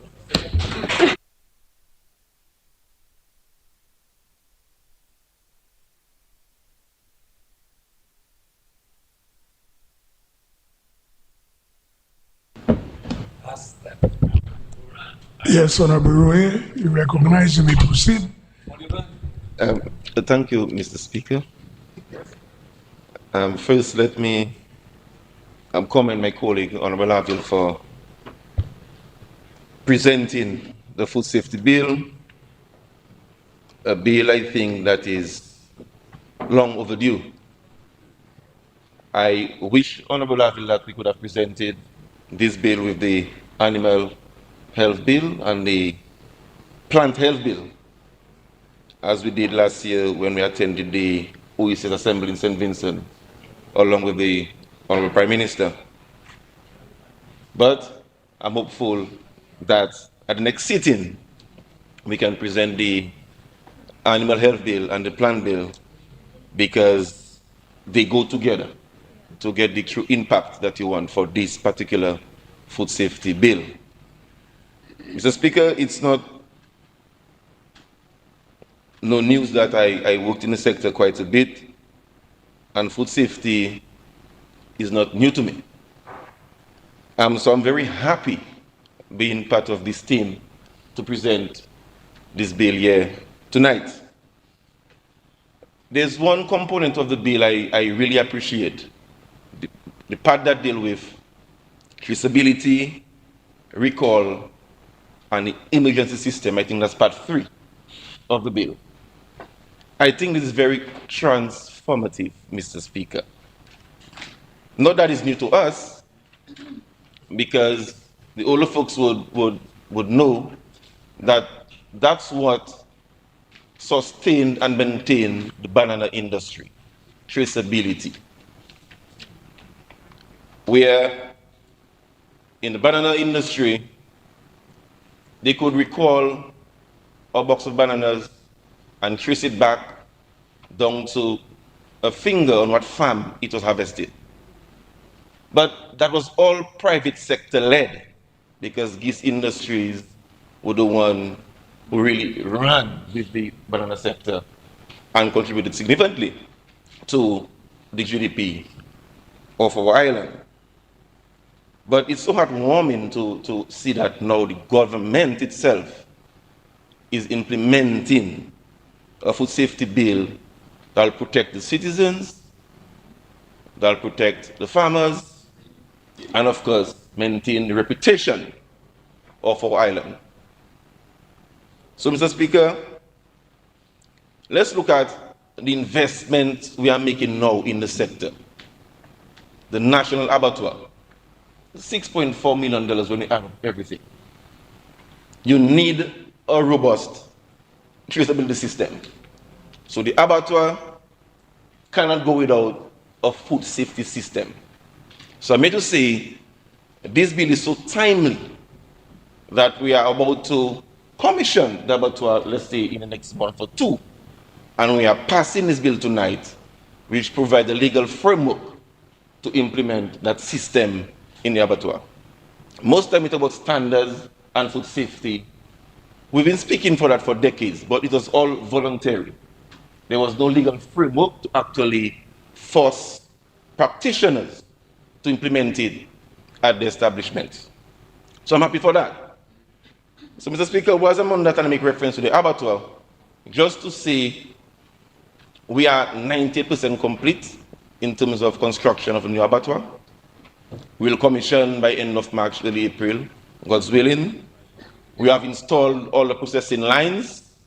We have tested, and we'll do final testing in the next few weeks so that we can receive birds from our farmers with a capacity to do 5,000 birds per day and 50 pigs. 5,000 birds per day and 50 pigs per day at the National Abattoir. Sometime this week, we will publish an expression of interest, inviting persons from the public, from the private sector, to express interest in partnering with the government to operate and manage the facility. So I just wanted to note that's where we are on this important facility, Mr. Speaker. So, in terms of safety and traceability, with this new legislation, we'll be able to identify where the chickens or the pork or the pig were grown, what farm, the feed they are given, from what producer or retailer they were purchased, and where it was manufactured. We'll be able to know the batch number, what time it was slaughtered, what day, and where it was sold. For example, if next year were to be the main distributor for the meat at the abattoir, they will have to record to who they have distributed. Is it Fresh Market? Is it Whitchurch? Is it Save a Lot? So that will help build the traceability system. So I'm so happy for that. That gives us the legal framework for us to move forward. And next critical component, Mr. Speaker, I'm so happy about the recall system. Recently, you will have seen a post on Facebook, and I mentioned not too long in the meeting with the Prime Minister. We have a lot of fake honey on the market. You know, the government have been investing heavily in the apiculture subsector. For the past year or two, we spent over $1 million supporting bee keepers directly by providing them with the bee boxes, the beehives, we bought equipment, training, etc. Because we saw the potential in the apiculture subsector. And we have a target to expand our hive by 100% by the end of this financial year. So from last year, we had about 500 and something live hives. We are building boxes. We have targeted to give the same amount by the end of this financial year. But what we are seeing is the reporting of a lot of fake honey on the shelf. The Bureau of Standards has done the analysis. We have tested. So sometimes when you buy honey, it's not really honey. So we need to be careful for that. So with this food safety bill, if there are issues with the honey, it can afford us now to call back the entire batch of honey that we deem fake. You know, so that's what I'm saying. It is so timely with all what's happening in the sector. So as we experience growth in the sector, I'm so happy that our Honorable, help me again, Senator Laurie Victor said that there is indeed growth in the agro-processing subsector. She said that. I'm happy, because many times I am hearing people say nothing happening in agriculture. So to get from the other side, I really feel good that they're acknowledging that work is happening in the agriculture sector. And as we on our process, Mr. Speaker, let's not forget, for the past 6 months, we spent over $3.2 million directly supporting agro-processors. So the growth we're experiencing, it did not happen overnight. It's because of the strategic investment by the government, supporting the processors directly, providing grants, buying equipment to enhance the food safety. Minister, so you see how everything linking? Stainless steel tables, commercial blenders, international graded equipment, enhancing the food safety in the operation. So we've done that. Not just the Ministry of Agriculture, but the Bureau of Standards is doing a wonderful job. So all the package and the labeling and the designs and the barcode, that comes from the Dominica Bureau of Standards. Certified by them. And also Dexia themselves are doing supporting the promotion and the marketing of the processed commodity. So it was not only effort of the entrepreneurs, but it's direct support from various government entities. That's why we've experienced growth. And look, we have added on it tonight a food safety bill that will further strengthen the operations and to make them more marketable and more competitive on the marketplace, Mr. Speaker.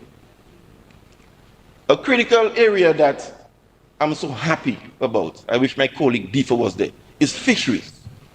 When it comes for food safety, in fisheries, that's very, very critical.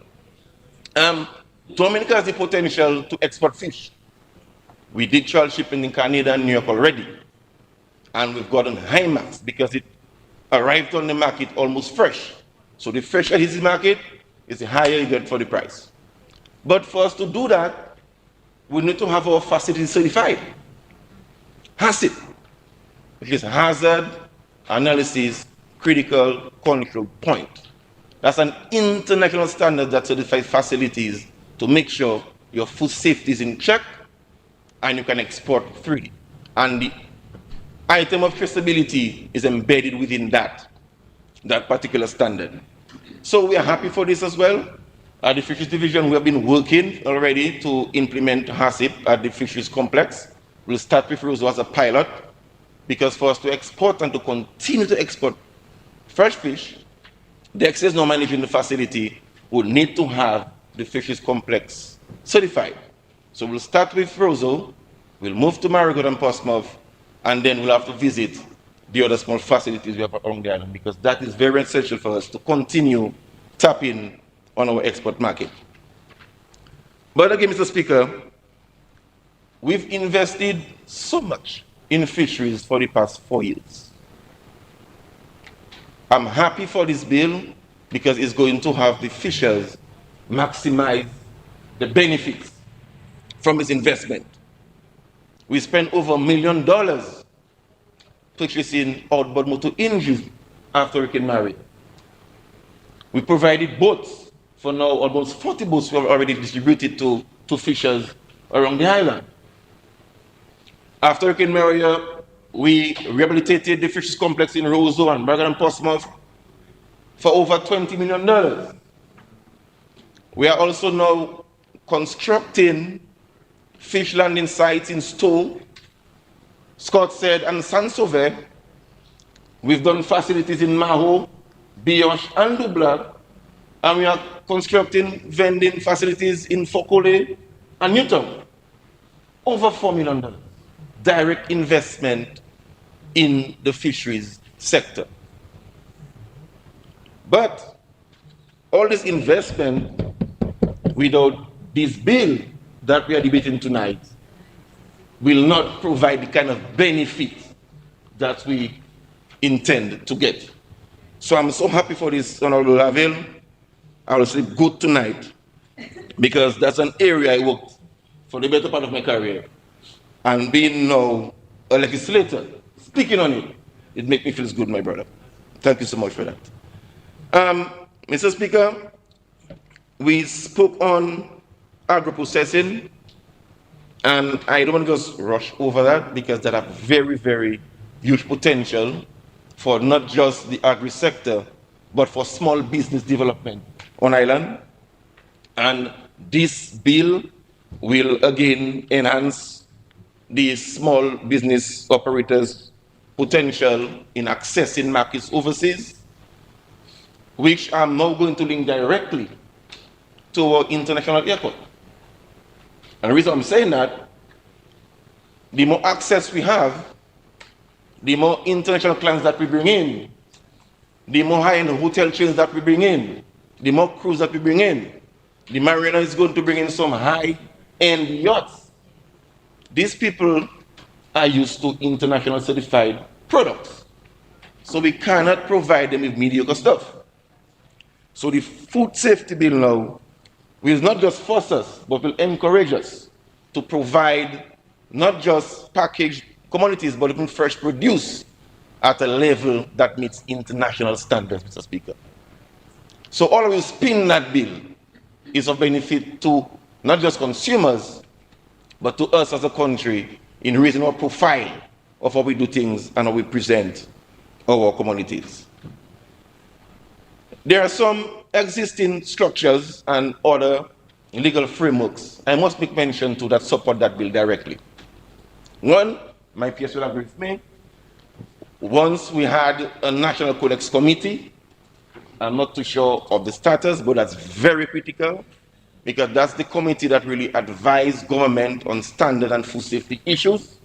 So with this bill, we may have to reintroduce that committee to make sure the bill makes sense.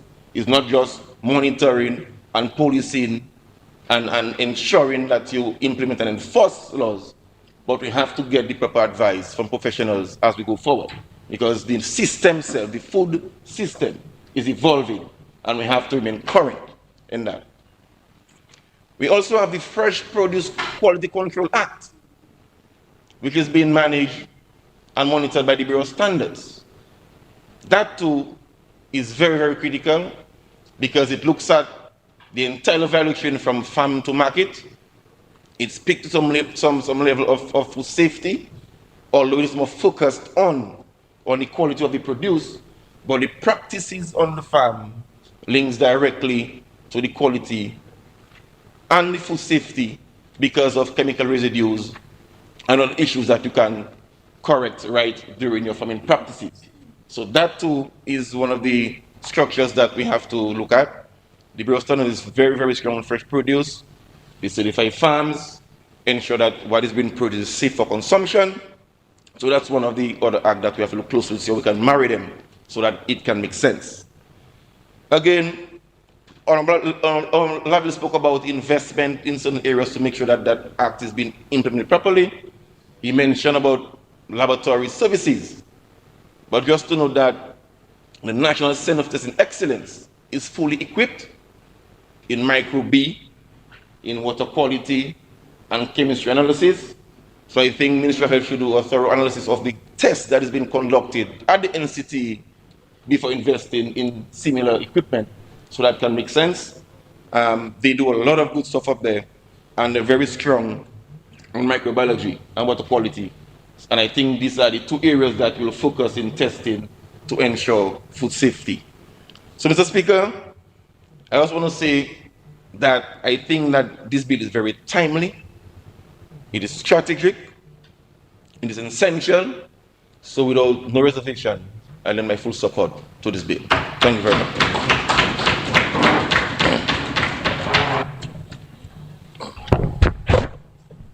Yes, Honorable Joseph, you are recognized. You may proceed.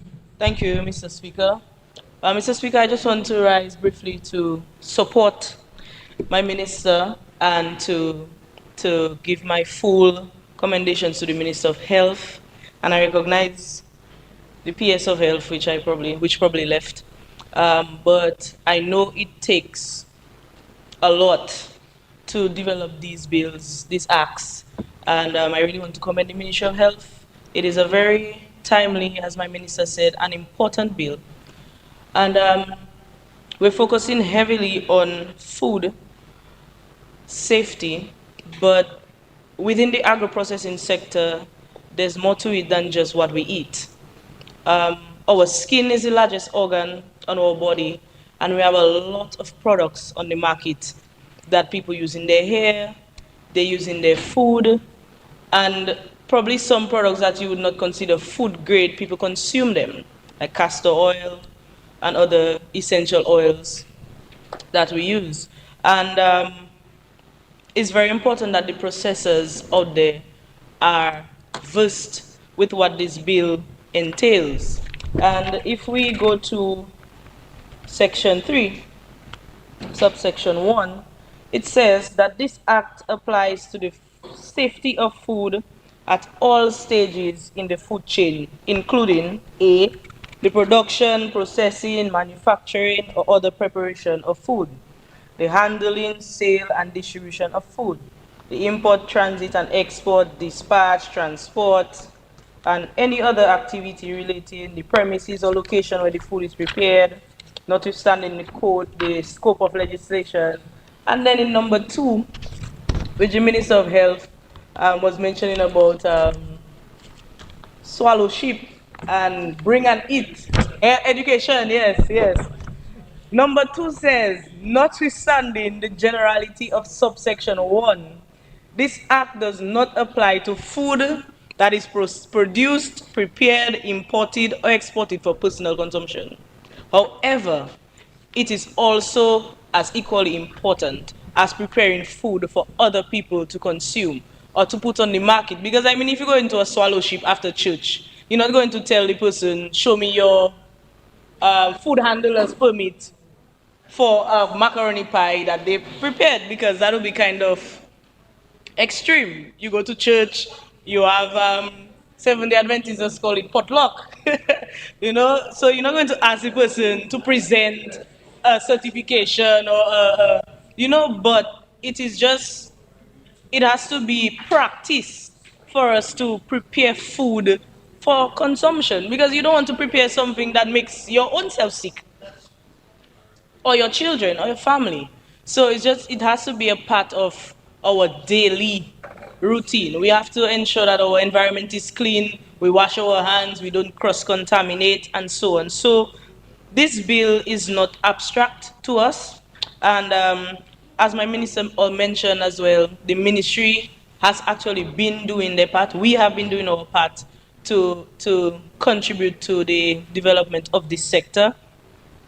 I'm not going into all of the monies that he say we're spending, because Dominicans always saying it's always in the millions for us. But if it costs millions, we have to say it costs millions.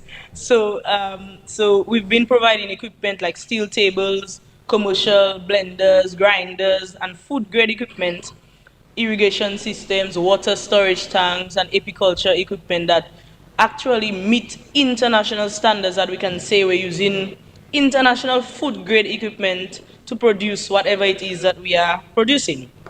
So the bill connects our farmers and our fishers, it connects our small processors, and it connects the young entrepreneurs who are just looking for a way to make something that they think is, that they have innovated into something that they can produce commercially. And so I want to give my commendations to this bill as we build our community of agro-enterprises, and we train the youth and other processors in food production and packaging, and we support our small processors with equipment and finances. And one thing I also want to mention is about the shopkeepers and supermarkets who turn off their fridges at night.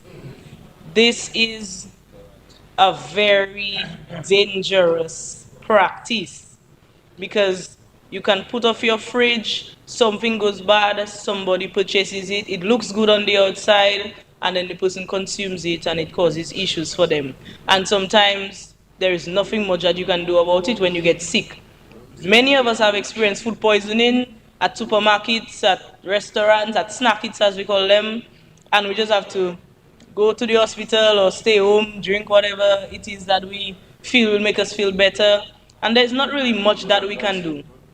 But as I mentioned earlier, it is not just about the legislation or going by the paper or by the books. It's about our practice. It is about, ensuring that we provide food that is safe for consumption.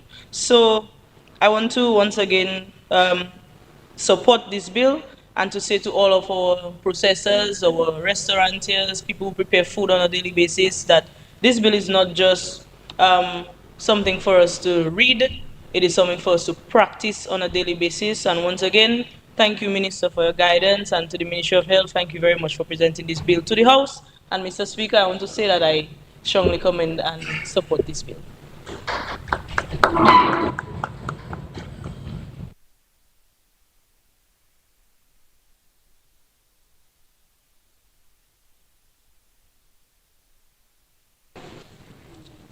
Yes, Honorable Henderson.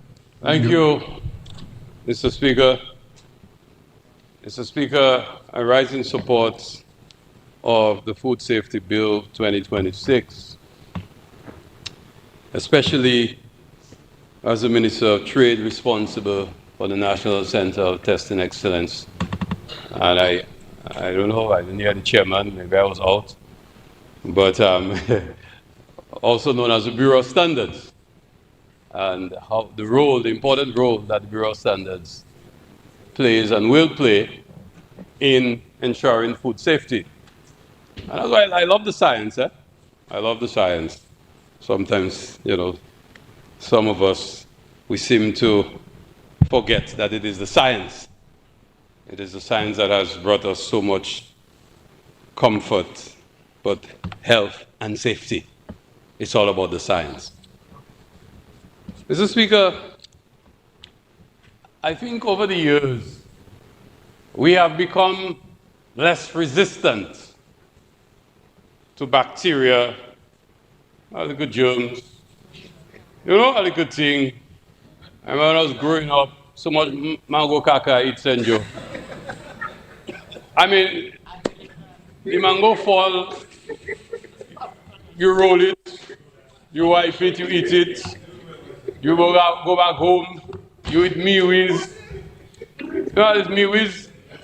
You go pick out a little mealies, you go by the bay, you get a little seaweed. You just eat thing. You just wipe that, you eat that, you don't get sick. You don't get sick, you eat them thing. But you go Zion, you take something there, you just so that you eat that. But your body was more tolerant. Now, any little thing, we sick, Our flu passing so fast.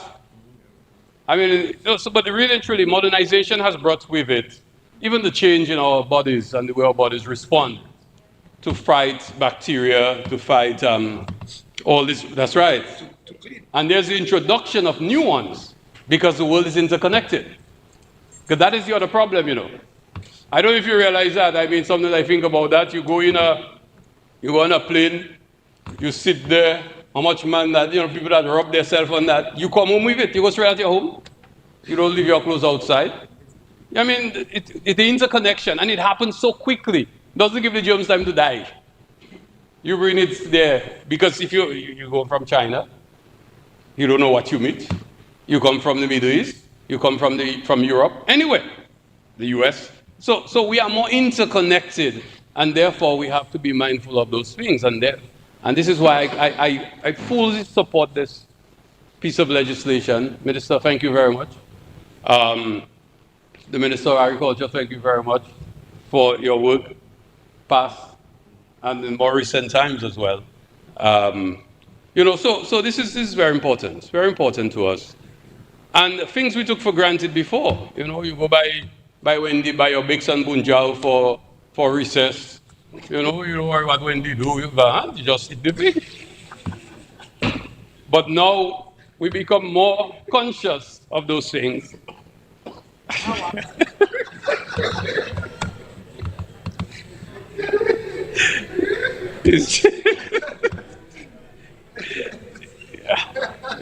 Charles, you are making me laugh, Charles shaking his head. But that was the reality of village people. I mean, growing up, exactly. You get ice pop, you get all kind of things. You just buy frozen joys. You go somewhere, all sorts of things.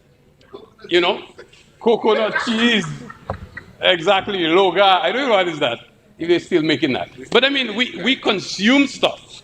You have a little football match on the playing field, you go there, you eat what that's there. You know, you buy peanuts, all kind of thing. But more as we become, as we're moving into a more interconnected community, and with all the things that happen around us, we must be mindful of how food is prepared, handled, and consumed. And there are some things, some details I will not give. I will not give those. I could talk about those in the distant past, you know. But even in more recent times, we have the ability to test. And that is why I wanted to speak, Mr. Speaker, to talk about the work that we're doing at the Bureau of Standards. And this is why I missed the presentation of the minister. I had to receive a visiting ambassador. So I stepped out for a while. But the minister, I don't know if you mentioned under section 15.1, clause 15.1, when you talk about certified laboratories, we have the premier lab on the island. We have the facilities. And in the OECS, we have also been recognized as a premier center for testing excellence in the OECS. And that's thanks to the work of Dr. John and his protege at the time, young Roland Royer, Minister of Agriculture, on the days and building that institution under the chairmanship, especially of Eliud Williams, and we had Dr. Lambert assisting and Media and Lara. And so we've had people and scientists who work there, and we're able to build that institution, and we have the capacity. So when you use your authority to designate, there's only but one choice.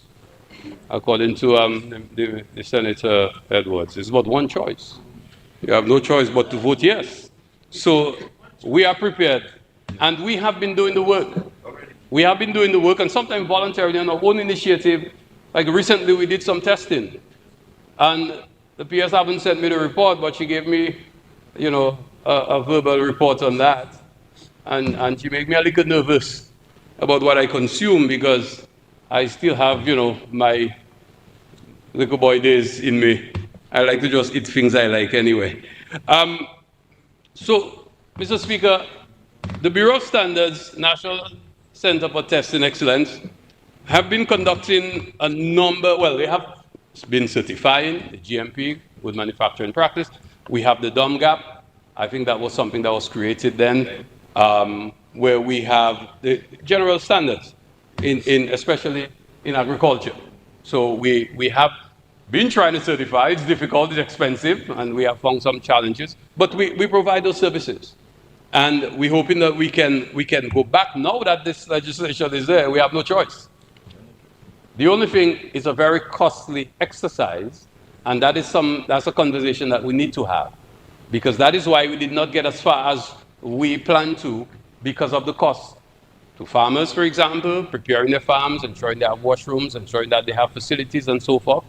And we're hoping that we can go back to that. I know there was support provided to farmers to do that. Record keeping, as was said, for traceability. We're hoping that we can provide some of those support to assist the farmers. So, for example, the apiculture, you spoke about the honey. We have done testing. We test water content, the chemical composition for heavy metals. We test the sugar content, and all of those tests that are conducted, so we can determine whether it is really honey or it is something that looks like honey. So we have done those tests, and the Bureau is simple syrup, or according to the pharmacist or the dispenser, as he was called then. So we do that. The moisture content, water insoluble solids content, electrical conductivity determination. That reminds me of when I used to teach chemistry, man. And we have a premier microbiology lab. We are, by the way, Minister of Health. The ISO 17025 that you spoke about in your legislation, we have been certified. We are now working on our ISO 9001. We're hoping that when we started the process with funding from CrossQ, they have had the initial visit, and we're looking forward to having that certification done very soon so that we can also enjoy that level of certification and to do the work that needs to be done. We also test dry herbs and condiments. So nutritional facts. So when you, all herbs, even the international herb, all herbs, we test them and we can determine the composition, right? We have done that for some countries who have reached out to us and, free the way. So we've been providing nutritional facts, moisture content, ash content, mineral content. I mean, we do serious science over there, In Dominica happening there, Serious thing, We have serious capacity that sometimes we forget. And of course, even shelf life determination. We can test your product. We can tell you, how long the thing would be good for on the shelf. So all of them things. No, we can't do that for people, but we can. we have that ability. Beverage producers, tea and juice. Again, we have the capabilities. We can even test your vitamin C content. We can tell you how much vitamin, we can do the thing. It's serious science. We have the equipment to do those type of tests. For producers of compost flour, and we have our regular clients. They always come to test their stuff, and if you've seen the labeling, the high quality labeling that we've done, being done in Dominica, again, the contents, a lot of that is provided by the Bureau of Standards, and I have to thank the Bureau of Standards, to thank Ms. Joseph. She was officer in charge for a while, and she has been there working. Mara Abraham, who left and went to Cross-Q. And some of the younger scientists, even I like to call her Miss Casimir from Granby, one of the young scientists there. Very, very, brilliant people doing their work quietly in their labs. And of course, Mrs. Landa. I mean, we are fortunate to have Mrs. Landa there. And she just loves science.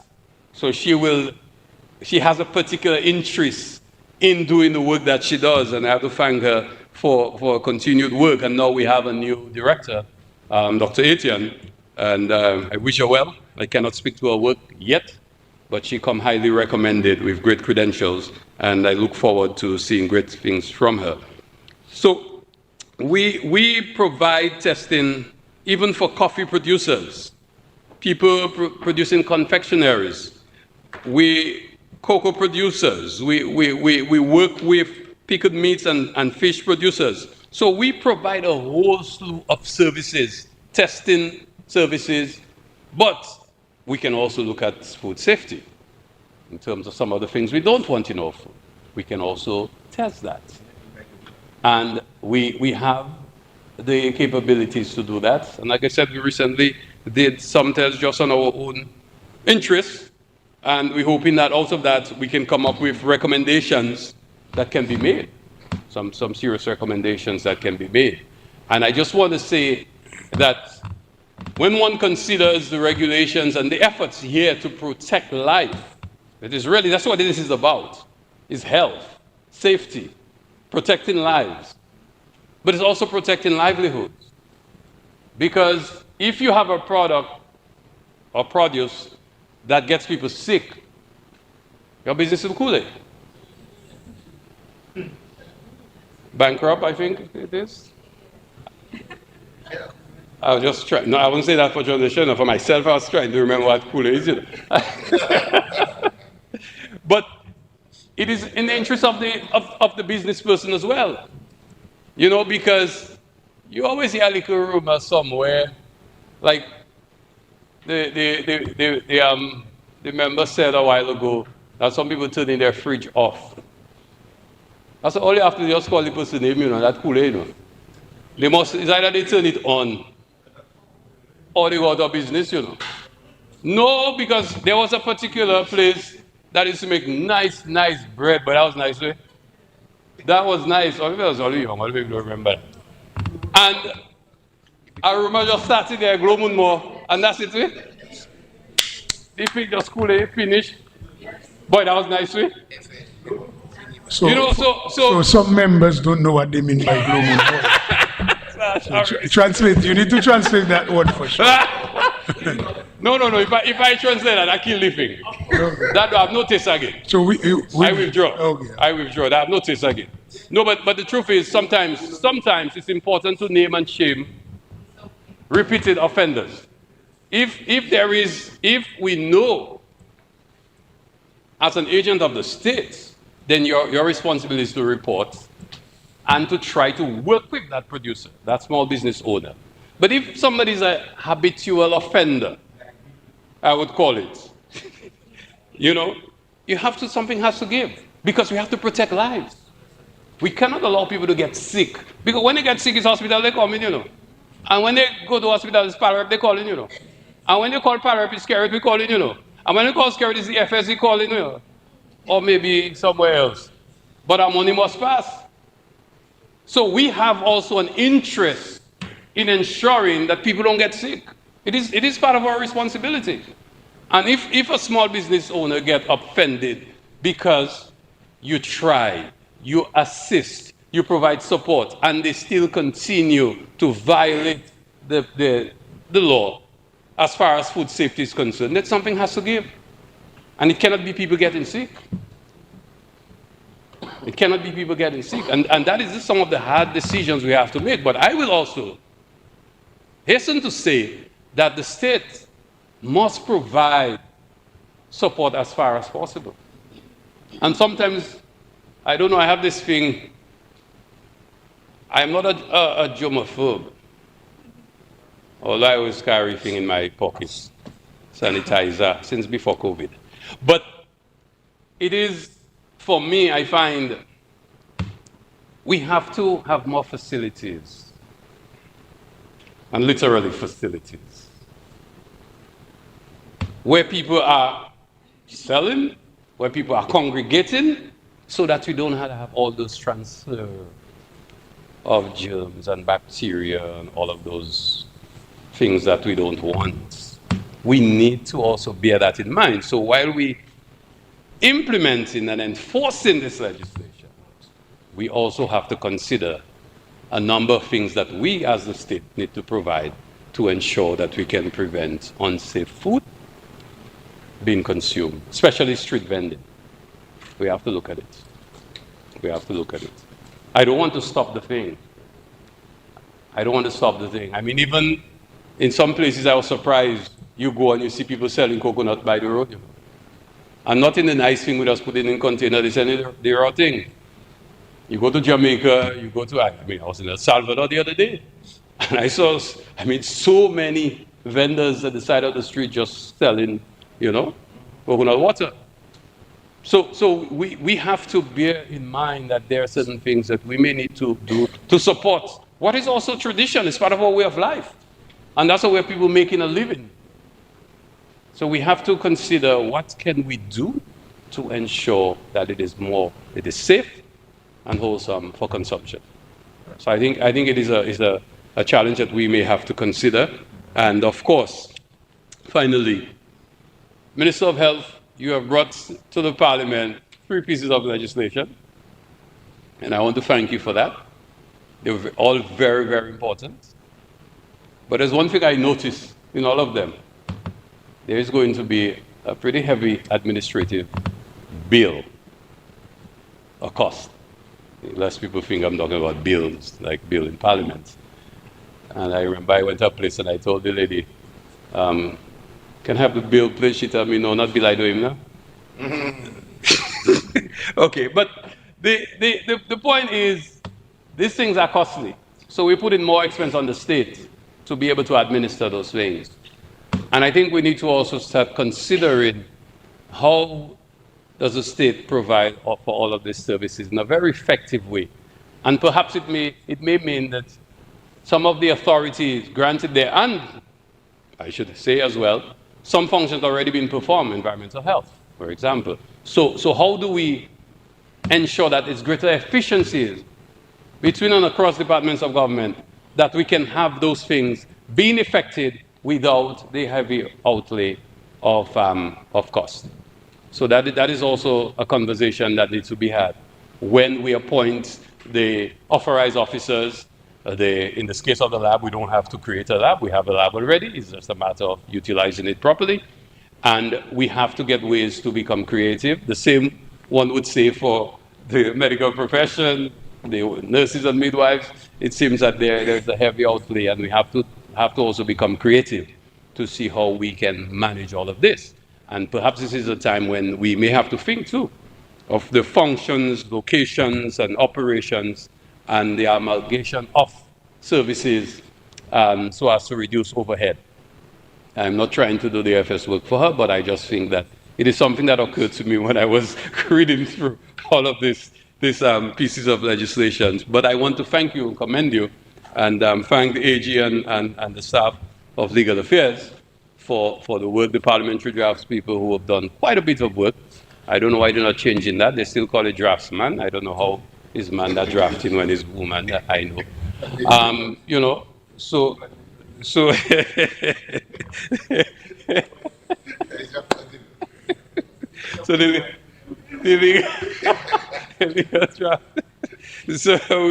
we have to thank them for the work, and we look forward to the effect of these bills and its full implementation, especially to support all the good investments that we've made in agriculture, in agro-processing, and as we seek to create more opportunities for more people in a safe and healthy environment. Thank you, Mr. Speaker.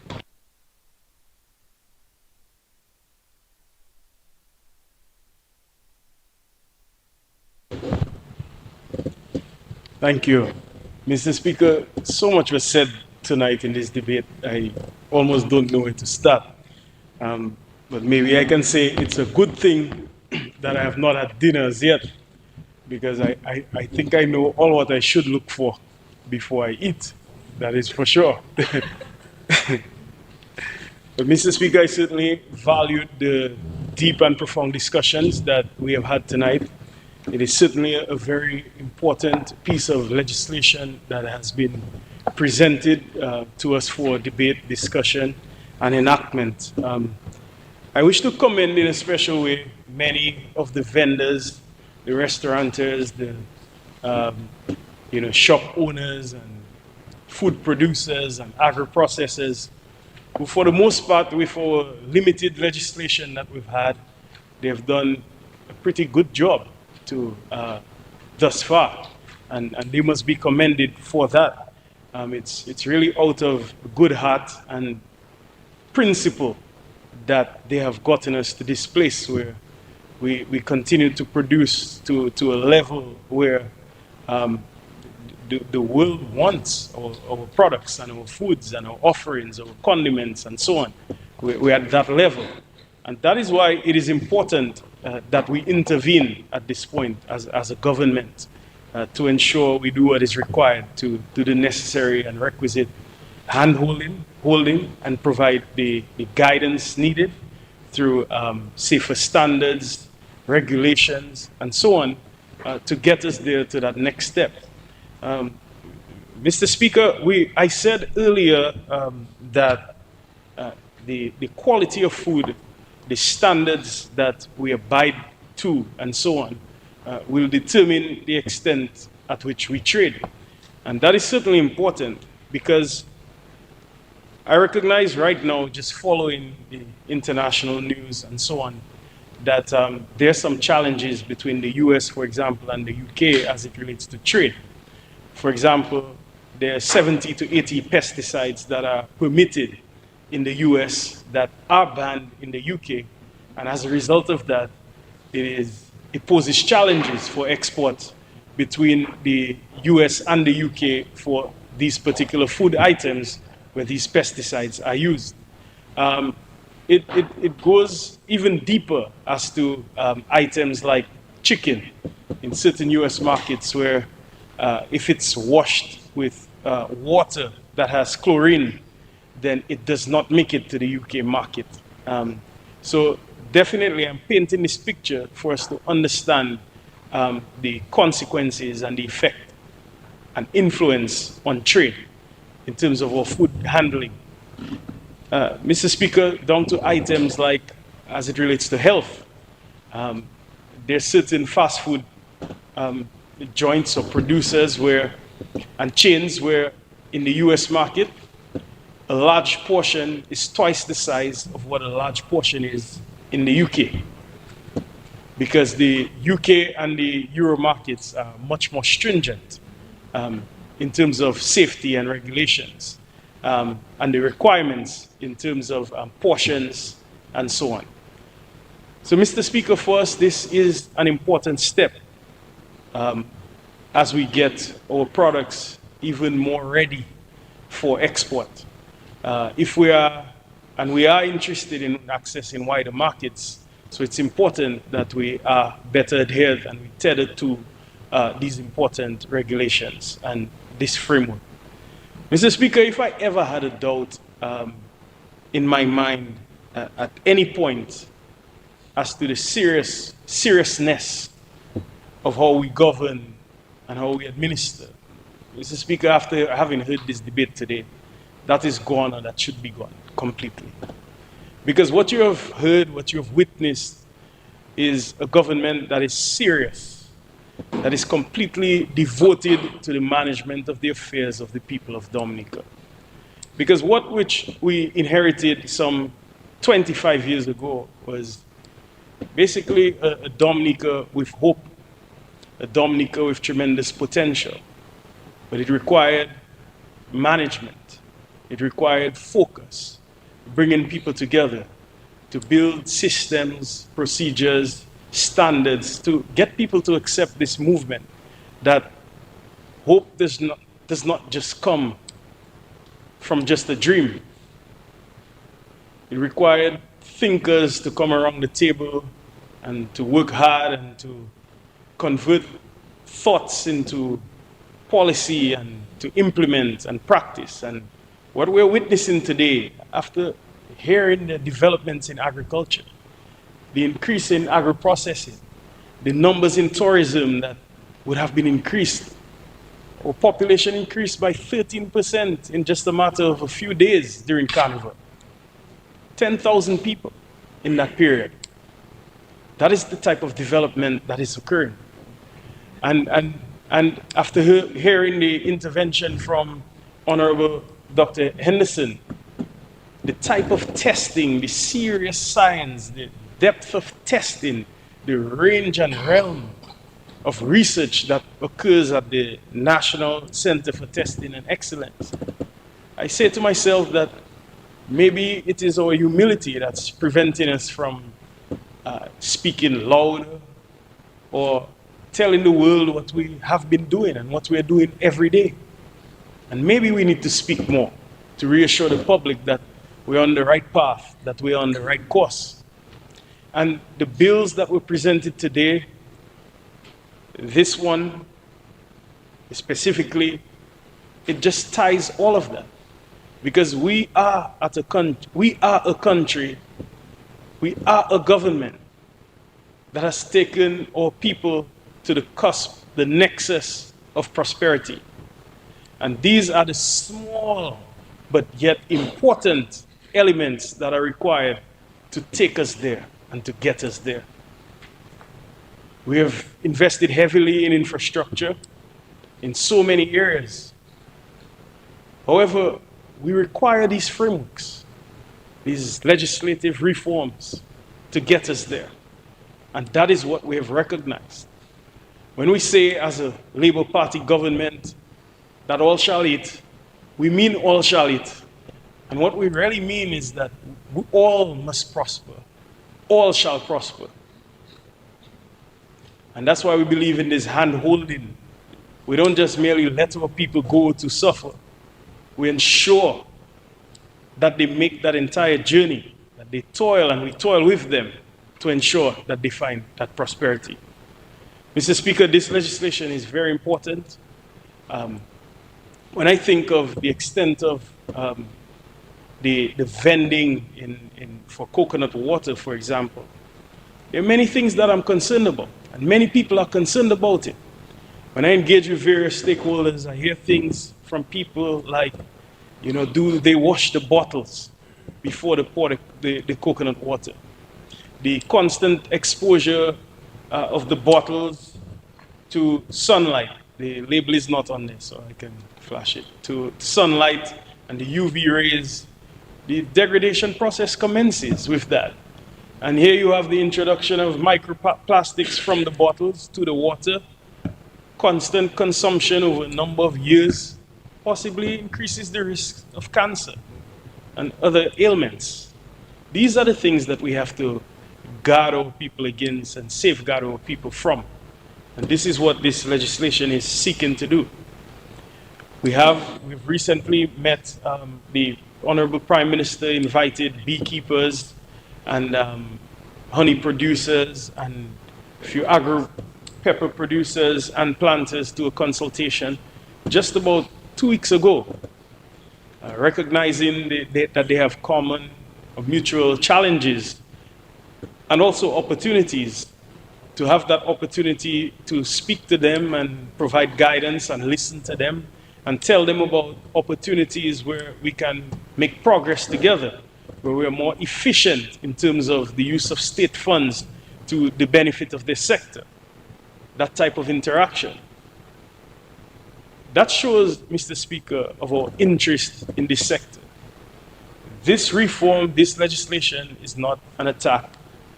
When we hear, say, for example, penalties of up to 50,000, but these can be seen and ought to be seen as safeguards. Safeguards to this sector, to their livelihoods. Because it is not fair when you have honey producers who are receiving international acclaim or awards, and we may have others who would add some Aunt Jemima maple syrup to some honey and stretch it, and brown sugar and water and shake it. And then the entire brand, the Dominican brand, is tainted. This is the type of protection that we would like to provide to our people and to the sector. We're very concerned about foodborne diseases. If you were to go to A&E right now, Mr. Speaker, I can attest for last night for sure. Many people were complaining, oh, it's too slow, we waited 5 hours and so on. But when we check, Mr. Speaker, that many of the incidents up there, many people who come, they are in fact non-emergencies, or you find that whatever ailment they have could have been avoided. When we think of, and I know, Dr. Henderson gave a classic example of possible points of contamination. This is important because during festive season, when we see an increase in gastroenteritis cases, we ask ourselves, how does that happen? How does it happen? In many cases, what we find is that we're exposed to pathogens like norovirus or rotavirus, where many times we are affected or infected from the fecal oral route. That's what happens. And these are things that are avoidable with stricter standards, with better regulation. We are protecting public health. This is not meant to be punitive, Mr. Speaker. I'd like to assure the public that it's in their interest, it's in your interest, and we will all be better when we have implemented this. An important pillar in public health is communication, and it's important that we communicate what we are doing. It's important, therefore, that we continue to engage the various vendors, stakeholders, and so on. And this legislation speaks to the manuals that will be required under Section 13 that need to be prepared, and we need to inform and educate the public, as we implement. This truly is very important. Mr. Speaker, I would like to compliment in a very special way our Environmental Health Department, Mr. Speaker, because they have been the ones largely responsible with this task of inspecting and ensuring that our food is safe for a number of years, even with their tremendous limitations by way of the limited regulations or legislation that we've had. they've done their best, and for the most part, they've gotten the cooperation of the various stakeholders. I want to thank them. I also, in a special way, want to thank Ms. Tassie Thomas, for her extensive feedback that we would have received after the first review of the draft legislation. Where, for example, one of the things that was spotted was the introduction of new authorities, new nomenclature, and so on, where it was then decided from her feedback that we should maintain wherever possible, streamline wherever possible. And that feedback made its way all the way to the OECS, the Secretariat, to also benefit the harmonized legislation that the other countries will implement. So kudos to you for that. So I'm grateful. PS Health, grateful for your extensive work. All of you at primary healthcare, because it's not only our EHOs who are doing the work on the field, it's all of you, even the community health aides and so on, doing the work, nurses, everyone. I want to thank in a special way PS Agriculture for his tremendous work with us, Minister Roy as well, Dr. Henderson, you and your excellent team at National Center of Testing and Excellence for your collaboration and the tremendous testing facility that you have, which I believe is world class, and you're in fact right.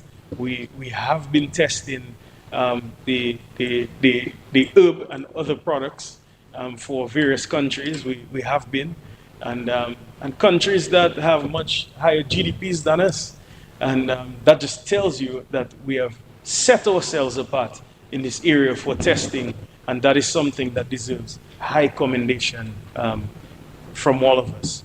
Mr. Speaker, I wish to also thank CARFA for working closely with us in terms of testing, and I know Honorable Roy would be happy for me on his behalf to thank FAO as well, and I also wish to thank Powell for the support that they've given us. Thank you, everyone. I really do appreciate your support. We are indeed on the right path.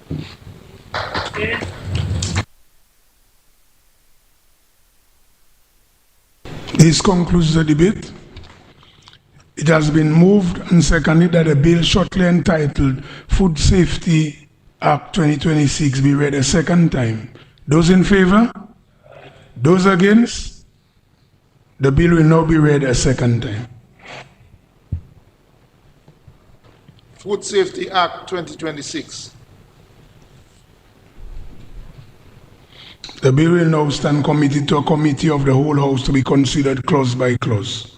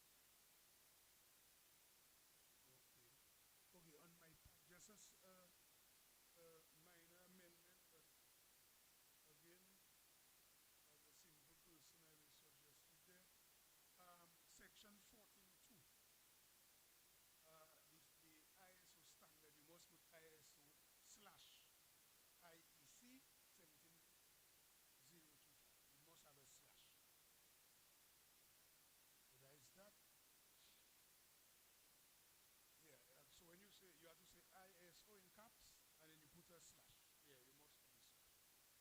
Yeah, you must do slash. Because it is a standard. Huh? There is a lab standard. Okay, another issue there, and maybe just to point out, I take the liberty since we come into stage. Section 90. We have a little issue there with section 19. If you go to section 3, you'll see that, and maybe I was not your technical team, but for the legal thing, we have a little challenge there. Section 3 says, and maybe the regulation, I think, yeah, we were looking at section 19, but hear what section 19 says. And we'll go to 3 after. But hear what section 19 says, and that's a matter of technical matter, but Honorable Roye, especially with because Honorable Henderson already alluded to it. It says there, any food sold, distributed, or imported into Dominica shall comply with the HACCP system. Here's the problem with that. When you go to 3 is actually telling you, even people selling fish, people selling coconut water, people. So from the time you implement this act, and you say that they must comply, shall comply with HACCP, the entire Dominican business sector, none is certified HACCP. None. Now, if you go to the section that is in the same ISO, in regards to the lab, I know Dr. Henderson already said that we already approved, I think. Doc, you said we certified in not the ISO. Yeah, the ISO. So we can escape with that. We can escape with that because the actual lab must be certified by an independent organization before it can enforce. But when you go to 19 now and you say, shall comply with the ISO, the HACCP system, but which HACCP system? Because no, I just guide in the committee. Yeah, it said the HACCP system. It didn't say a HACCP system. No, let me tell you, from my experience, it would take any small business at least 2 to 3 years with significant resources to implement the HACCP system. I think Bello at one time successfully after a long time got HACCP certified. I think Baron Food in St. Lucia, but we don't have too many in the OECS. So when you say HACCP system, I'm not sure, and that is for food for thought there, because maybe we cannot do it tonight. Under 19, if you said under 19, let's say a food standard regulation made under this act. But yet you know the problem with that statement. Yeah. Again, Doc Henderson will know that we have food standard like juice. So yeah, so if that one they're difficult.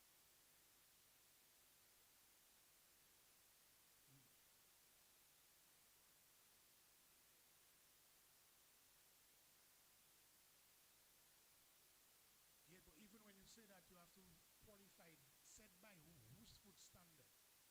The US GMP system, the Bureau. Remember, you have the institution under the act. Nice. So the regulation. Nice. Okay. So the regulation will. Okay. Nice. Oh, yeah. So yes. Yeah. Okay. Cool.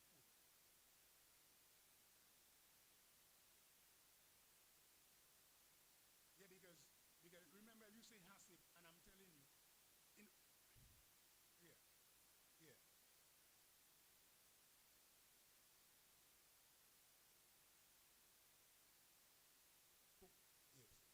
To meet that within, let's say, a year, within a year, 2 years, almost 95% of your, yeah. So best you put an O, and then you can actually set, you'll now do a coconut standard, a coconut water standard, then you'll do different ones. No, but I know the definition there for HACCP. But I'm telling you, for you to say HACCP, you have to say HACCP compliant or HACCP certified. Yeah, so it will be very difficult. Very, very, very difficult.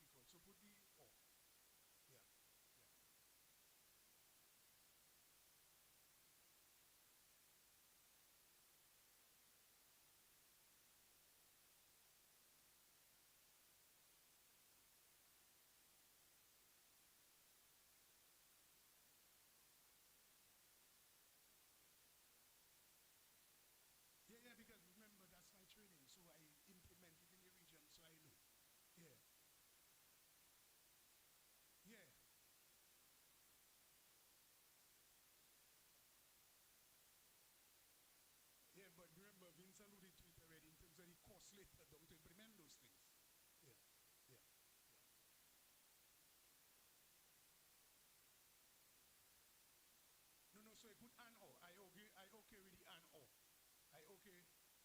But yeah, yeah, or better.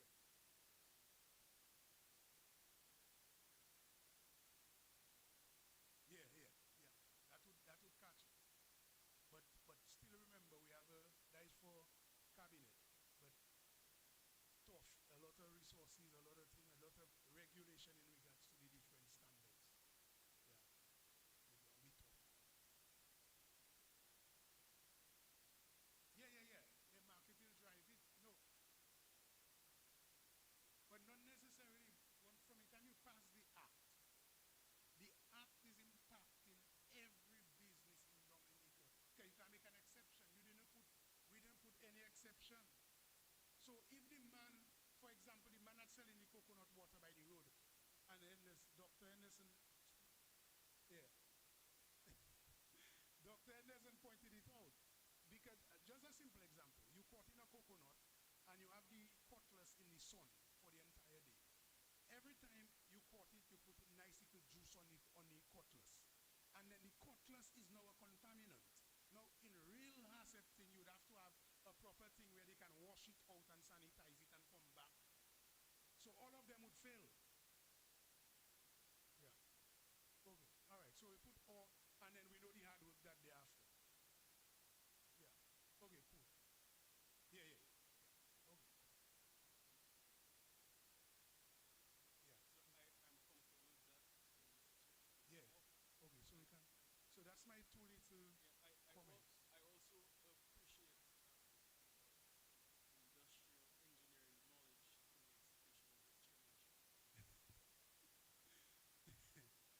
in the execution of this change.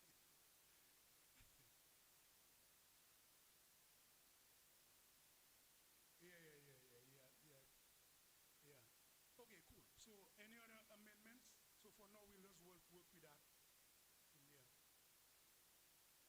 Good? We good? All right, cool. So let's go back to the house. Going back to the house.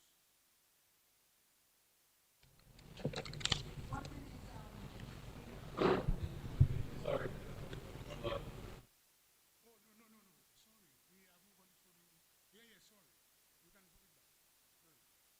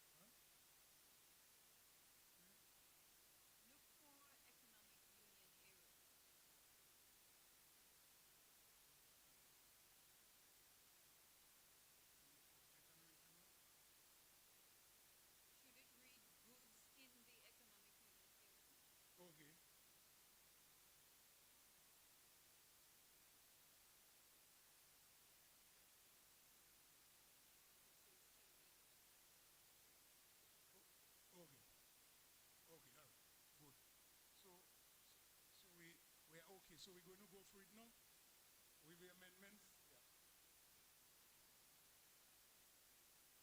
So part 1, preliminary. The question is that part 1, preliminary, which is from sections 1 to 5, stand part of the bill. Those in favor? Those against? The ayes have it. Yes, as amended. And then part 2, that is administration, that is from section 6 to 19 as amended, stand part of the bill. Those in favor? Those against? The ayes have it. Part 3, that is food control and emergency preparedness, that is from section 20 to 31, stand part of the bill. Those in favor? Those against? The ayes have it. Part 4, that is food businesses and street food vending, that is from section 32 to 42, stand part of the bill. Those in favor? Those against? The ayes have it. Part 5, that is import and export of food, that is from section 43 to 47, stand part of the bill. Those in favor? Those against? The ayes have it.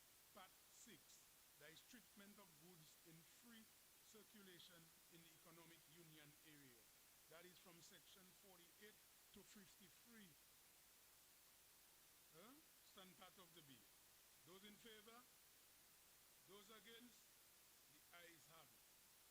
Part 7, enforcement, that is from section 54 to 69, stand part of the bill. Those in favor? Those against? The ayes have it.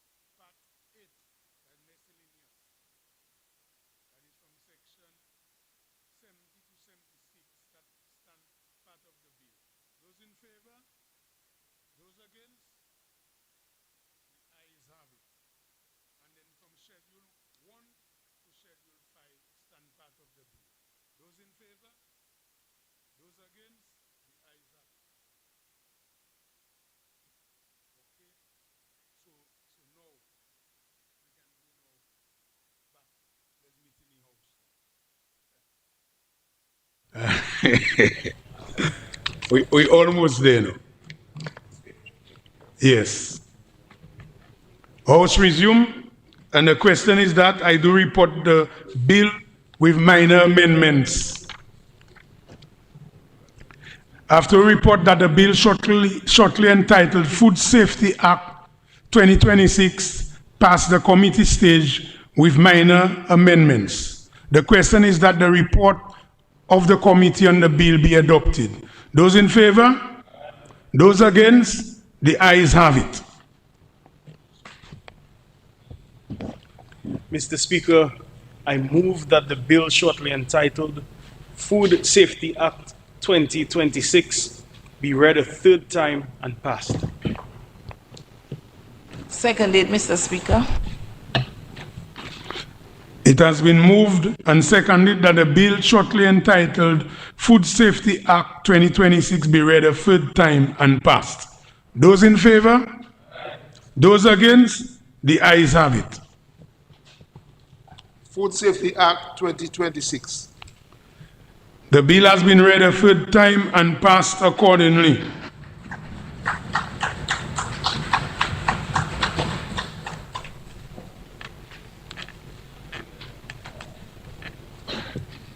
Speaker, I must confess, we had a very productive day.